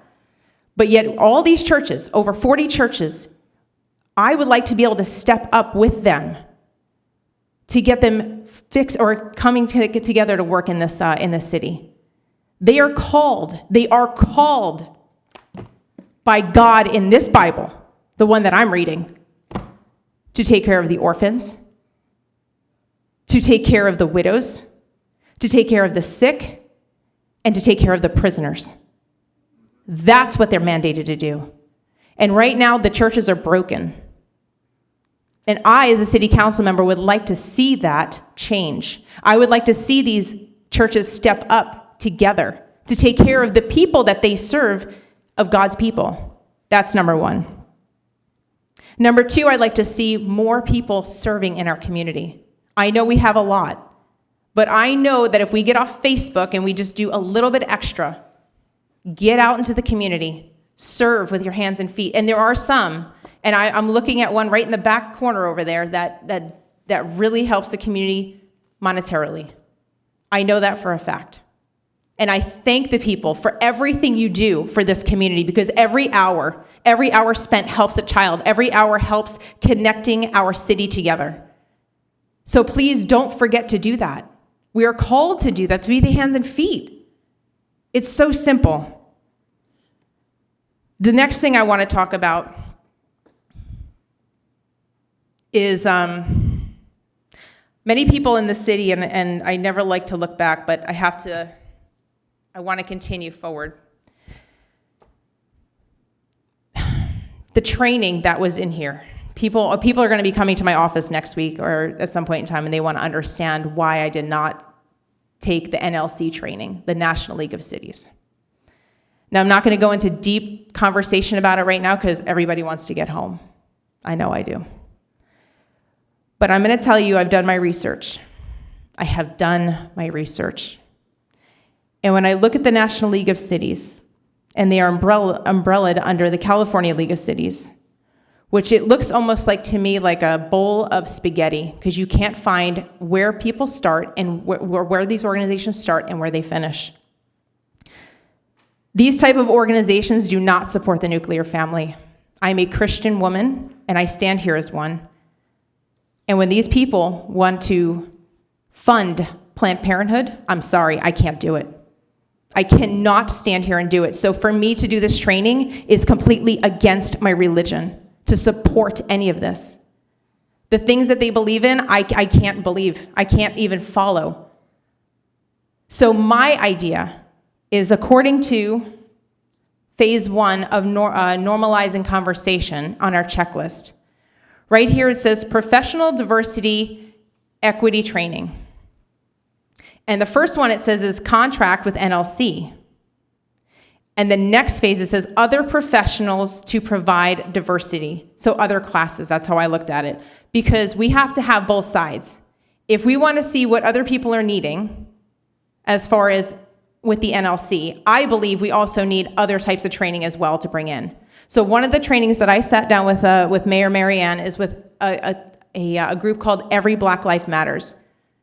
And if you haven't heard of them, you need to look them up, because they believe in social, or they believe in justice from the womb to the tomb. That's it. They believe that every Black life matters, every person matters, everybody matters. But we have to start from life. If we cannot respect the beginning of life, how in the heck are we going to respect each other right now? It's not going to happen. So I would like to see us as a city. They are actually coming here to Temecula. I would like us to see if we can bring that in as training, to be able to look at that. And if somebody doesn't feel like they want to step in it because that's not where they feel comfortable, then don't. But I think this training could help our staff. I think it would be fantastic for our Ready Commission. I have to tell you, Miss Tiffany is a godly woman. Yes. You can smile. There you go. She's sleeping. But I'm going to tell you, she is a godly woman. And I know there could be a lot of good done in our city, but I don't believe that the Ready Commission is our answer. In fact, I know it's not our answer. So with whatever my colleagues decide to do, because there's one of 4 of us, I just hope that we can come together and work as a group to do not only what other people want, but what these people want as well. Thank you.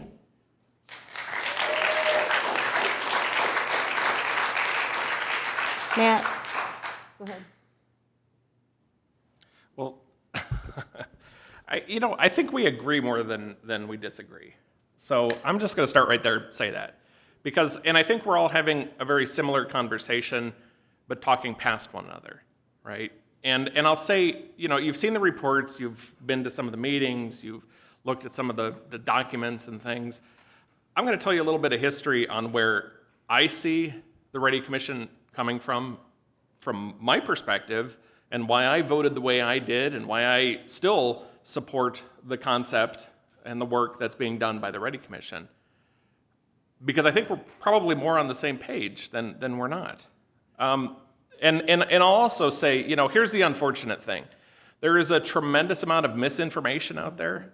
There's a lot of division in the country right now, and there's a lot of folks who are very upset for a lot of reasons, right? And that level of division makes it hard to have just about any conversation. I mean, I could go on Facebook tonight and say, man, it was a beautiful blue sky today, and I'd get a bunch of comments agreeing with me and a bunch talking about how, it really wasn't blue. Right? and so for those of you who, are sticking it out and listening, I appreciate you sticking it out and listening, because you really have to understand the nexus of why this all was produced in the first place. A lot of people said, oh, it's because of, Black Lives Matter and the protests and all that stuff that was going on, or oh, it was because of, the incident that happened with Mayor Stewart, and oh, it was because of this, that. This conversation started years before that, right? Mr. Reese, you brought up, I think, an outstanding point earlier. You talked about, what does underrepresented mean? Absolutely. The city of Temecula has been dealing with underrepresented for as long as I've been on the council, and even more years than that. How? We created a senior master plan. One of the first things I did as a council member at the city of Temecula was ask that we commission a senior master plan, an underrepresented group that, in my experience, was experiencing all sorts of issues within the city, whether it was from transportation, education, healthcare, nutrition, you name it. There were lots of issues. And you mentioned earlier, well, the government's here to take care of us, right? Well, they don't, right? Let's just be honest about that. They simply were not taking care of our senior community from the state to the federal level. So we stepped up as a city to do that. And I'll make another point. You want to talk about conservative Republicans or whatever?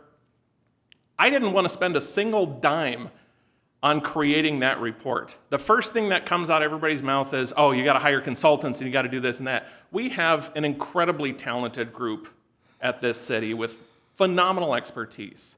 And we did it ourselves. I rolled up my sleeves, I sat down with staff, we had public workshops, hours and hours of discussion with folks, and I helped write that plan. And not a single dime was spent on an outside consultant to do that. That was a Temecula document, and I'm proud of the accomplishments that it's resulted in and continues to result in. You want to talk about underrepresented groups? Veterans. Mm-hmm. Veterans community, I don't care what the federal government says, has not treated them appropriate. And there are lots of gaps in the services that are provided. And so the city of Temecula created a veteran services program, right? Special needs. I mean, there's supposed to be state and federal safety nets for these folks, but come on. We know that Councilmember Nagar was the strongest advocate for special needs community in the city's history, frankly, in any city in California's history, right? He set the gold standard for what it meant to support the special needs community. So as we're having these conversations, we've been doing this a heck of a lot longer than just George Floyd. Why? Because the Ready Commission stands for so much more than just race. That's one word. I'm sorry if it triggers, right? It does. It simply does. It is a charged word. If you want to get rid of the word, get rid of the word, right? We can vote on that. I don't care. What the goal of the commission is, what do we talk about? We talk about all of those levels of support that the city is supposed to provide. We talk specifically in our authorizing language about special needs, about veterans, about senior community. We talk about economic, socioeconomic status as well. We also talk about age, we talk about race, we talk about other, diversity, inclusion, equity. Yeah, we mention all of those words, but what's the point? If you talk about equity for a veteran, is that a bad thing? If you talk about equity for a senior to help them, is that a bad thing? No, it's not a bad thing.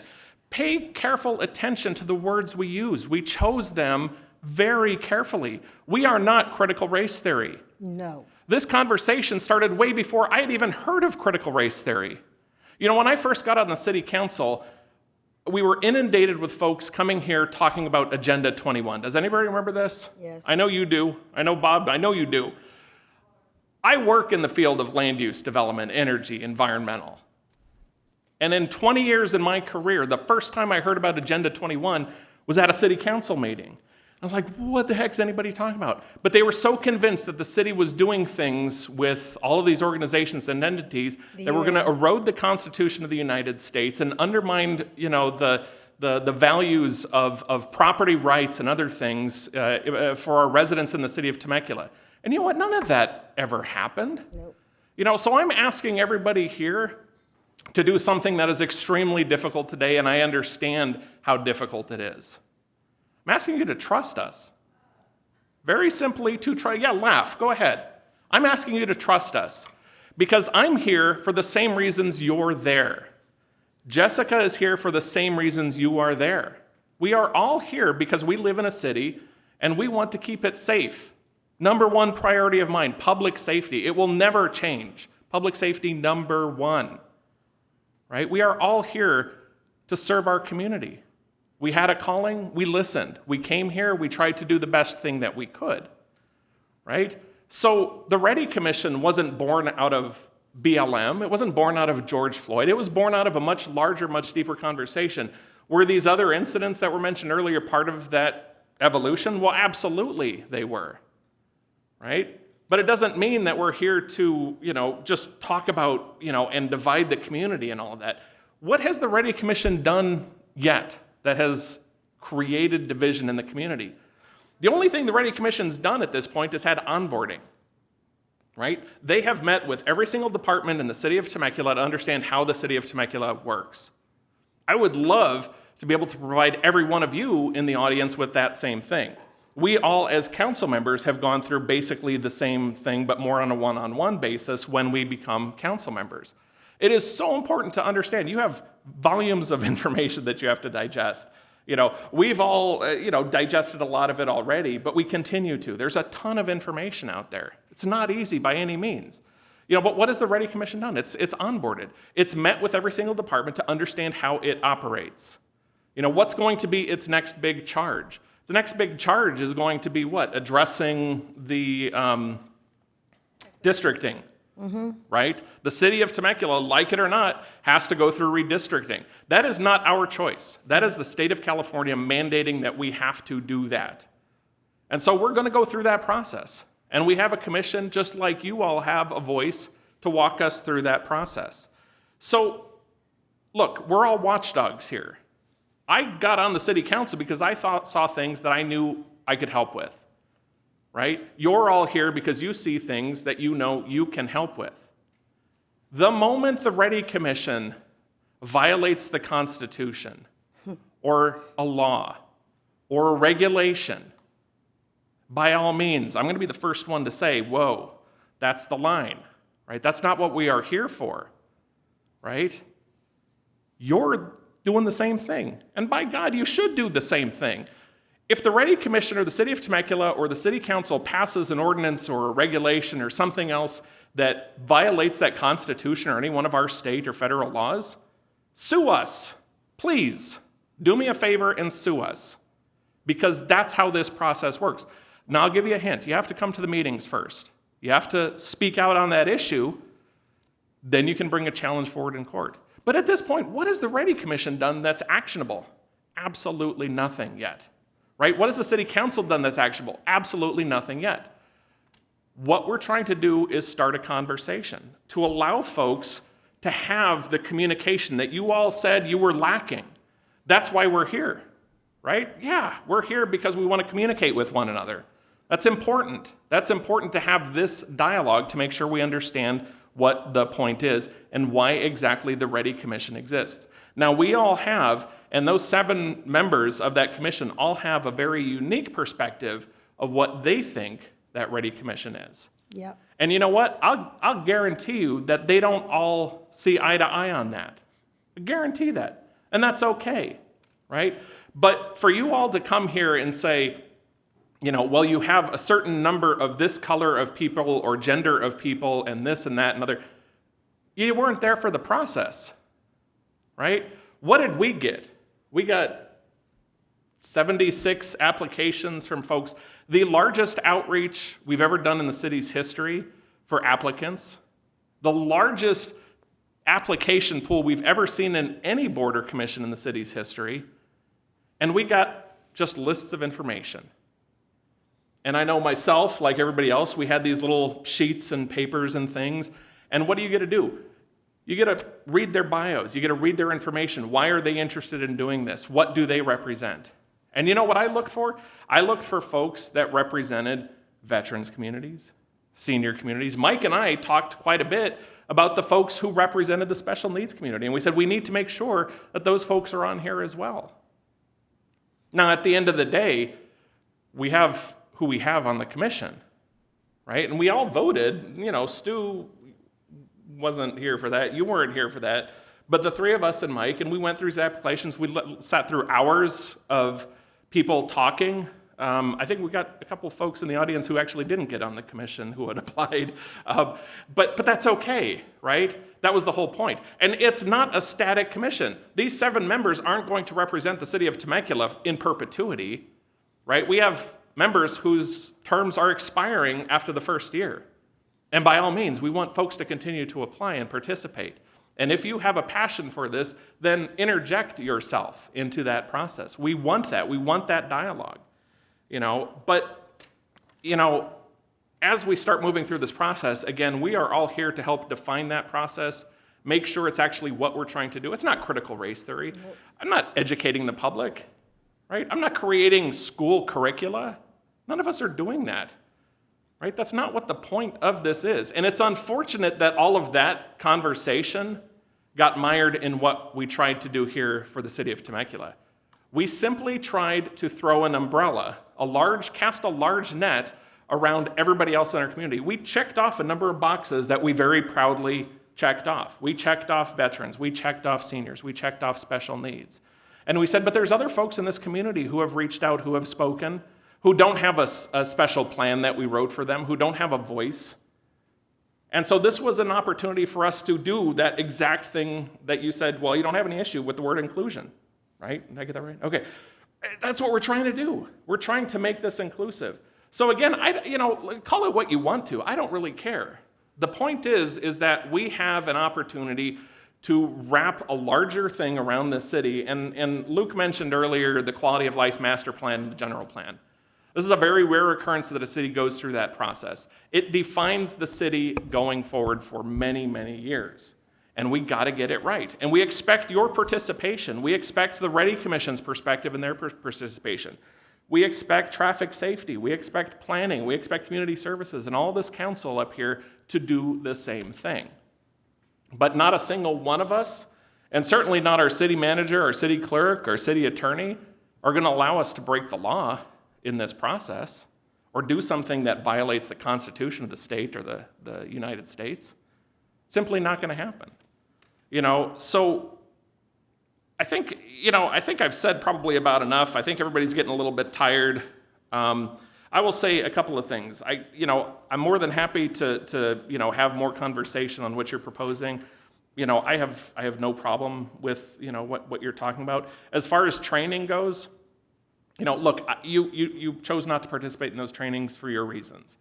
My perspective is slightly different than yours. My door is always open. Any of you want to come and by and have a cup of coffee and chat, my door is always open. Whether or not we agree, I don't really care. My door is always open. My job is to be your representative. And so I'll listen to anybody's side of the story, but at the end of the day, we're here to vote and make decisions. And if I disagree with something that I've heard in a training, and certainly we didn't all agree with everything that we heard. Nope. And if we don't agree, that's okay. But at least I've done my due diligence and I've listened to all perspectives, right? And so if there's other trainings or folks you want, tell them to give me a call. I'd love to be able to sit down and chat with them. No problem, right? That's our job. And then we make decisions going forward. So again, if this strays into an area that, becomes uncomfortable or actually has an actionable item that the community disagrees with, then the passion and the vehemence and the anger that we saw tonight is certainly worthwhile. Right? I'll be there alongside you all saying, hey, we cannot violate the Constitution of the United States. Right? But all we've done so far is we've just said, hey, folks, this is what the city does. I need you to understand this so that you can start to interject. And one of the best examples that Randy gave earlier was the roads, right? It is undeniable that cities throughout the United States and California have placed money disproportionately in their communities. Mm-hmm. I'm not going to get into the details why. It's an easy story to tell, right? I was so proud of the city and our Public Works Department for creating an unbiased process where we could just simply look at the number of potholes and cracks and things in the streets, and regardless of the socioeconomic status of that community or the racial makeup of that neighborhood or whatever it is, a pothole is a pothole, and it doesn't see race, it doesn't see diversity, it doesn't see equity, it doesn't see any of those things. It's just a pothole that needs to get filled. And that's where the Ready Commission needs to go. We need to have these conversations to make sure that our policies are transparent, open, and unbiased. And you all are out there to make sure we do that. That's it. That's all we're here to do. And if it becomes something larger and something, different than that, then by God, let's have that conversation. But right now, we're just not at that point. And I'd never, as long as I'm on the council, expect us to be. Mayor, can I jump in again? Sure. Like I said, this is 6 months behind me, so thank you, Matt. Seriously, there were some points in there that, again, we agree on things, and it's a good thing. That's a really good thing. There's kind of again, I remember all this information that I had, and sometimes to just put it all out there, it's like tiring almost. I'll be honest with you. But one of the things that I've been hearing and seeing that I would like our city council to do is be more of a rudder. If we're going to have this commission, we need to be the ones directing it. Yes. And one of the things I'd propose is that we are able to get the agenda a little bit more ahead of time, if possible, Randy and city manager. So that way it gives us time, and I read slow, and I think Stu gets me. But I want to be able to look that over. I want to be able to get to those meetings and listen. Because that's what I did the other week, and it was eye-opening in a lot of respects. So I'd like us to be more of a rudder that we're all understanding what's going on. And that being said, one of the meetings that I looked at, which was a little concerning, and I'm just being for real, and the fact that when it was stated that we want to basically emulate Portland for its equity, I want to do nothing but run the other direction. I don't know where that It was in there. It was. I just. I saw it, but I don't. It's in there. It's in there. But that's the things whereas us being the rudder and actually paying attention, because this is a big hot issue. We got to know that. And so if we can be in charge, the 5 of us, steering the ship in the right direction, if that's what is chosen amongst everybody, and that's what the highest majority wants, then I think we really need to all be in. All 5 of us have to be 110% in. That's one. The next thing is we need to give them, I believe, more direction. One of the things that I would like to hear that actually somebody brought up, but I already had on my paper, is I want to understand what boundaries are. I keep hearing the word boundaries. I see the fence that they put up. What in the world is boundaries? Because for me, that tells me that our cities are dropping the ball somewhere. And if we're dropping the ball, well, then we need to get it picked back up. And we need to fix it. But I'm not hearing what those boundaries are. So, City Manager, if you can do me a favor, if we can put that on with the Ready Commission and find out maybe on the agenda what that looks like so the public and ourselves can understand what boundaries they're talking about. So again, if the ball's getting dropped, we can do something. I think Barriers, Councilmember- sorry, okay. boundaries, barriers. I can't, I get up at 4 or 5 in the morning. We'll note barriers. You got barriers. The last thing that I wanted to bring up, and I talked about the churches, but I don't think I really talked about something that I've already started working on. And I want to be able to have our city grow even deeper, because I know we work with our nonprofits, but our nonprofits are the experts in these areas. They are the counselors. I know Ms. Tiffany Baker over there, who's, I think, asleep.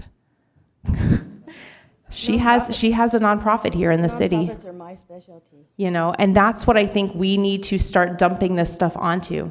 Let our citizens be the one teaching. Let us not be here till 12 o'clock at night, where you guys can take, the nonprofits can take on the expertise and the brunt of this, because they're the ones who really know how to do this. As much as our city staff is incredible, and that's what's brought our roads perfectly. Thank you, Pat. And thank you guys for all you do, but the fact of the matter is we have a great staff who can do amazing things, but we have even a better city with nonprofits who can do even better, because that's what they're trained to do. And I think as a city, we need to support that. So the is it the barriers? That's barriers, okay. The barriers that we're receiving, we need to start sending that out to the city. And our cities and our churches and our community need to start stepping up, and our families. So hopefully that makes sense. Okay, I love you guys. All right. Critical race theory plays no role with me. I don't agree with it. I don't adhere to it. It's never been anything that I've planned or hoped for. And I want to know where that came from. Where does a lot of this, we've never talked about it. It's never been mentioned. We've never supported it. Nothing. So I just wonder, where does that come from, and how does it continue to grow? I grew up here starting in 1988. Ms. Brooks, same story. 3 small children, 3 children under the age of 4, and a husband, now 45 years. We loved it here. We came here for the same reasons everybody else did. I grew up in the Midwest in a tiny town. I love the close-knit community. We didn't care what color anyone was. Our neighbors here in Temecula have been every ethnicity, belief, and frankly, I love them all. And for anybody to say I should be recalled for supporting my community that I have loved and served for 34 years. I grew up in the nonprofits. Assistance League, Birth Choice. I mean, I can go on and on and on. I've been like 30 different nonprofits. And they provide the best, they're the best kept secrets in town. And the city refers to those nonprofits constantly. And some of them, by nature of what they are, like Safe Alternatives, they can't advertise because they're protecting battered women and children. So they can't advertise, but the city promotes them from within. We hear about things, we refer people to them. That is key. I am a Christian, Rancho Community Church member for 30 years. I've sung with Bob and Laura Quaid, and I'm devastated if you think that I have anything to do or support for any of this negativity that I've heard tonight. People are people, and mean people and prejudiced people come in every color. And I want to make sure that there's nothing standing in the way of anyone. And white people are included in that. So many people said that they're being targeted by BLM or we're being brainwashed. We're here to make sure that white people are getting, that they're being treated fairly too. We're not playing BLM over white people, and the reverse is true. We did not specify race other than the name, and I don't care what the name is. I care what the outcome is, and the outcome better be to bring this community closer together in fairness and in love and in trust. And we don't have to always agree, but we need to respect each other every step of the way. So this has been a very painful process. And Jessica, I love you, you know that. Have I been mean to you in any way? Every day. No, I'm just kidding. Never. Never. How does that happen? Where does that rumor get started? Never. We've prayed together, we've eaten together, we've sat together. We've talked about our kids together. I won't tell you the first place that we met, but it's a great story. You ask her, she tells it better than I do. Where does this get started? The Constitution is our guide, period. Period. We will not do anything that violates anything in that Constitution. It's that simple. And I think this has been carried so far beyond anything that we had planned for it. And it's been convoluted and made so complex that it doesn't even make sense anymore. I know what this council wanted for this commission, and we gave them guidelines, and we went over those guidelines tonight. And there's no place that it says favor one race over another. We don't talk about that. The only place race is mentioned is in the name. So if we want to get rid of it, let's get rid of it. We didn't mention race. You guys have mentioned race. Other people have mentioned race, but we haven't. We have consistently said all residents, all residents, all residents, young, old, infirmed, people with special needs. We don't care. All residents. This is supposed to wrap its arm around everyone. And if I see someone being disrespectful or discriminating against my neighbor, I don't care what color they are, where they come from, where they go to church, I'm going to defend that person just because they're a human being and they deserve that respect. Nobody deserves to be treated poorly based on anything that they believe or what they look like. We need to be fair. And there will be no laws violated. First of all, we don't want to do that. Secondly, Peter is there to make sure that we stay on the straight and narrow because we don't understand how all the laws work. That's why we have a city attorney. That's why we have fabulous staff. So, and when Matt says trust us and people laugh, that hurts me. I've never done anything. I've put my family, my faith, my family, and this community first. I love this city as if it were one of my own children. And I could never do anything to hurt this city any more than I could do to hurt my own children. So when he says trust us and you laugh, what have we done? The city that you see now that you love, I've worked in every day as a volunteer, a mom, or a committee member, every day since this town became a city. And everything that you see and love, I've worked on those issues. And I wanted to make sure we stayed family-friendly and a place that was ultimately safe. And we are so safe, but not everybody feels safe. And if they don't, I want to know why. And maybe we can do something about it. We can't change the past. We can't change people's histories, but we can darn well make sure that they're treated fairly and respected in our own community. And that is where I'm going with Ready. Ready doesn't do anything that is not mandated by the council. They are our research. They are our legs. They are our explorers. They're out in the community. They talk to all kinds of people. When you're on this council, you can work 30 or 40 hours a week, and that's in addition to your regular job. And we all take it very seriously. I take it very seriously. I can't be everywhere at once. And I cannot understand why some people may be afraid in Temecula. I've never been afraid in Temecula. That doesn't mean somebody else hasn't. But maybe one of those Ready commissioners does understand why somebody feels afraid in Temecula, and maybe they can talk to them.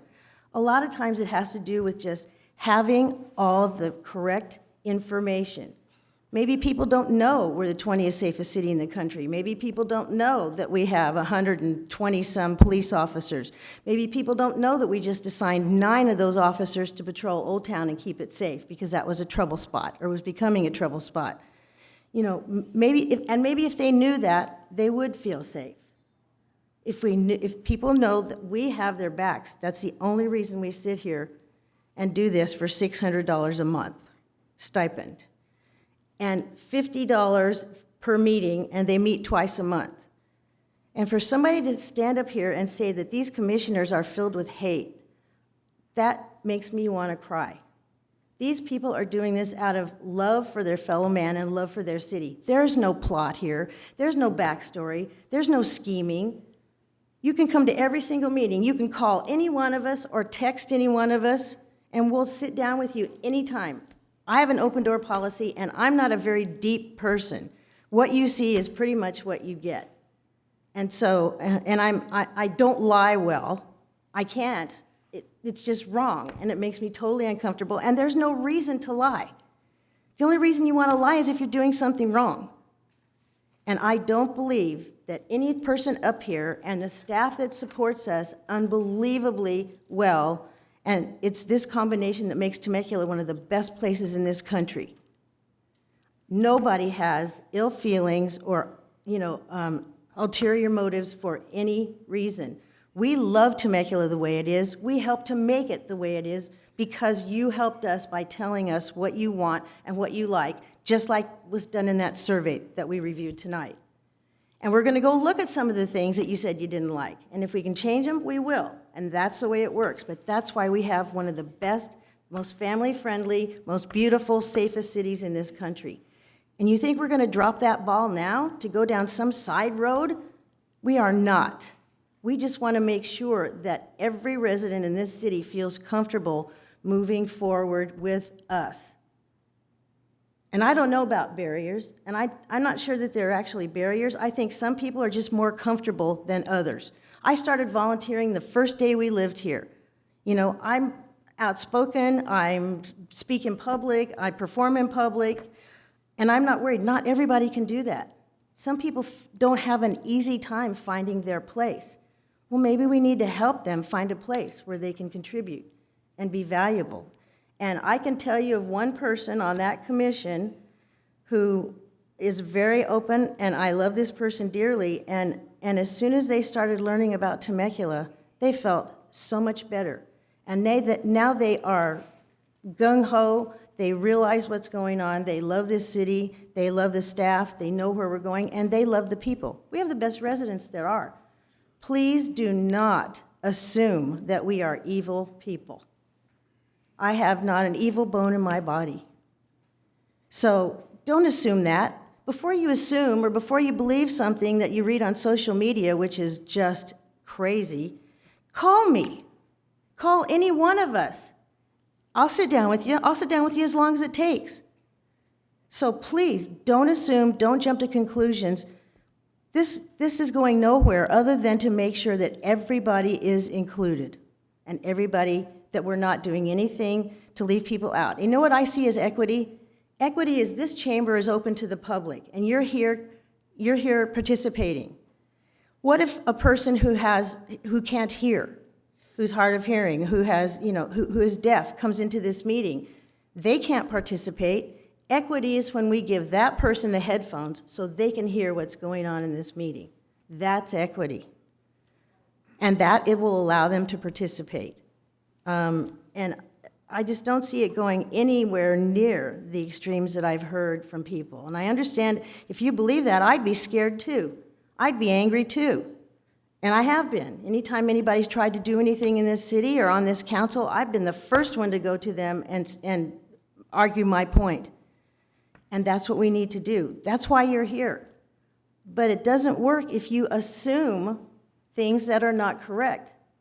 Let's work together, and let's start from where we are today. And where we are today is Temecula's a fabulous city. It's safe, it's beautiful, it's well-run, and it has great residents, and that's where we are today. I want to make sure that continues, and I want to make sure that everybody feels comfortable participating, and that we take advantage of our residents' talent and treasure and get everybody involved. It's that simple. So if you haven't heard enough tonight from us with all of this to convince you that we're not up to any hanky-panky, and we only believe in the good things of people being involved and people being treated fairly, and that includes all of you.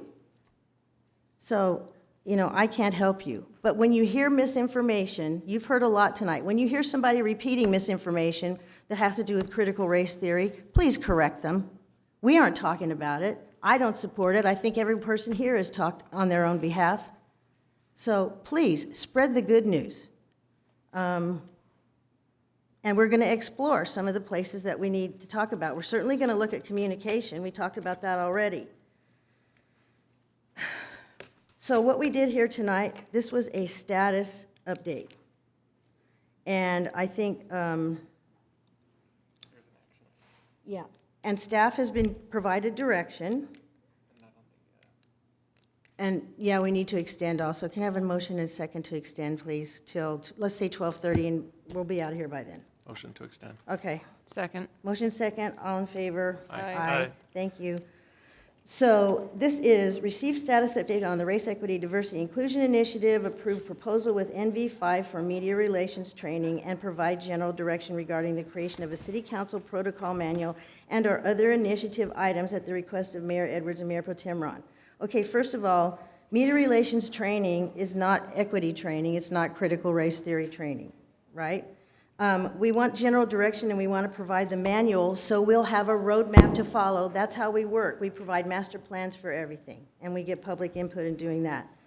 And let's see, what else? I guess, that's about it. So if we are ready to take, I'll move the item. Motion and a second on those issues, then we can So vote. I just want to make sure that our understanding is correct. Okay.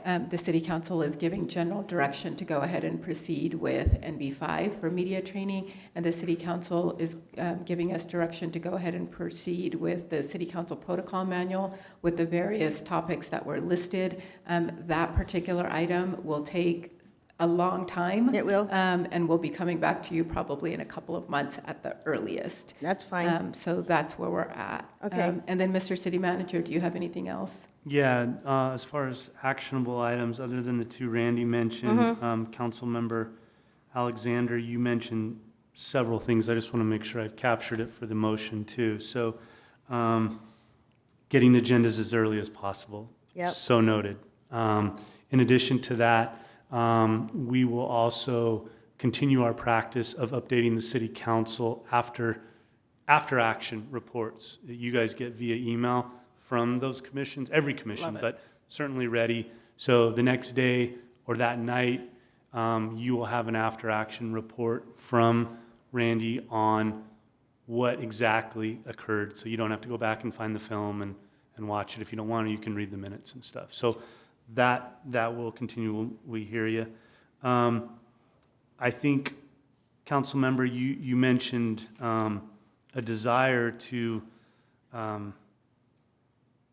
identify, pose several questions, I guess, to our ready commissioners. One being, what are the barriers? And so maybe that can be a future agenda item. I think that would be appropriate to ask them to participate in that and give that feedback and bring that back to the council. So we could handle it that way.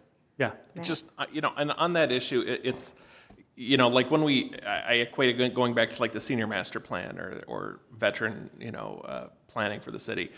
We identified the barriers for those communities to get the services and support they needed, right? And so I think we need to maybe start with just, what are the populations and socioeconomic statuses and so forth, and then work backwards from that to what are the barriers for those folks in the city, So right? are Because you- otherwise it's just this vague, like, go talk about barriers, right? Yeah, and right. so and I get what you're saying, but we got to, sort of like start with, what is the definition of that population under that umbrella that we're concerned with. And then each one, I mean, gosh, you know, I mean, you think about what There we could did for be the so senior many. community. I mean, each one is a whole conversation in its own, right? So this is, I mean, this is the Ready Commission, right? And so this is a much larger, more drawn out process than just bringing back, at least in my mind, bringing back a list. It's deeper than that. But it's the research to get to that, and that's exactly what the commissions are for. It's to do the legwork and the research and then come back with a recommendation for the city council, and we don't always agree, or we tweak it sometimes. And then, you know what, as far as any training goes, I take what I believe and trust in training, and I disregard the rest. And I think every person up here has the ability to know what they like when they're being taught or trained, and we're not like dogs. You know, we still have minds and wills, and we take what is useful to us, and we disregard the rest. So I have a motion and a second. Madam Mayor, I have a couple more Aaron- things. oh, you've got more, Aaron? Oh, Okay. I know, everyone wants to go. No, we're fine. But Councilmember Alexander, you mentioned sort of engagement with the faith-based community, and you and I talked earlier in my office, and I might bring this up as just one possible pathway. We have the Interfaith Council, right? Amazing group of leaders in the faith-based community making up the Temecula-Marietta area. Maybe a first stop, council member, is we get you to an interfaith council meeting, you know, to sort of understand their mission, what they're working on, and then sort of bring some ideas and stuff from that back to me and my office, and maybe ultimately back to your colleagues on the council. Would that be acceptable and ready if there's a ready component to it? Absolutely. Okay. Absolutely. And then you mentioned nonprofits. My favorite. Yeah. I'm open to an actionable plan there.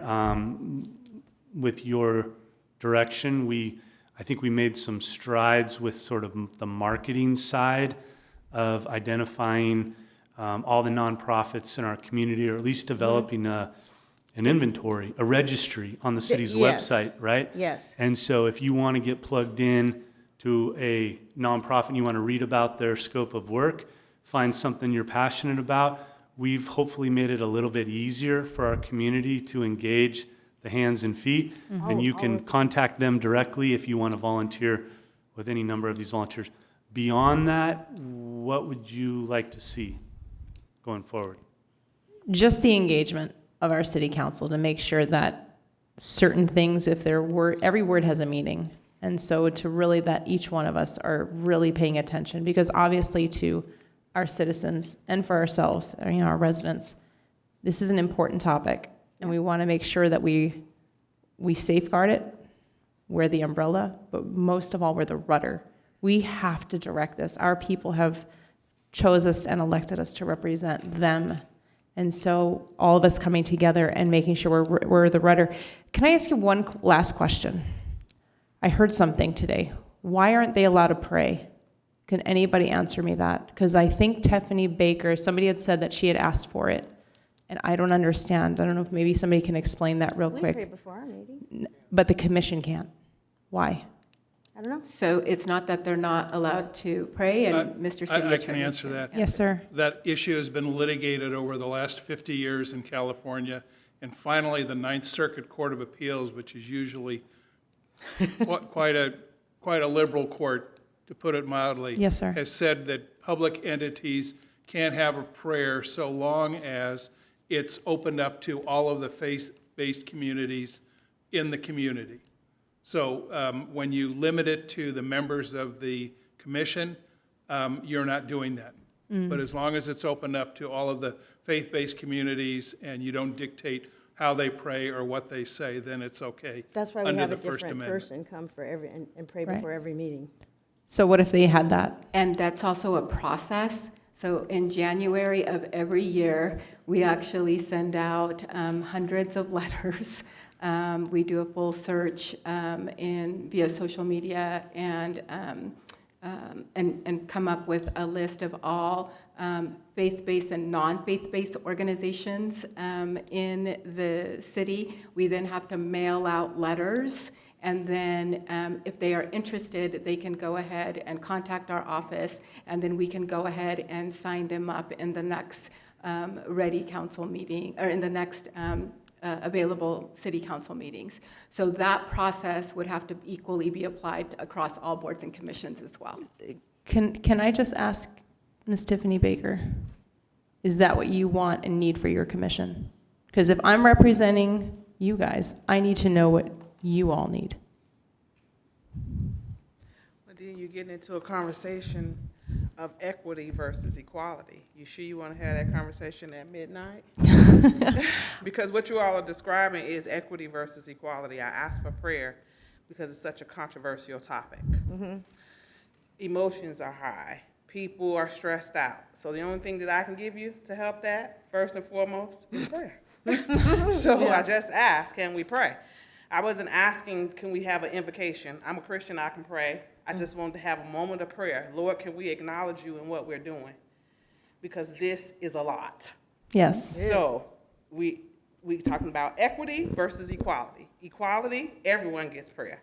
Equity is this commission is unique in nature. We're dealing with very complex issues, emotions, feelings. Therefore, I requested prayer. Thank you. So I don't know if that's something that we can think about, because obviously if the lady who is leading our commission finds it necessary, then who am I to stop that? She's one of the residents. And if we can make that happen, I think it's important. Well, we can certainly look at it and bring it back as a discussion item. Thank you. But to be honest with you, I've dealt with this issue for most of my career. Yes, sir. And this is a pretty good summary of where the courts stand on this issue. And so what's the risk, Peter? What are we, I know there are, consequences, what might they be? Our obligation is always to do what we can to comply with the Constitution. Right. And, if you don't comply with the Constitution, somebody will sue and some federal court will say you can't do that.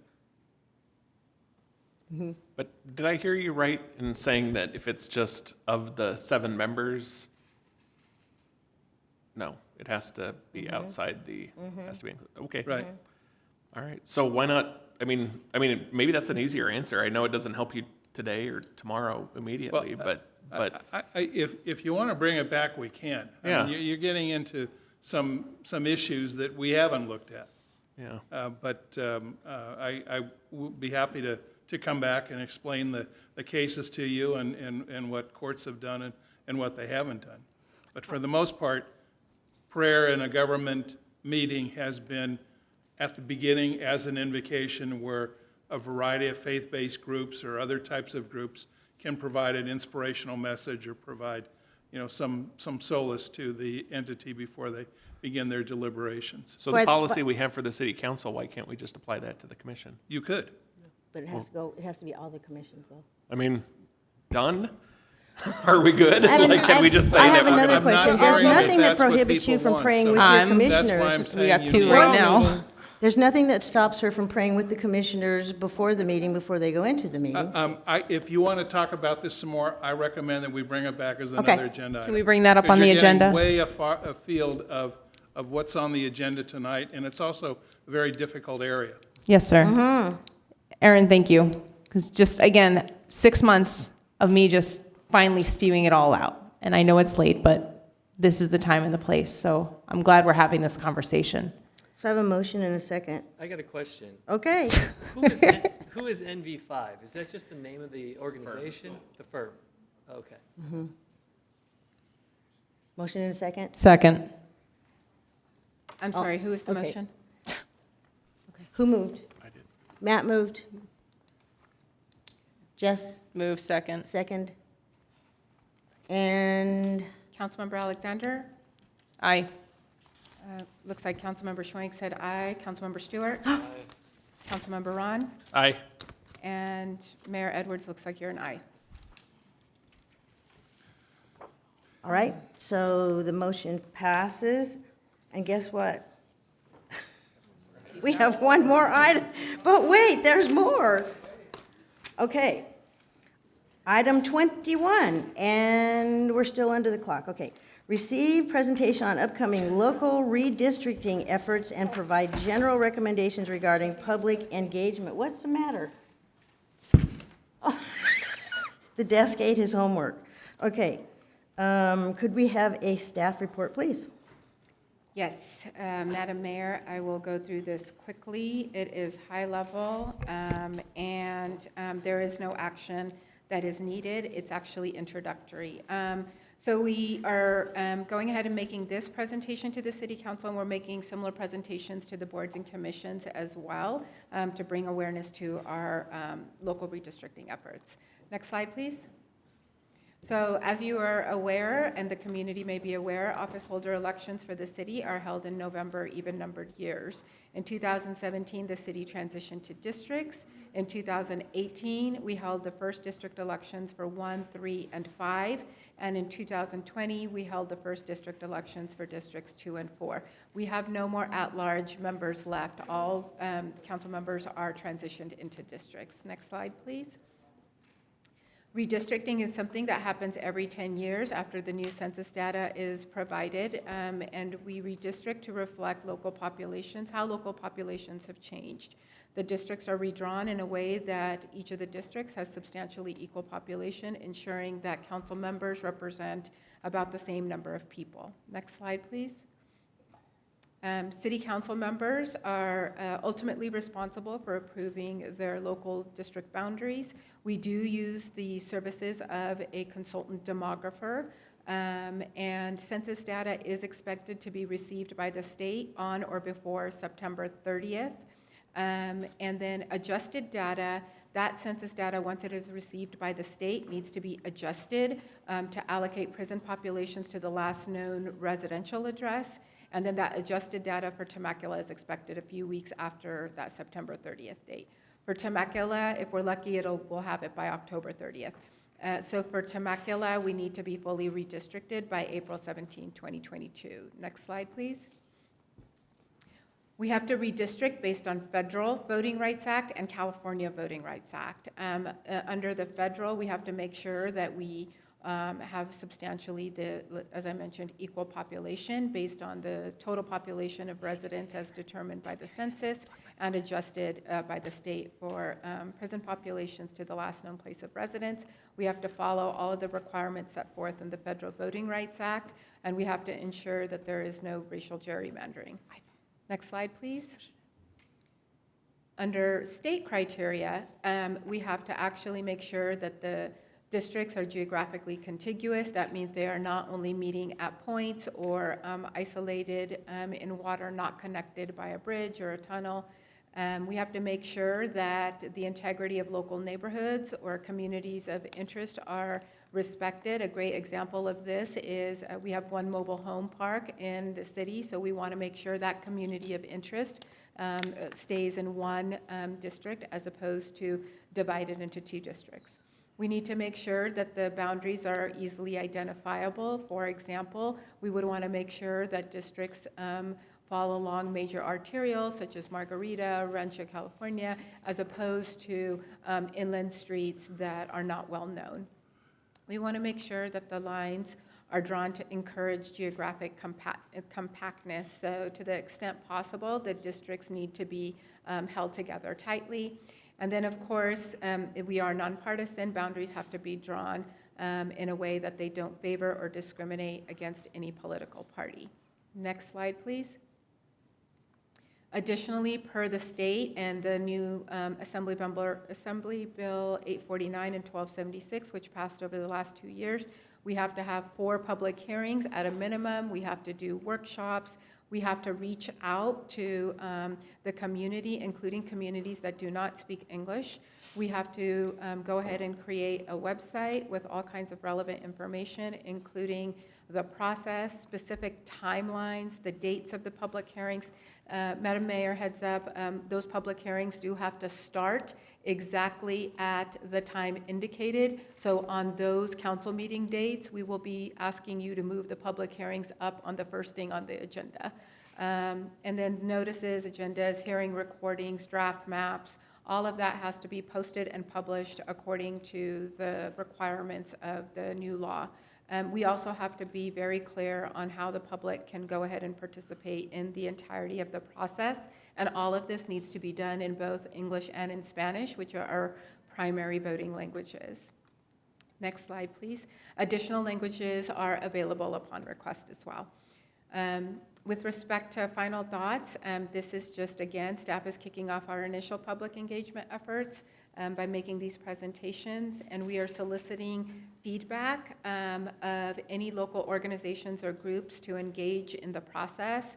Happy to answer any comments or any questions in regards to, we've already been to the READY Commission, we've already been to the Community Services Commission, so groups like HOAs, groups like Rotaries, Kiwanis, those are already identified. In addition, we will be already reaching out to NAACP, League of Women Voters, all of those groups as well.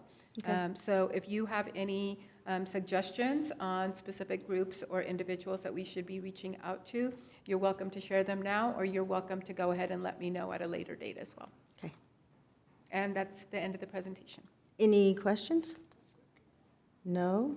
No? Randy, first of all, I know this is it's just a huge undertaking, and you just did it 2 years ago. So, you know, thank you again for, here we go. And, you know, maybe it won't require such a huge adjustment yet. But the upside, you'll never have to do it again.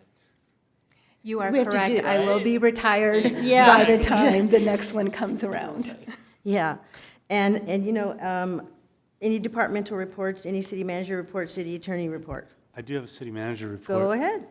The gentleman to my right has given the city of Temecula 22 years of his life, has faithfully served, has been, came into this organization as a engineer and worked his way up through the ranks to become our public works director, served very capably for many, many years as the PW director, and then over the last 9 years, coming up 9 years, promoted up to the assistant city manager, and I really couldn't have asked for a better individual in that job. And as a friend, I'm going to miss him. As a colleague, he's been amazing. He's retiring. He's not dying. He's going to enjoy the next season of his life, but Friday's his last day in the office. This is his last council meeting. Greg, we'll celebrate more at the end of the month, but I couldn't let this meeting end without just saying thank you, thank you, thank you. City of Temecula is better off because of you and all the work that you've done behind the scenes, and I know the city council feels the same way I do, and the executive team has seen you perform at such a high level. So, Greg Butler, all the best in retirement. So, thank you.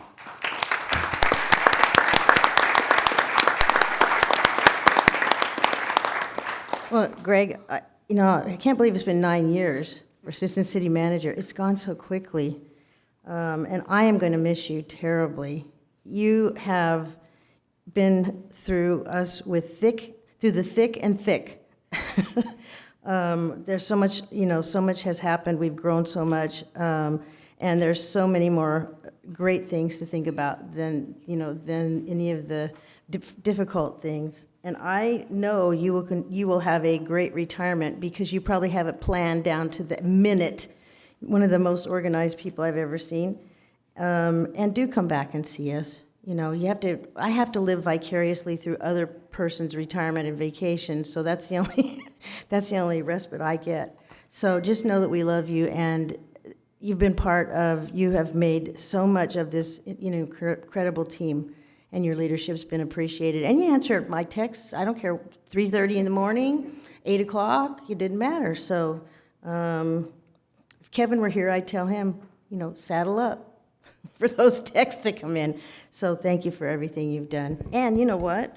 I will adjourn this meeting in honor of Mr. Butler and his tremendous contributions to the city of Temecula over these years. And all in favor? Aye. Aye. Stand adjourned.